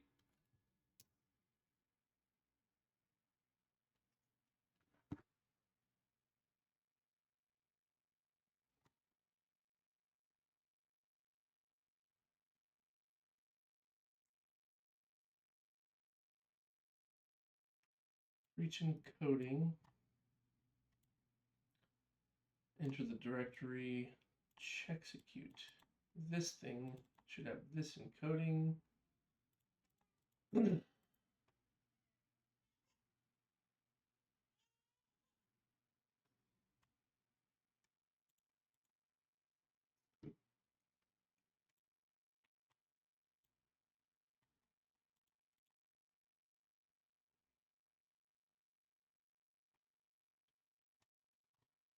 Generate the tokenizer.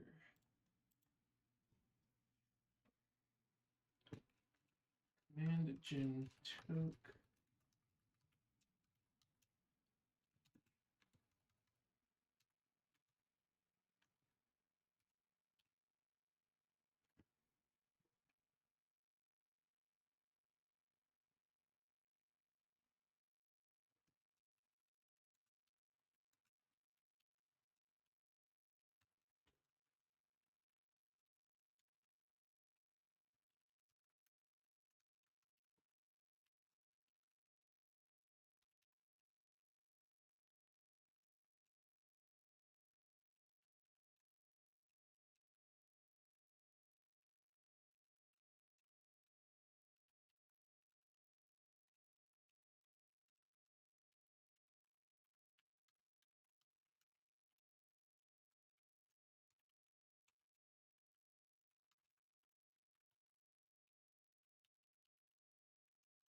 Generate tokenizer.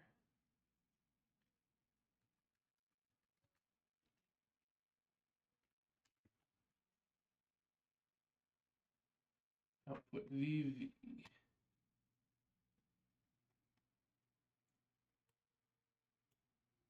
Dash O into source.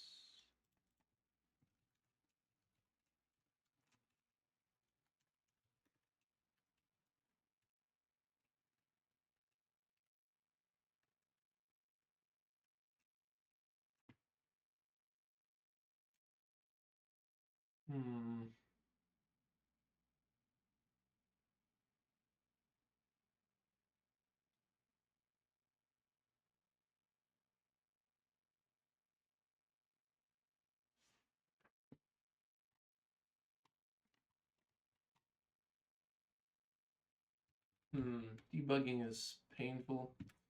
All right, let's see.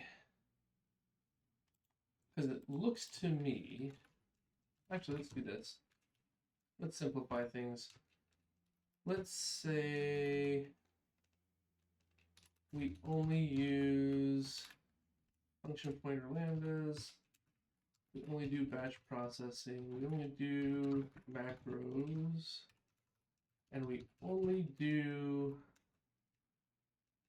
UTF-8.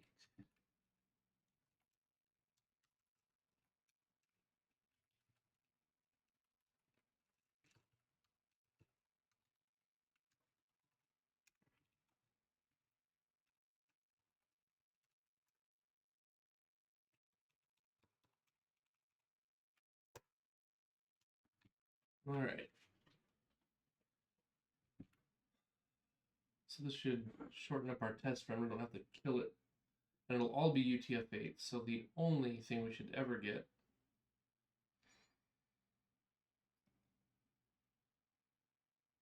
is UTF-8. So test. Oh, well, hold on. BV source test parser. Oh, I think this may be our problem.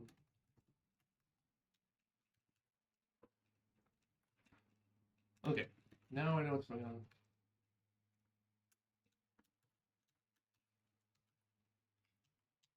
I think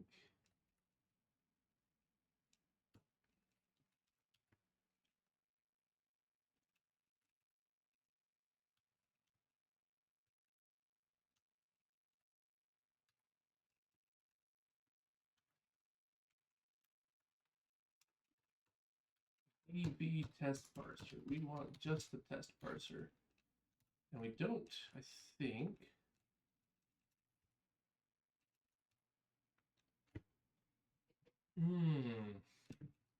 Okay. To do update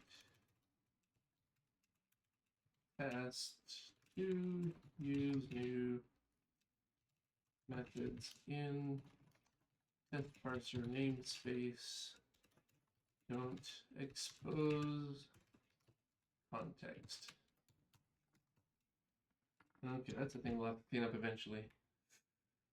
Hey, FitRider, doing good, doing good. We're just fighting the old compilers today, which we've mostly got done. We're just trying to get our tests up to date. So I actually need to go to our to-do list and make sure this note gets added there. Test.cpp update to use new functions in test parser namespace. Don't expose context. Yeah, while we were building things up, we exposed context and just used it directly, but now it's got a wrapper. Is this language general purpose or specific for your game? No, it's not related to the game. This is like my rest day, my palette cleanser. It's my toy language. That's my plan. We'll build a toy language. We'll explore some crazy ideas, some of which I think won't work out, but some I think might have a good chance. So now we've got that there.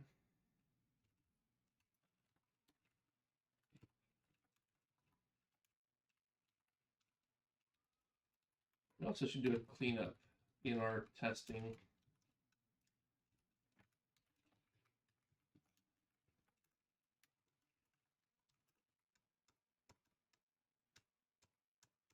Yeah, we can't use this thing here.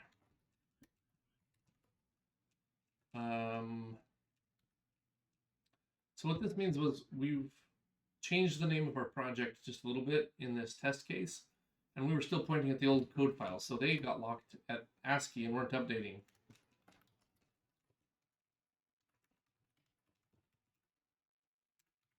Run a quick build, make sure it still runs. Oh, do you have grammar hosted somewhere? Nope, not yet. Not yet. It's more of a, we're going to play and explore, right? So here's an idea that I'm not committing to grammar yet, because we aren't that close yet. But one idea is I like reading my code left-right sentence form. So wouldn't it be cool if I could say for assigned to X, right?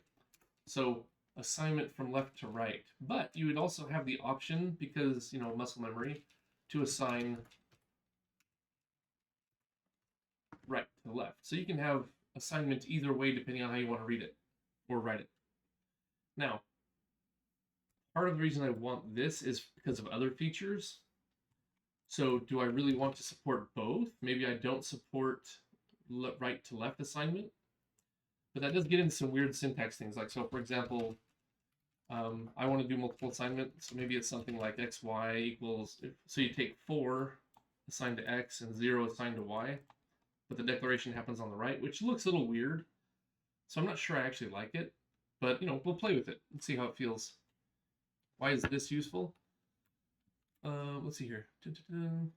I have some to-dos in my interpreter also. Yep. Yeah, I've got some really long-running ones. I plan to implement built-in hash tables, structs, and import statements. Nice. Why is this useful? Other than esoteric? Yeah, partly esoteric, but partly because I want to define my functions like this. Input params. So an anonymous function would look like this. Output params, right? Output values, return values. So I want multiple returns. That's a lambda. So then a function definition would be inputs, function name, and then return values, right? So now input, so it takes, you know, x, y, z transformed by this function returns these values left to right. So you read input to right, input from left to right, right? Which means then we can create new operators like func. We could say, you know, 1, 2, 3, and then I don't know what the syntax is. Maybe it's like something. I don't know. I don't know what the syntax is. We'll worry about syntax later. But it goes into a function called, you know, like square, and then that goes into sum, and then that goes into something else, and then that is assigned to, you know, maybe there's like cardinality. I don't really know what these are. I don't really care. And that outputs an integer. So what that yields is, instead of doing the colon arrow or the equals arrow, you would do this and assign it to whatever your values are, right? Maybe it's x, y, z, right? Maybe it's something like this. So your inputs chained all the way through to here. And it just, all this is a shorthand for, if you were doing it in, you know, another language, maybe you do like int x, y, z, then you'd say x, y, z equals square of 1, 2, 3, and then x, y, z equals the sum of x, y, z, which would equal to the x, y, z of the cardinality of x, y, z. So it basically takes this idea of, you know, right to left assignment, hard to read, to here's your inputs, it goes into this chain of function calls, and you assign out the result at the end. So you can read the whole thing left to right in a single statement. Things like that. Kind of like JavaScript's then, but not called .then. I don't really like JavaScript's syntax. So this is, yeah, it's some, is it called a pattern? I don't know. It's just a chain. It's just a sequence of calls, but it would be supported in the syntax of the language is kind of the point here. And these wouldn't have to all match. So for example, if sum just was one thing and then cardinality of x returns some other value, right? You could do that. It depends on what these function calls are. But as long as the inputs for square and the outputs of square match in between these things, it just expands out to this. But then, if you have this syntax, you can just define that as another thing, right? So a function, maybe it's a equals this process. And now you can do 1, 2, 3, func.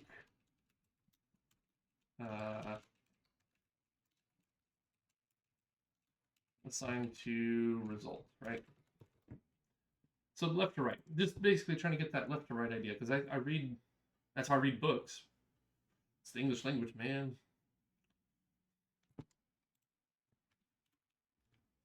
Yeah, I don't remember what the pattern's called. Let's see here, JavaScript, then pattern.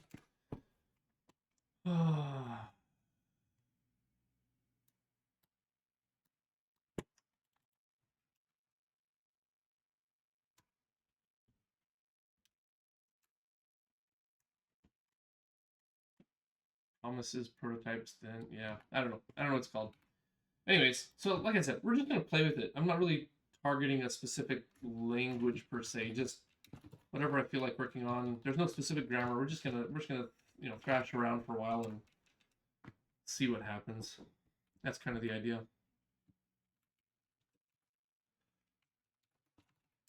right, let's try and run this test again now that we're actually looking at the right files. Maybe it's including the right file, but the ASCII was definitely broken.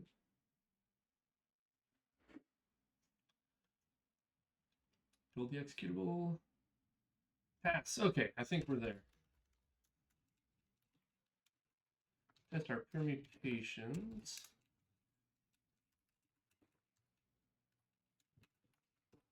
We don't need these log statements anymore. We know what's happening. I do want to clean up. Do I have a cleanup? I have a cleanup function. I just don't think it does much. Ah, there it is. So temp encoding. These are the encodings. We also need to clean up test parser.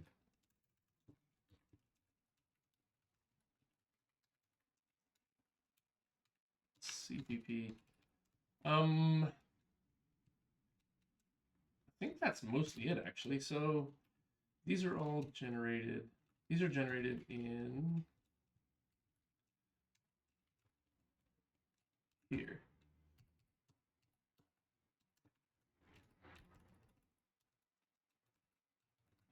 So I'm going to enter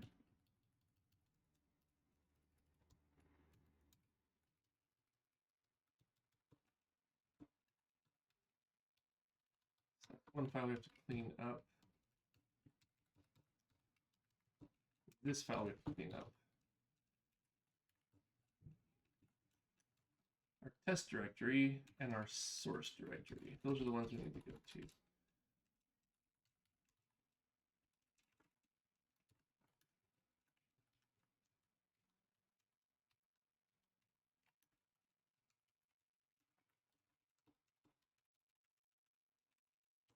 Okay, so we're going to enter the test directory, delete these files, leave. Then we're going to enter the source directory and leave it. And these are the files we need to remove here. It's called, oh, good old Soding. He's amusing. JavaScript, integer division. Oh, JavaScript doesn't have integers. Everything is a float. Gosh, I hate JavaScript. We don't divide in JavaScript. Markov. Is that really a Markov chain?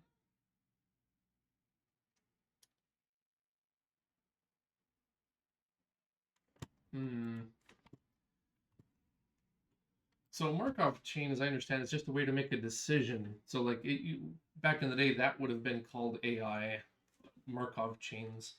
Basically, you find all the dependencies and satisfy the dependencies in an order, which results in what you're looking for. Huh. Okay, so cleanup. We want to remove those.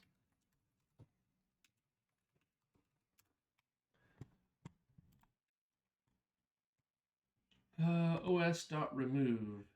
Perfect. That's easy enough. I think I have os here. If os.app.exists, file name.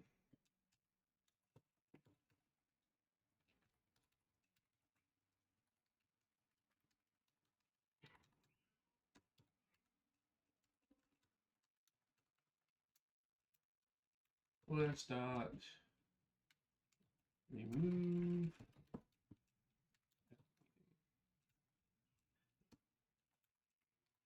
Get the other ref name.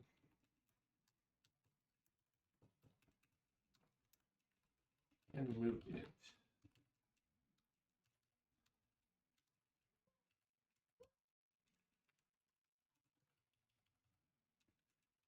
We could just build up all the F names. We could do that.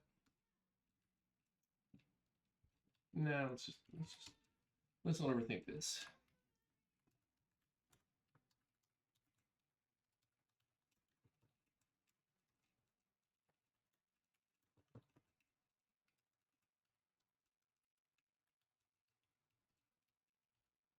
Okay. Let me do the CPP file. Like I said, we can streamline things later.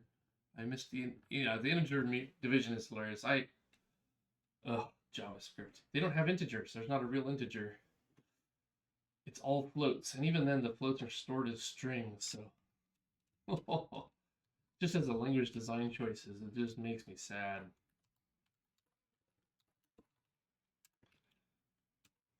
Okay. We could even print log.pop remove our file. And since we were very consistent,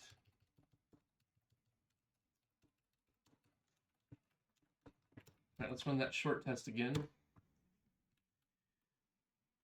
Because divide by 2 is a comment.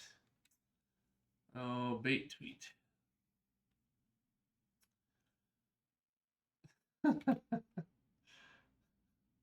Yeah, Python has to have the double slash to make it integer division.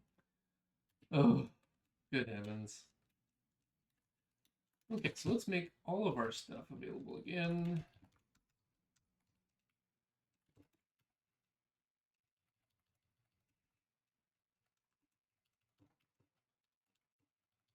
All of our different build options. This takes a few minutes to run. Let's run it and hope they all pass. If they all pass, we are super happy. I forgot JavaScript was // Yeah, I did the same thing with the Python interpretation. Very cute. Very cute. Build test executable. I thought we weren't doing this comment here.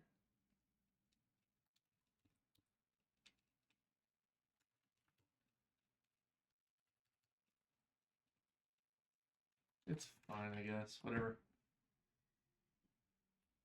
Oh, look at all those tests passing. All the different combinations.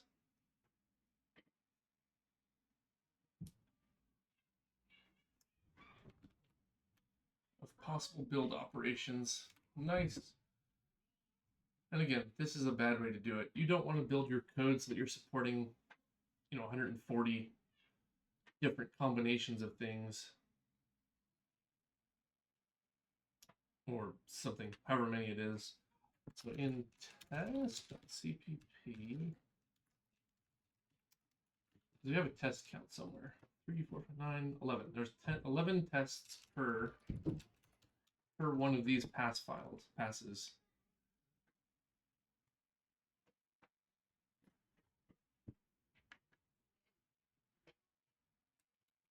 Good times.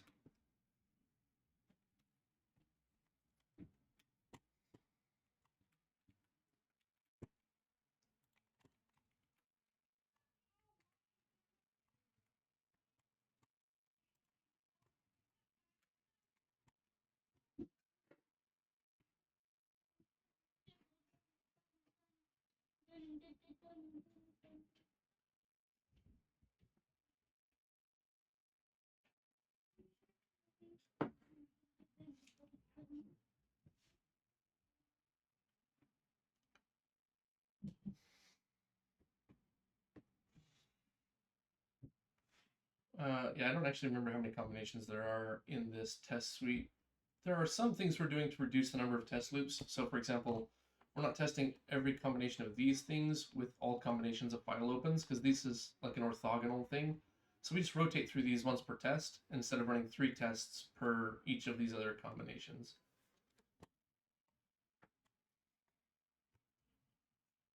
But I think we're back up and running. All of our tests are passing, I think. Oh, thank goodness.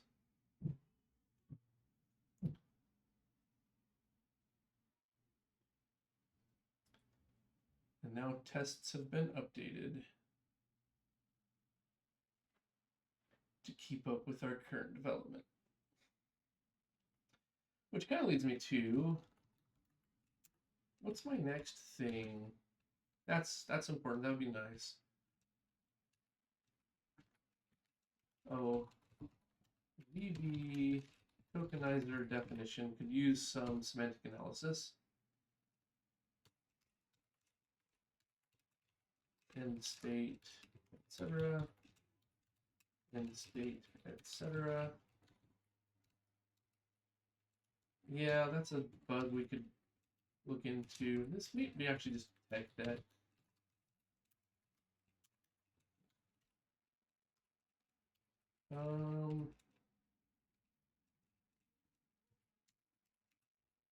These are done. That's today's task. Let's getting that done. Well, last week's and this today's task. Woohoo! Oh, which means this one might be moving up into the top as a possible task.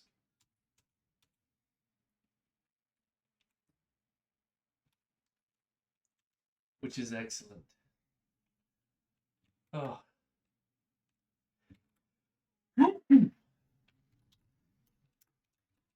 Oh, we're still running tests. I think there's like 48 combinations. Times 3 encodings each, right? It's one of the reasons that our test parser file is so big, right? Why is it 2,000 lines, over 2,000 lines of code?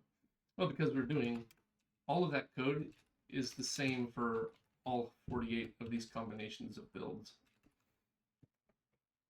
That's why. I think it's 48. Gosh, I hope it's not too much more. I didn't realize we'd spend so much time fixing the tests up today. That's fine, though. Gotta be done. Oh, 144 successes. Perfect.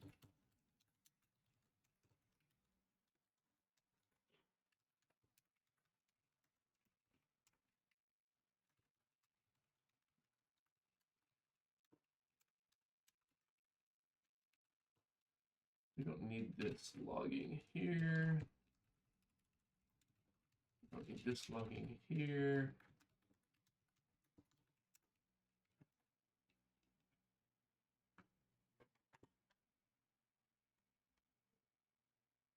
Yeah, so basically these lines don't have to be there. It should just be UTF-8, Latin 1, ASCII pass. Good. Journal. We did run the full test run. Tests were a little out of date.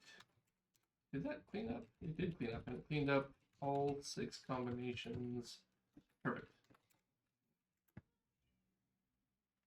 Tests were a little out of date. Had to bring them up to snuff. Now it works great for all tests. 48 out of 48 successes for all encodings. Done.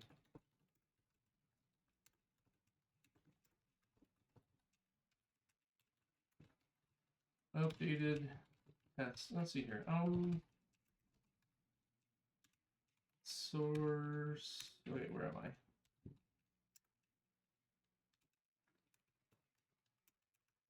rf source / UV test parser.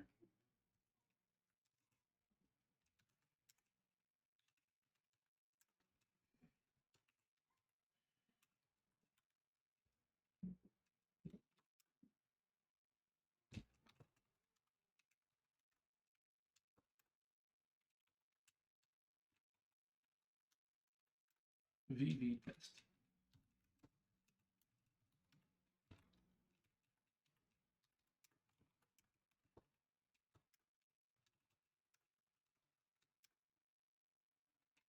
Okay, so that none of that was checked in, so that's good. Commit-m updated testing.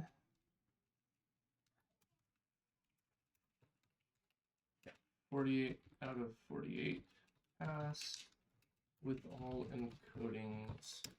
Boom, done. Oh, okay. So we could technically stop right here on the Tokenizer generator and be reasonably happy. However, this is where things get even crazier. Our tokenizer is now feeding itself for its own configuration parsing. So the tokenizer has certain configurations, and it generates a tokenizer to read those configurations. Perfect. But we want to do PDFA. And we now can handle the syntax to do that, because we now have a decent tokenizer in our tokenizer. So that's great. So I'm thinking maybe we do this today. This shouldn't be too bad.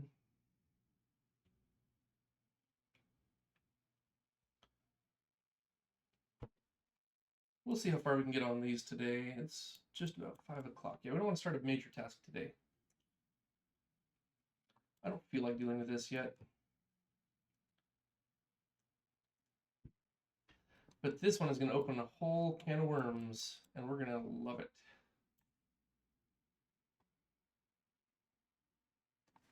I don't feel like dealing with this today. Pattern output. I don't know how I feel about this one. That's a question mark for a reason. Nah.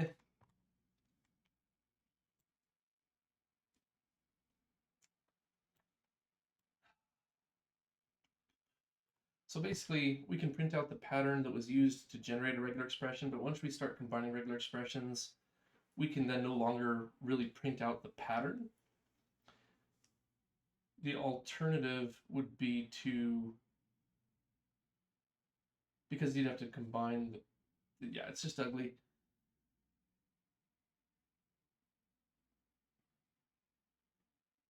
Yeah, I don't know how I feel about that. I'm dubious we'll get around to that. We'll do block processing. We'll do context processing next. That's easier. Then we'll do block processing. I do want to build a visualizer, etc. We will do a Layler parser generator eventually. I have no unique ideas about the implementation of that. Once we're through to here, but that's still a long ways out. I don't even know if I want to do the visualization stuff just yet.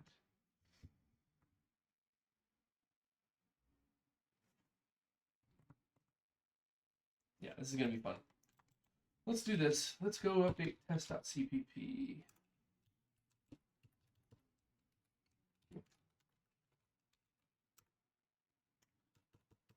Boom.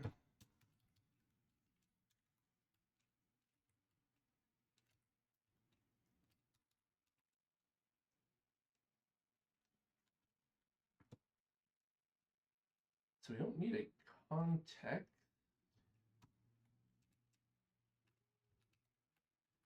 We just need a test parser. Parse or process.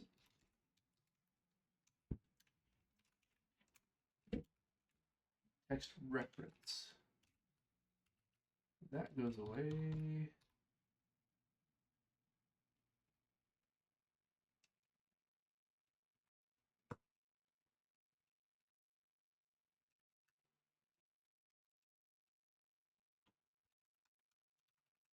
Tokens equals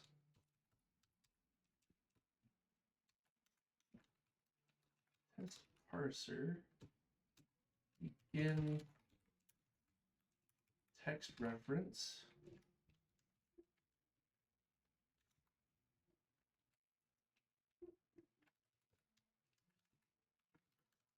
test parser has a token. Test parser give me the next token.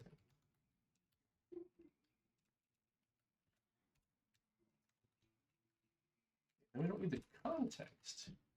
We just say test parser. I don't know why I want to make my own scripting language for my game. Let's see. I added a simple main menu in my game. Nice, nice. I don't know why I want to make my own scripting language for my game. Because making languages is fun. But then you have to ask yourself, is my goal to make a language or to make a game? Making both at the same time is really hard.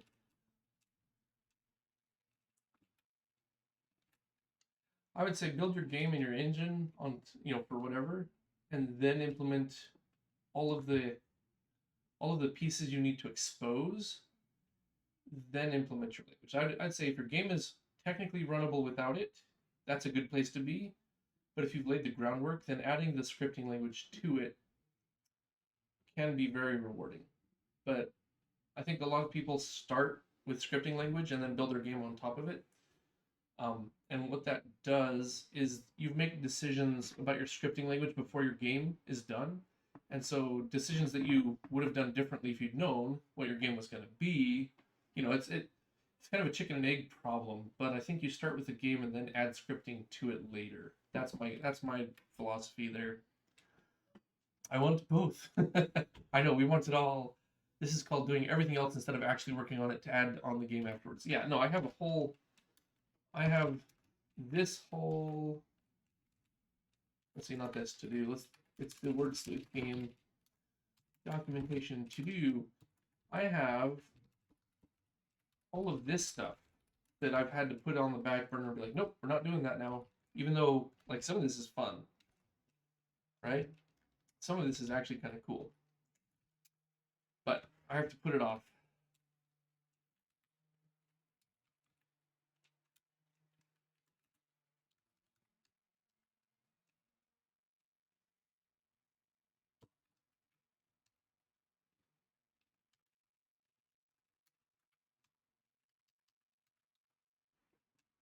Do I have test.vbp?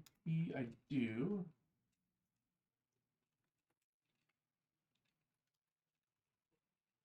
Vtoke. Yeah, all this looks. Oh, this needs to be brought up to date though.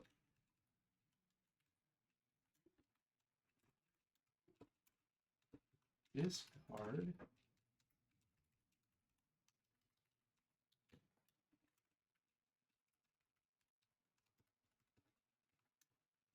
New line.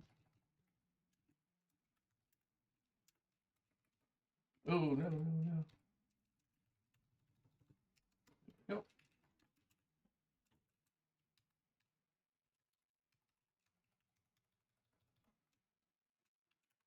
Okay.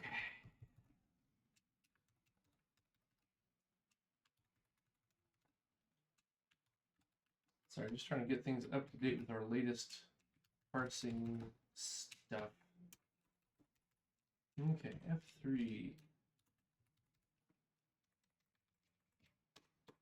There we go.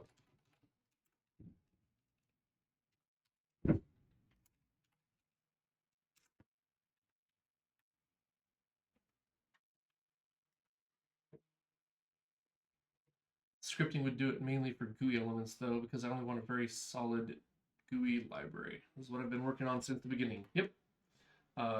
it can be tricky. It can be tricky.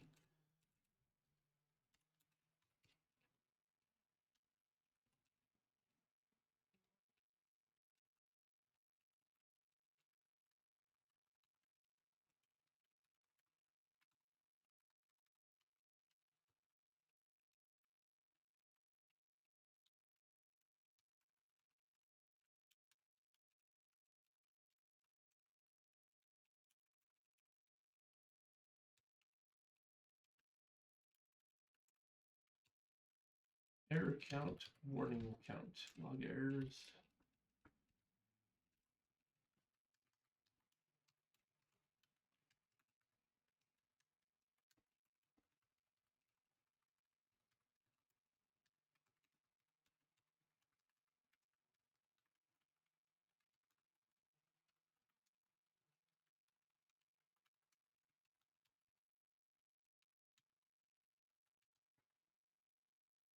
Okay, there we go.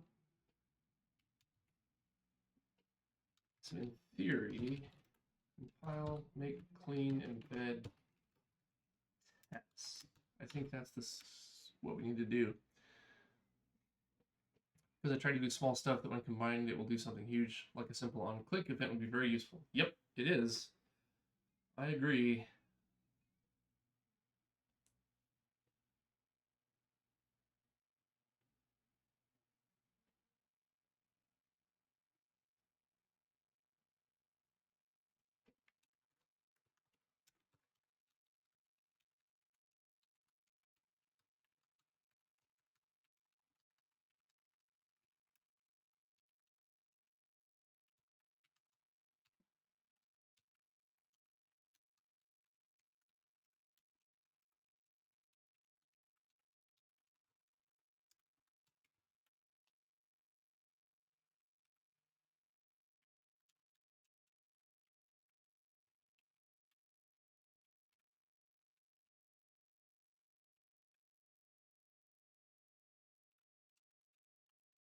Test.cpp.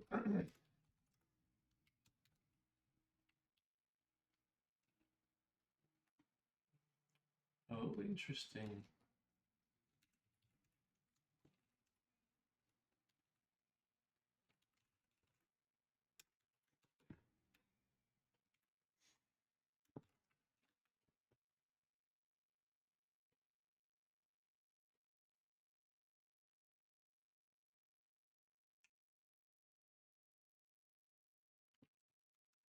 So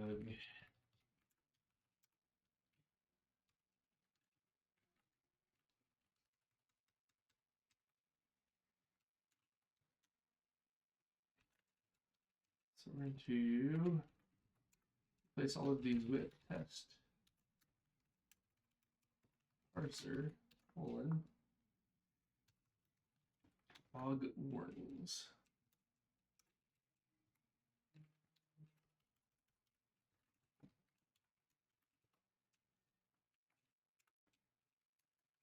Test parser log errors.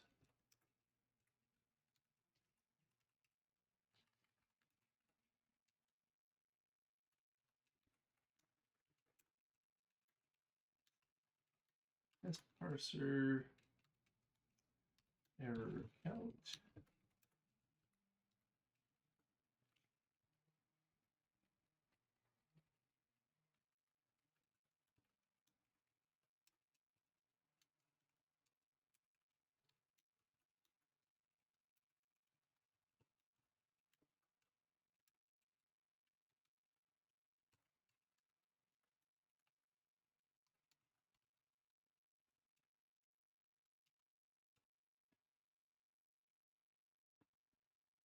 Okay. Let's see here. Now making a simple syntax, kind of similar to assembly syntax. Okay. I like syntax that makes my job easier.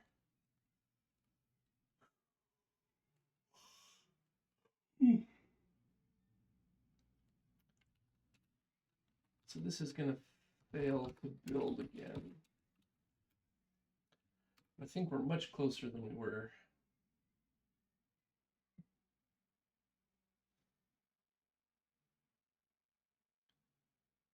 Much better, much better. And all of it is just down in that automated test build chunk.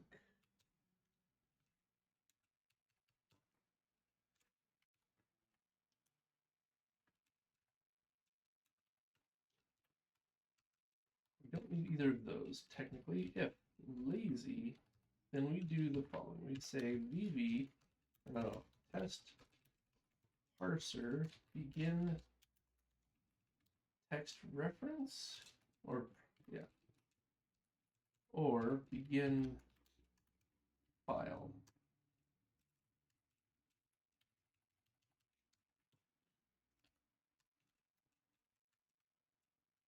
Yeah, then just an else.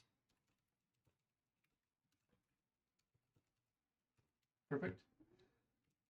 While test parser has a token, test parser gets the next token. In batch processing, test parser process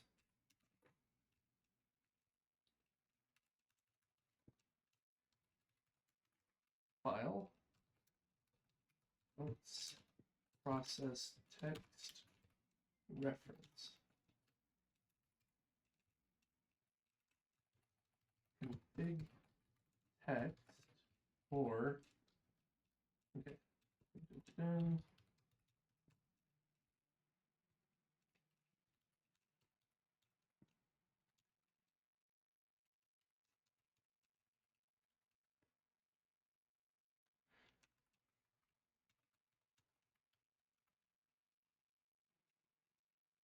Text ref.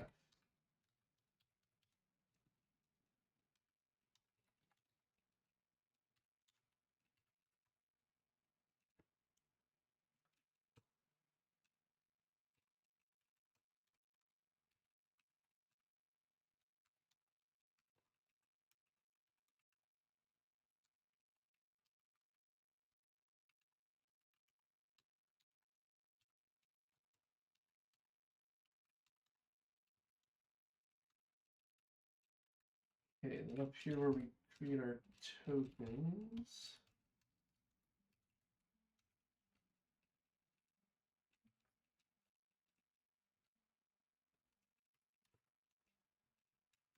The vector of test parser token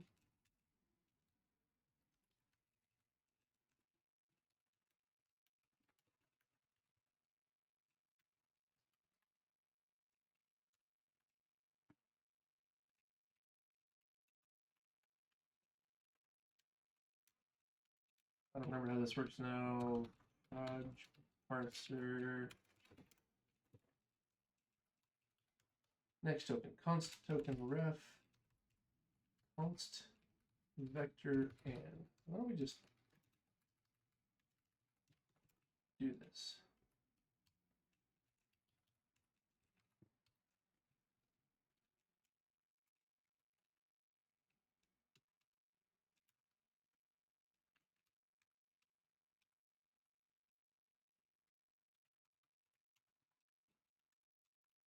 There we go. And this thing returns const token reference.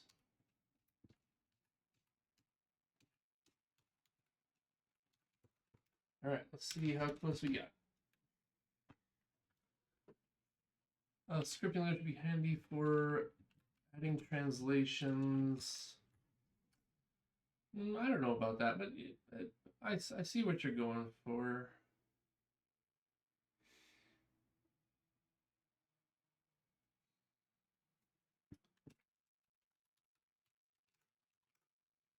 Context buffer.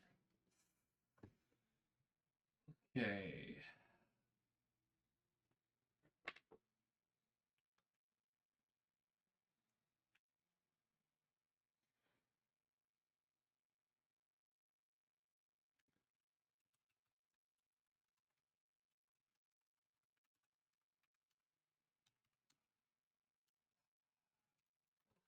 Parser line count means we need to add that in.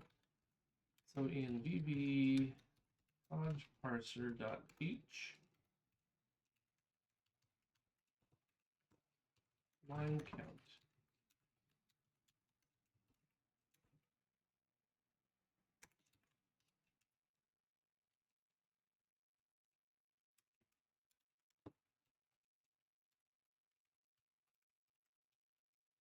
Return context dot.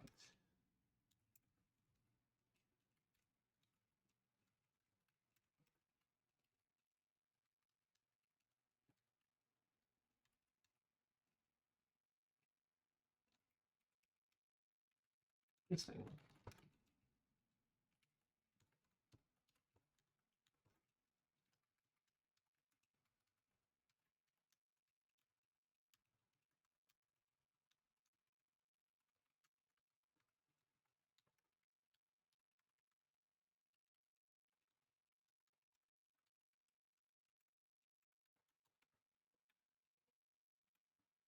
All right. Got to keep our different kinds of tests all running. We've got manual testing, we've got automated testing.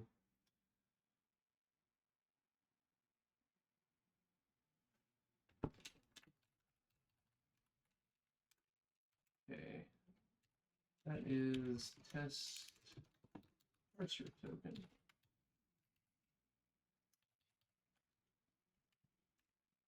Then it's just going to blow up. Okay, next build. A lot in scripting. Yeah.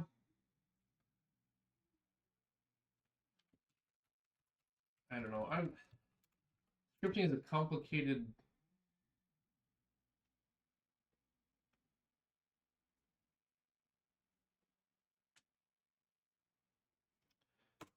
Is a complicated thing. I think of reading in a configuration file, even if it's binary, as a scripting language, kind of. You don't always have all the features like branching and conditionals and whatnot, but it essentially is just processing known inputs and acting on them.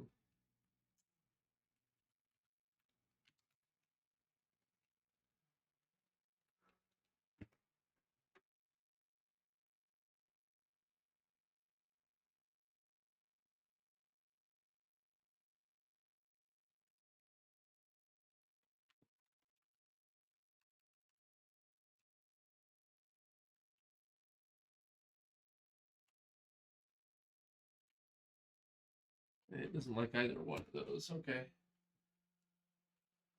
Well, I mean,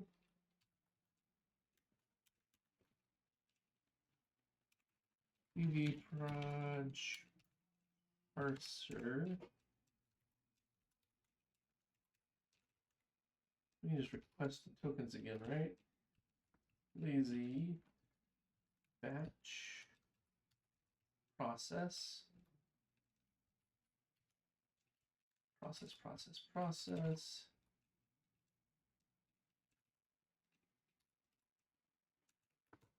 We might as well be able to just request the tokens when we want them, right?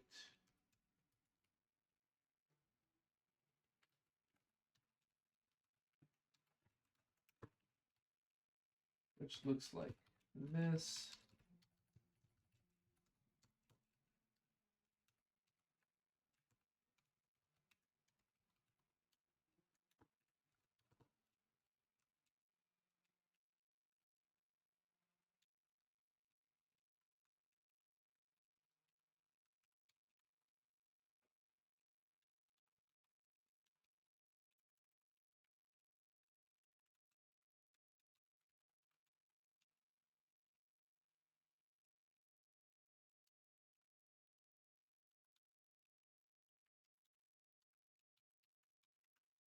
Fudge parser header.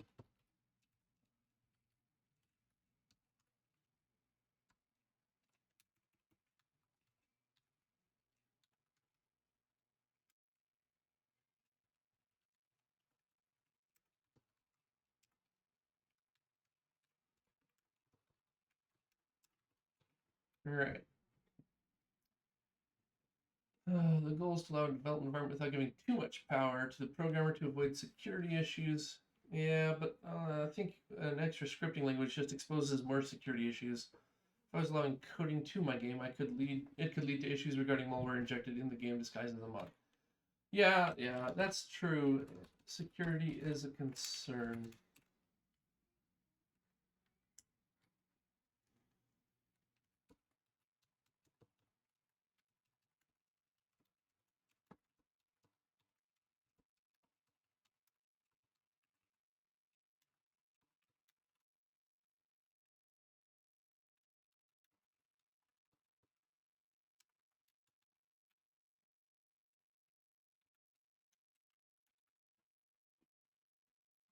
But scripting languages just increases your surface area for attack. It may not be as catastrophic, but it may just be more available.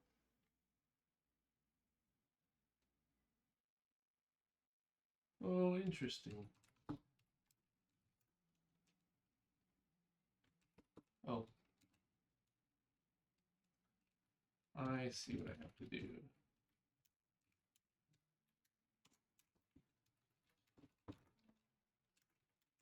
Wow, okay, that took me way longer to figure out than I should have. By figure out, I mean, wow. Because all we do is use hard-coded functions. There's almost no logic that can be made. I don't even think it would be able to see out. Oh, interesting. What is this nonsense? Undefined reference to process text ref. Star int. What? That's not a real thing, is it? Why is there an int? That's not an int. There's a const star chart const star.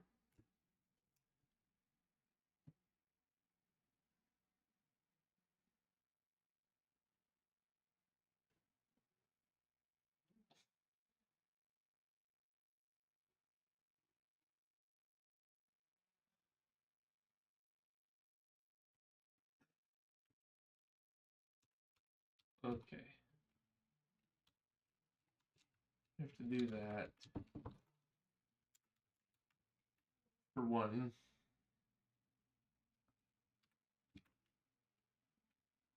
All it does is just say you do that. Yep.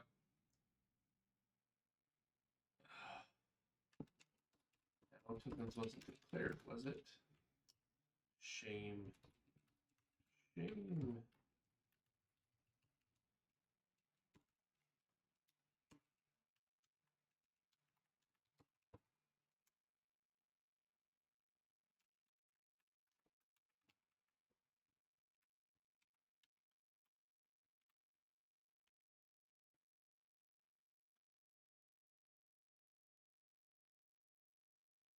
I think we've really.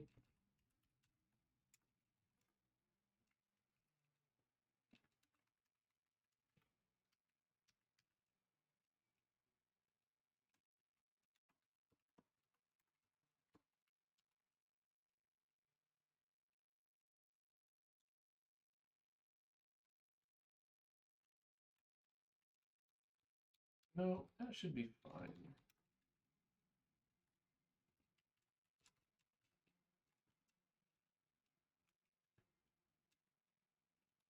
This shouldn't be.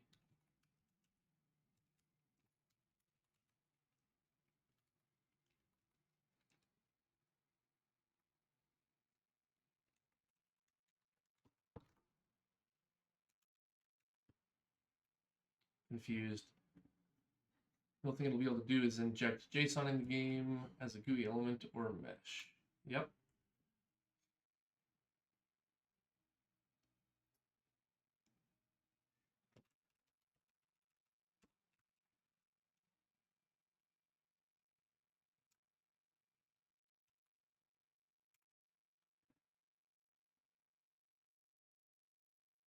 Oh. Oh, this is const. Is that what it's complaining about?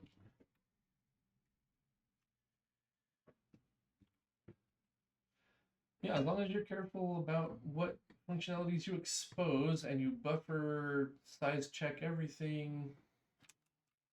that kind of thing. Yeah, creating a clean interface with a single point for checking is a good idea. Oh, pardon me. Why is there an int? There's no integer here.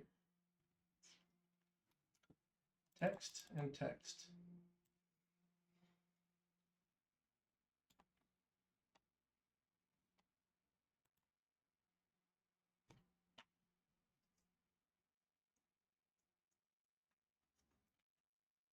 Test parser. What is it doing?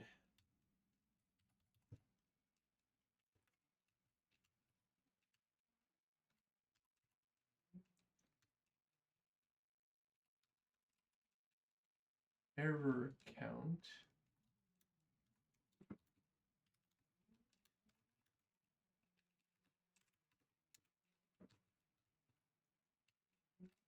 Error count. It's right here.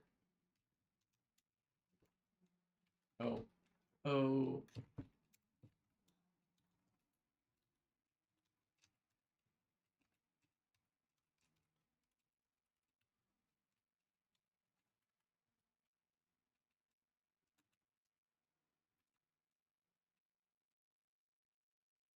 Test build.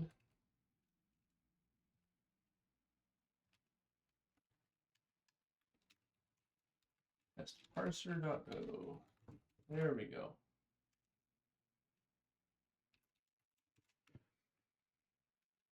I think that probably fixes that issue.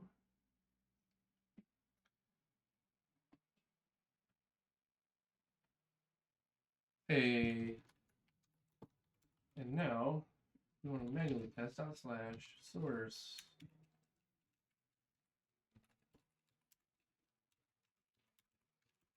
Source builds debug test parser.exe.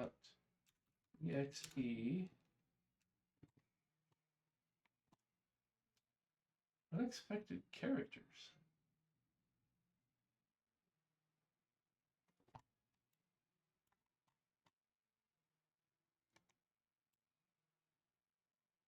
Oh.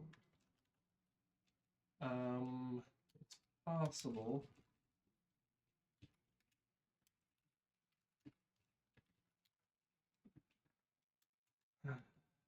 Projects ev test v choke.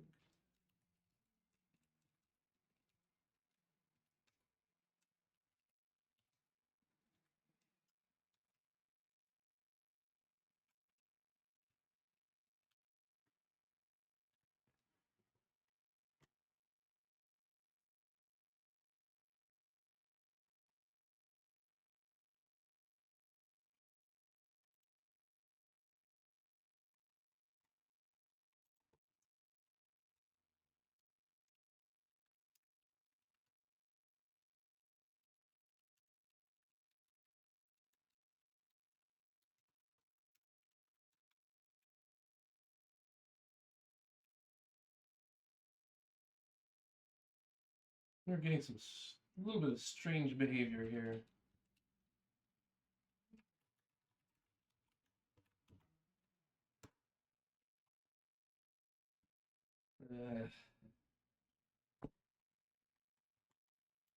It's unexpected character, basically a new line character.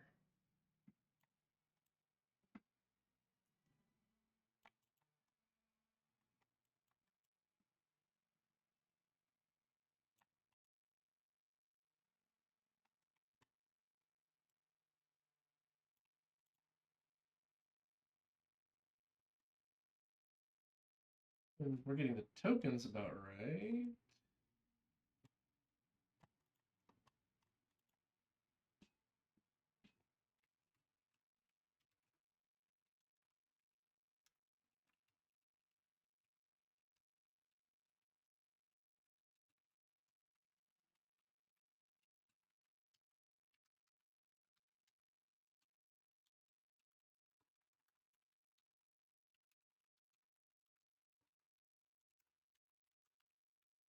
Okay, so we've got some issues there, but it might be the fact that we haven't manually tested on that example file in a while. So it might not be functional. We may have to go back and revisit that.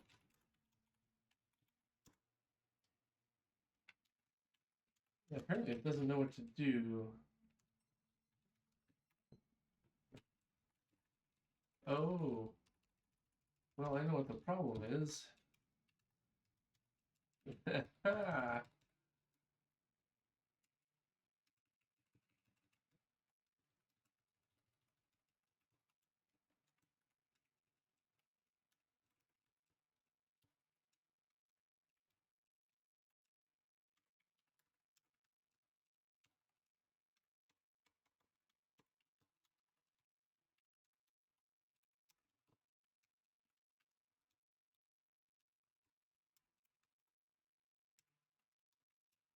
Okay. Now I no longer have school. Oh, you're off now? You're done? Cool. Work on your own projects at your own pace. I really liked not going to school anymore. There we go. That's working. So manual's back up and running. We need to rerun these tests. Make sure they still work. We just refactored some things.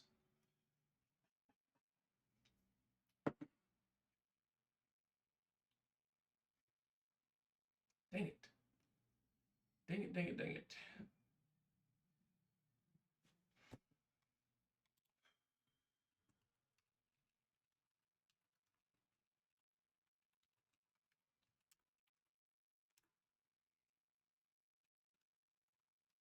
Toke was not declared. Token was not declared. Okay, so we still have some issues here. Vector is not a member of standard? Really?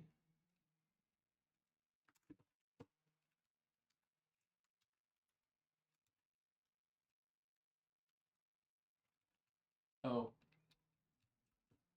Okay. I'm going to include vector. That'll help some of these things. There are places where we didn't do token right.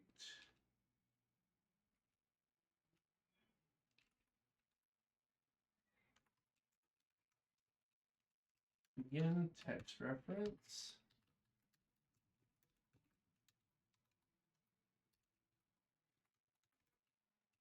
Okay, that's an easy fix. And this one, 128.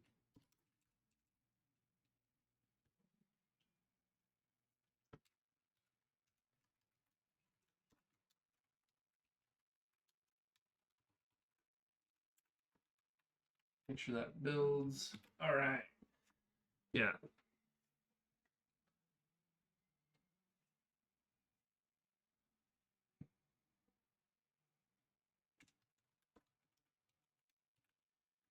Okay, let's run this test one more time.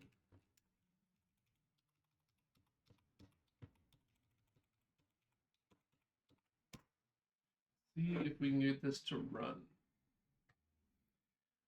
through the automated tests.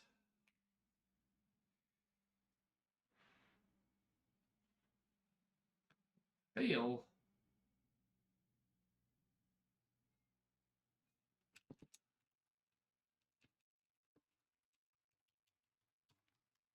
Manual test. Why would it be manual testing anything?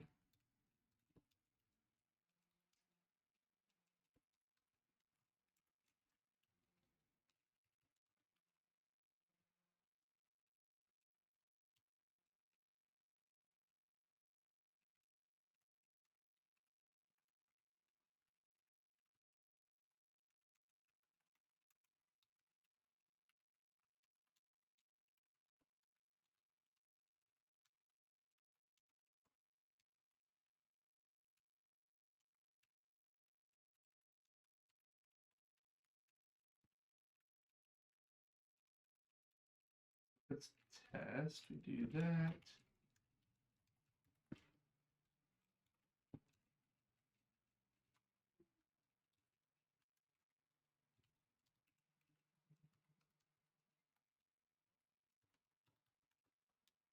manual test.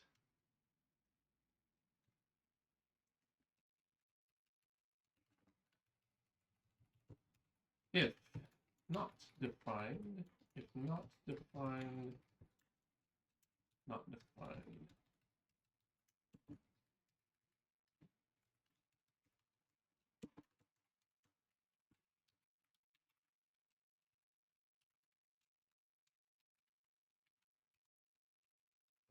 You know what? Let's just make this like everything else.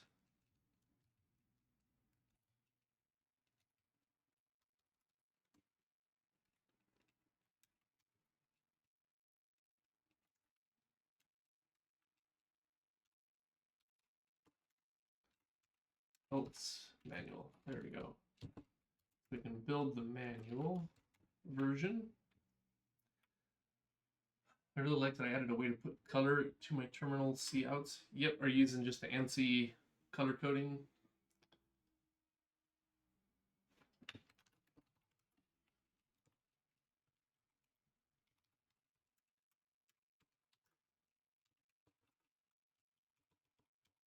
Run this one. Looks good. Then we run this one. Yep. Yeah. It's actually not that hard once you realize what they're doing. Oh, fail.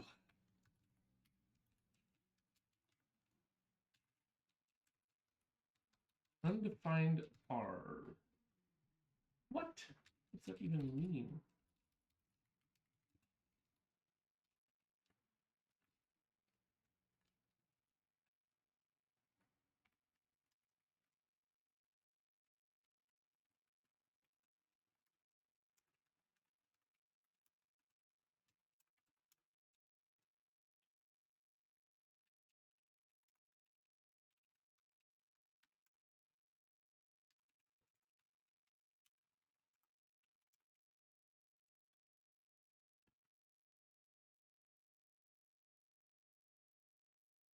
Error count.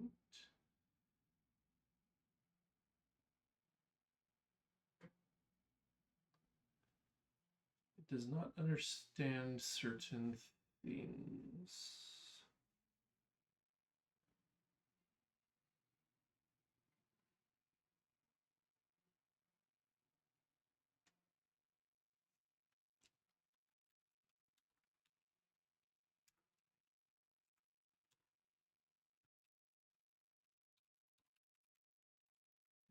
There.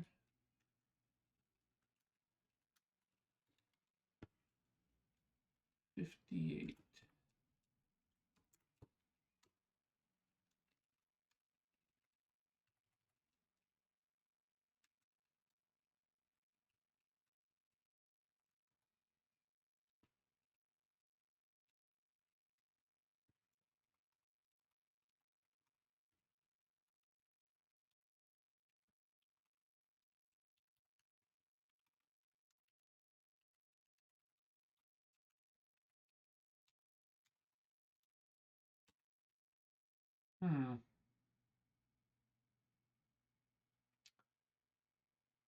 Why would that build up differently?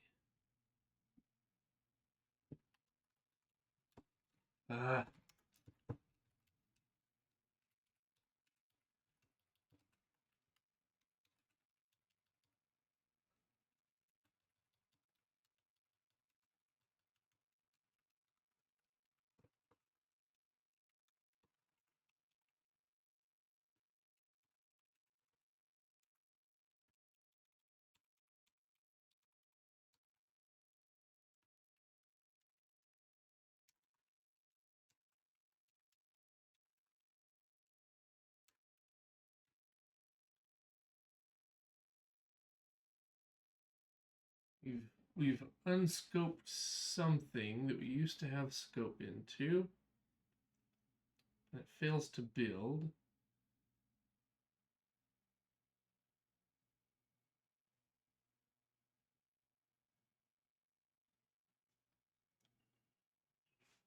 Because of something like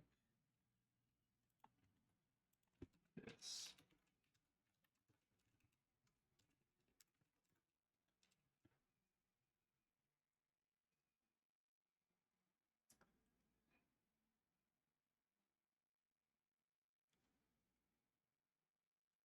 Undefined reference to test parser error count.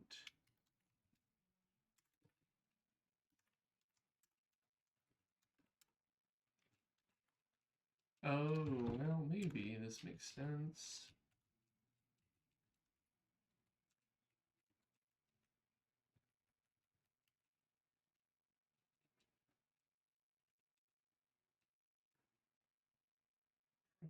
Encoding.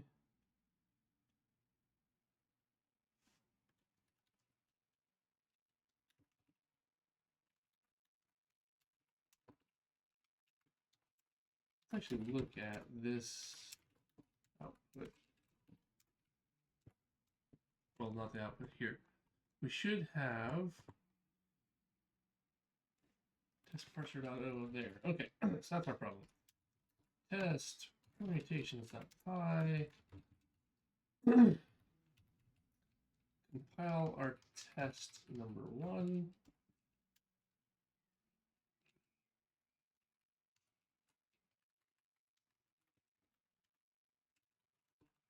Parser.o.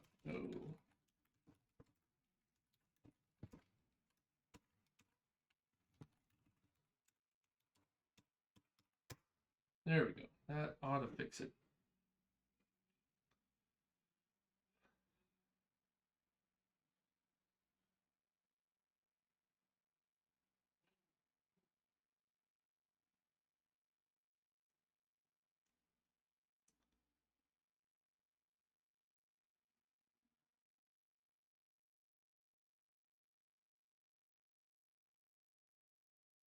Read from file, missing file, could not find file is correct.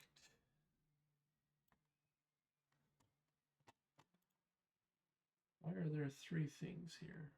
Oh, UTF-8. Okay.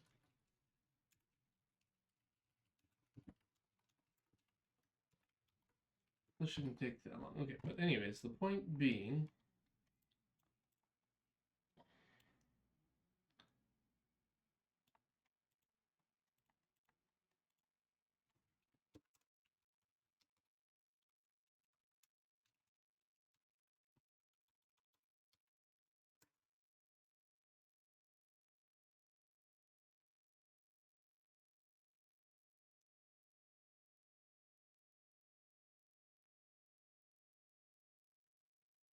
it used to work and now it doesn't.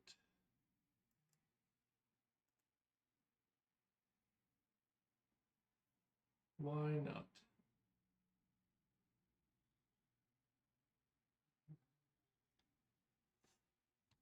Testing that we can read or will fail to read a missing file and exit gracefully. It's looking really good on Unix terminal. Yep. Yeah, no, a little bit of color syntax help, structure to your outputs, all helps readability.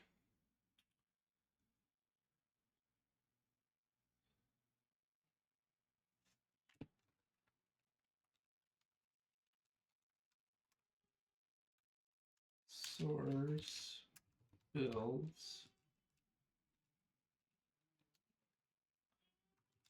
debug test parser.exe.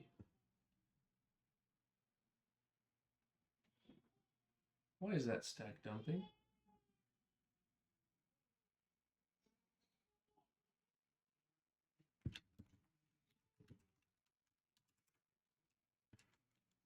Run backtrace automated test line 85.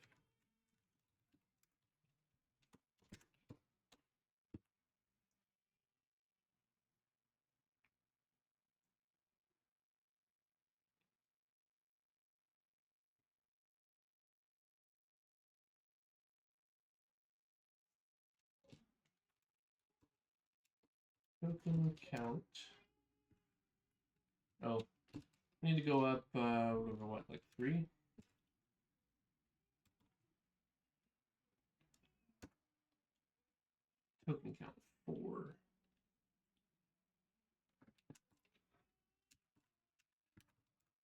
tokens.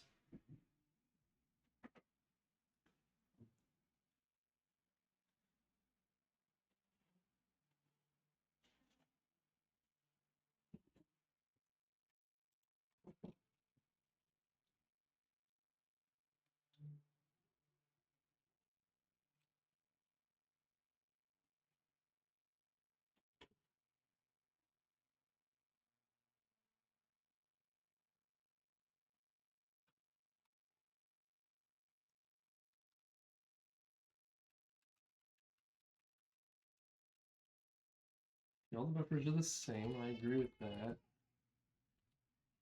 The text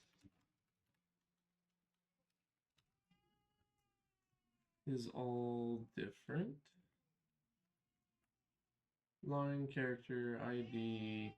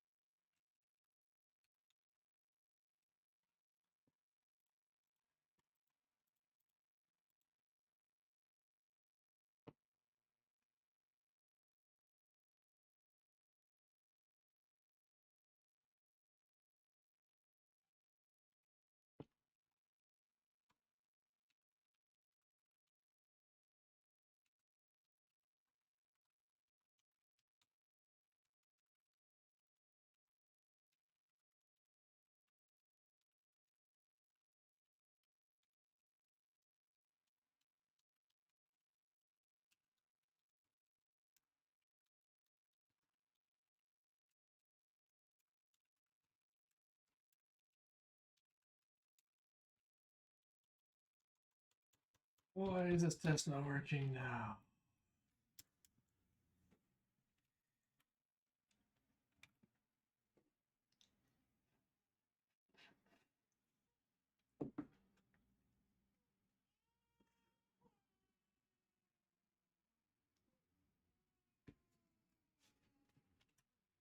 So now it's just refusing to build.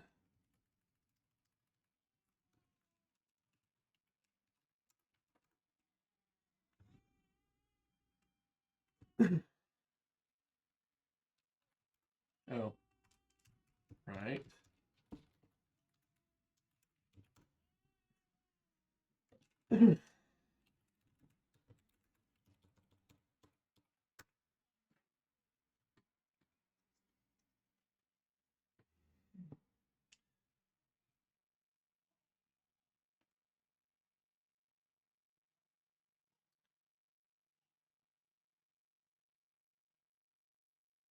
Fail. What is this thing doing?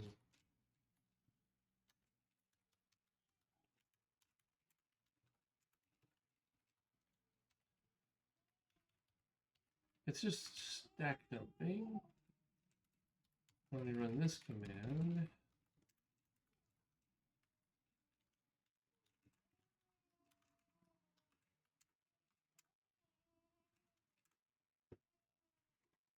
Backtrace. Automated test. 84.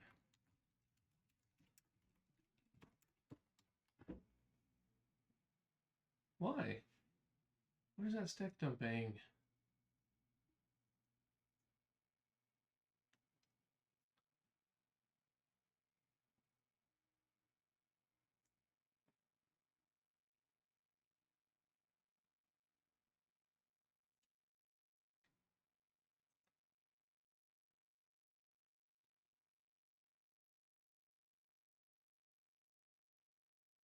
Hmm.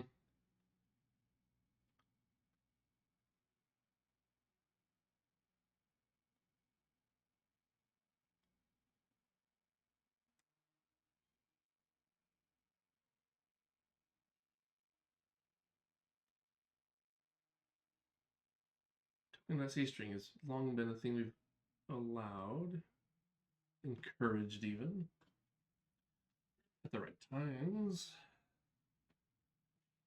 So why is it blowing up there.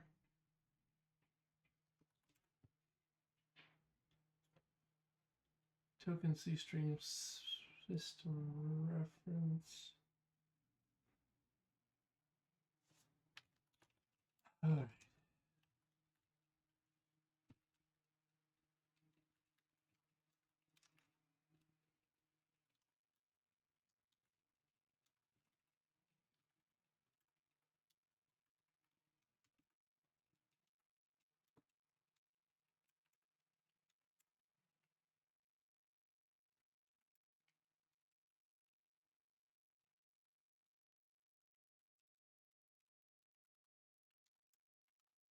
The string result is null. As long as this thing is valid,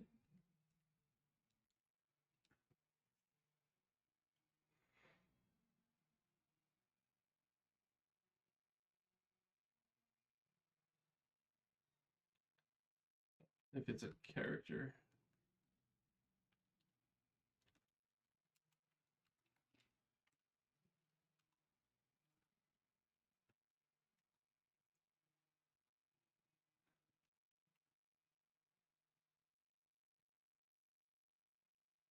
This is ASCII, so that's fine. Result equals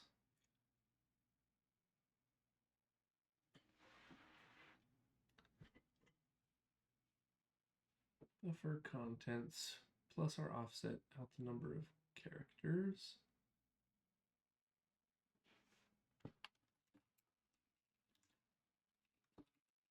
Put 1 print result, print this, print underscore buffer.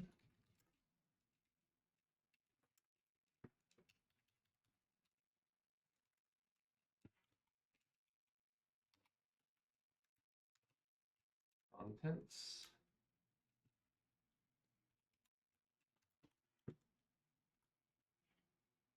Oh, it's null. Why is that null? So it's crashing because of this. Stir copy this mess. But why would it do that? If the token is valid, so what else about that token then?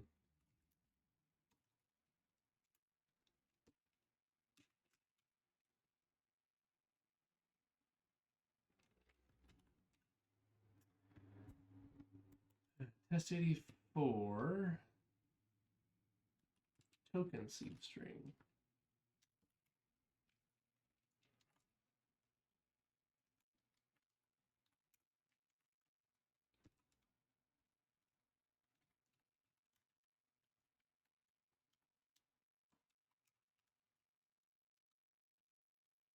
That's the character, that's the string.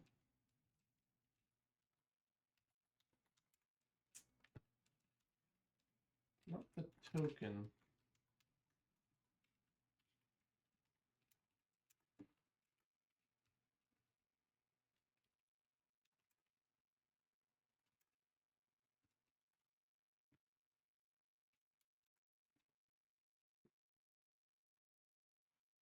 Oh, because of token C string. There we are.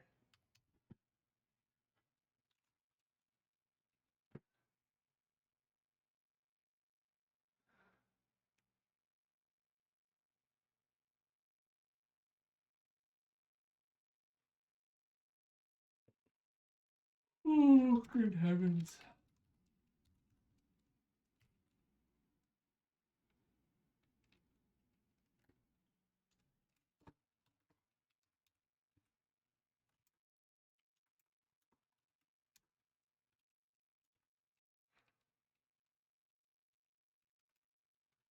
Backtrace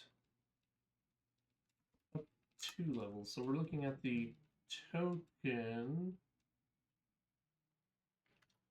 Nope, down 1. That's the token. print this token, print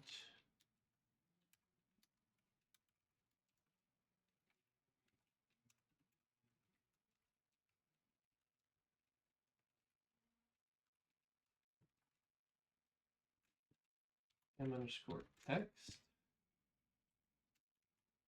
is a thing. What's going on here?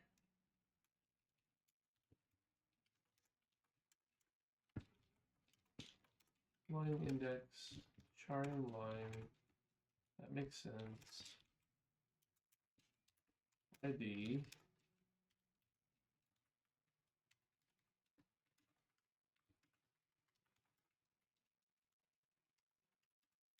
valid. Why then?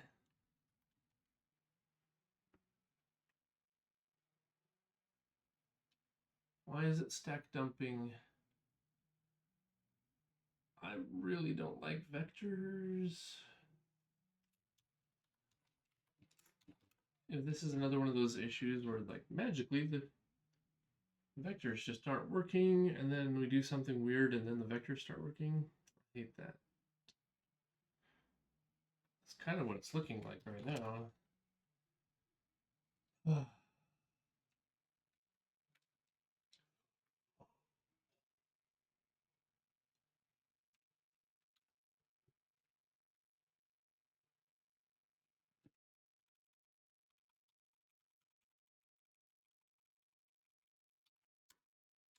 Run.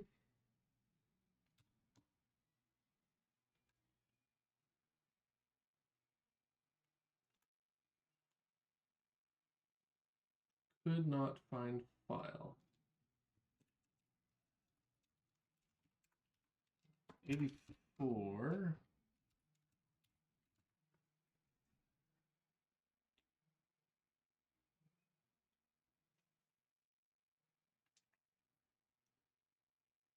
It shouldn't have 4 tokens. Let's see here.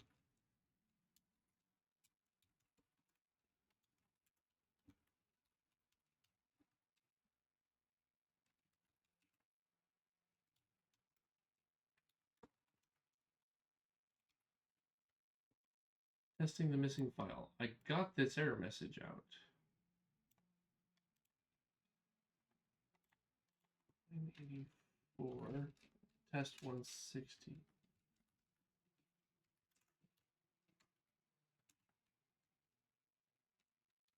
We expect 1 error.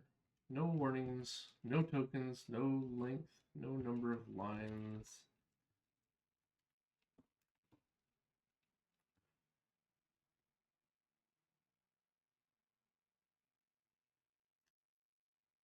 And yet,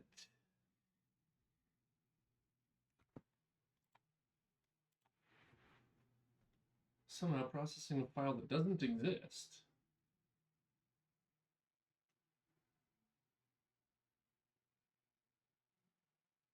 is breaking. This should be 0, so up 3, print token count.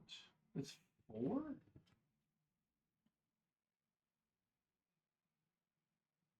All right, we've got something a little bit weird going on here.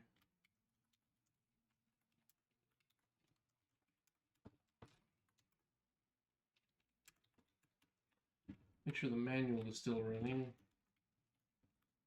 The manual build, manual test.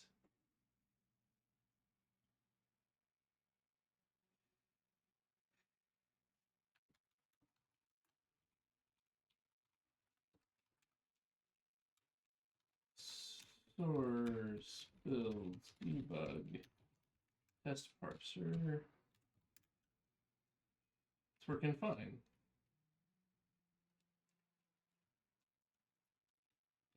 So what's wrong with the automated testing?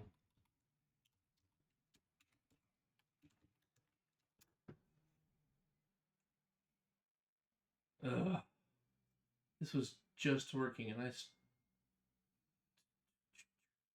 don't know why this would be different. Build, execute.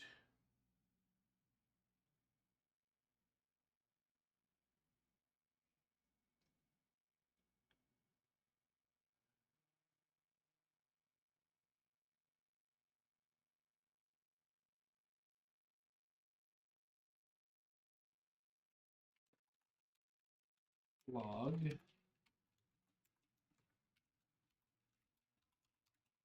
Could not find file. Fine. But after you do that,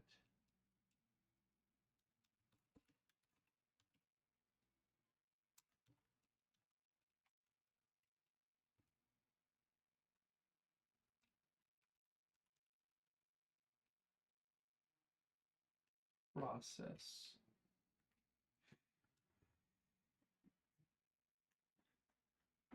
When we process, do we not clear?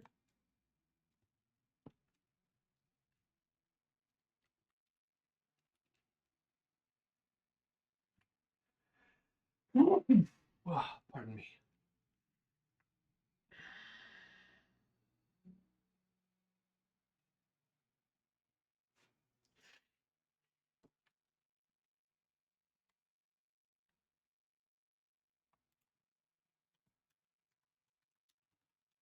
Context.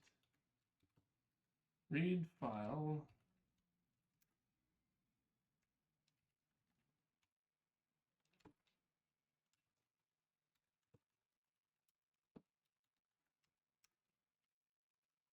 Clear everything. Clears the token, clears the buffers, clears messages.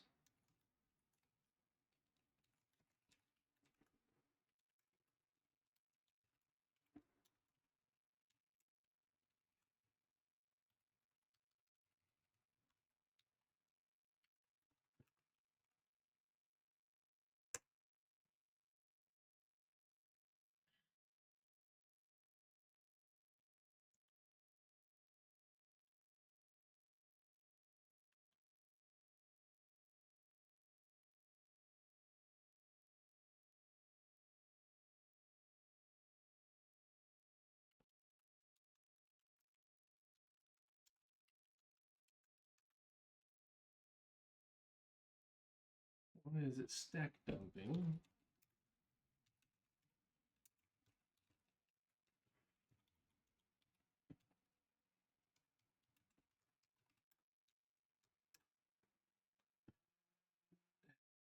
Backtrace. This doesn't even make sense where this is crashing. It shouldn't be in here for this test.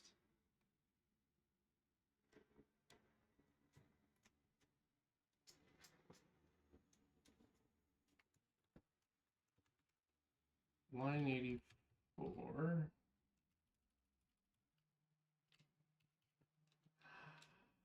Unless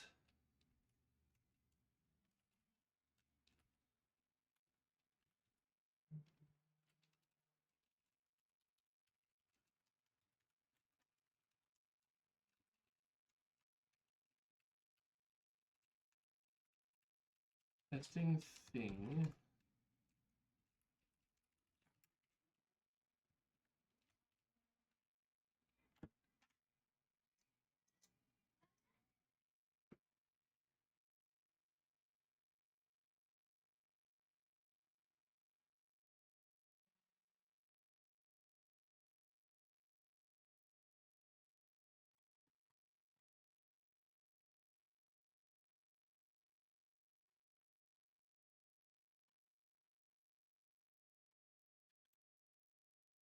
process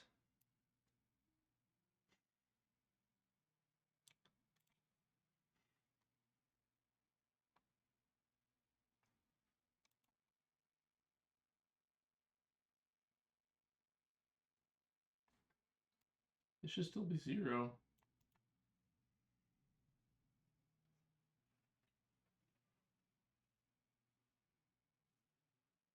should still be 0. Ugh, well, we're going too long. It's something silly. We're gonna have to come back and visit this next week, I guess. Oh man, we were so close. All right, let's write this up real quick. Journal.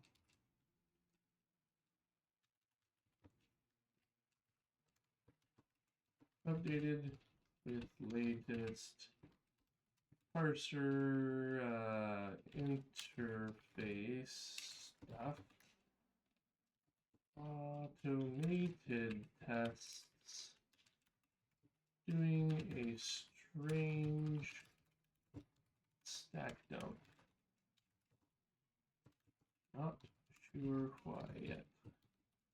That's probably about as far as we're going to get today. All right. Well, I think that's it for today. We'll get that done. You have a wonderful evening, JTL. And yeah, next week we'll wrap up the game as far as development goes, and then maybe we can start some side projects, some learning things, learn some languages, rebuild my Emacs. Yeah, so everybody have a wonderful weekend. Take care, and I will see you on Monday. Bye-bye.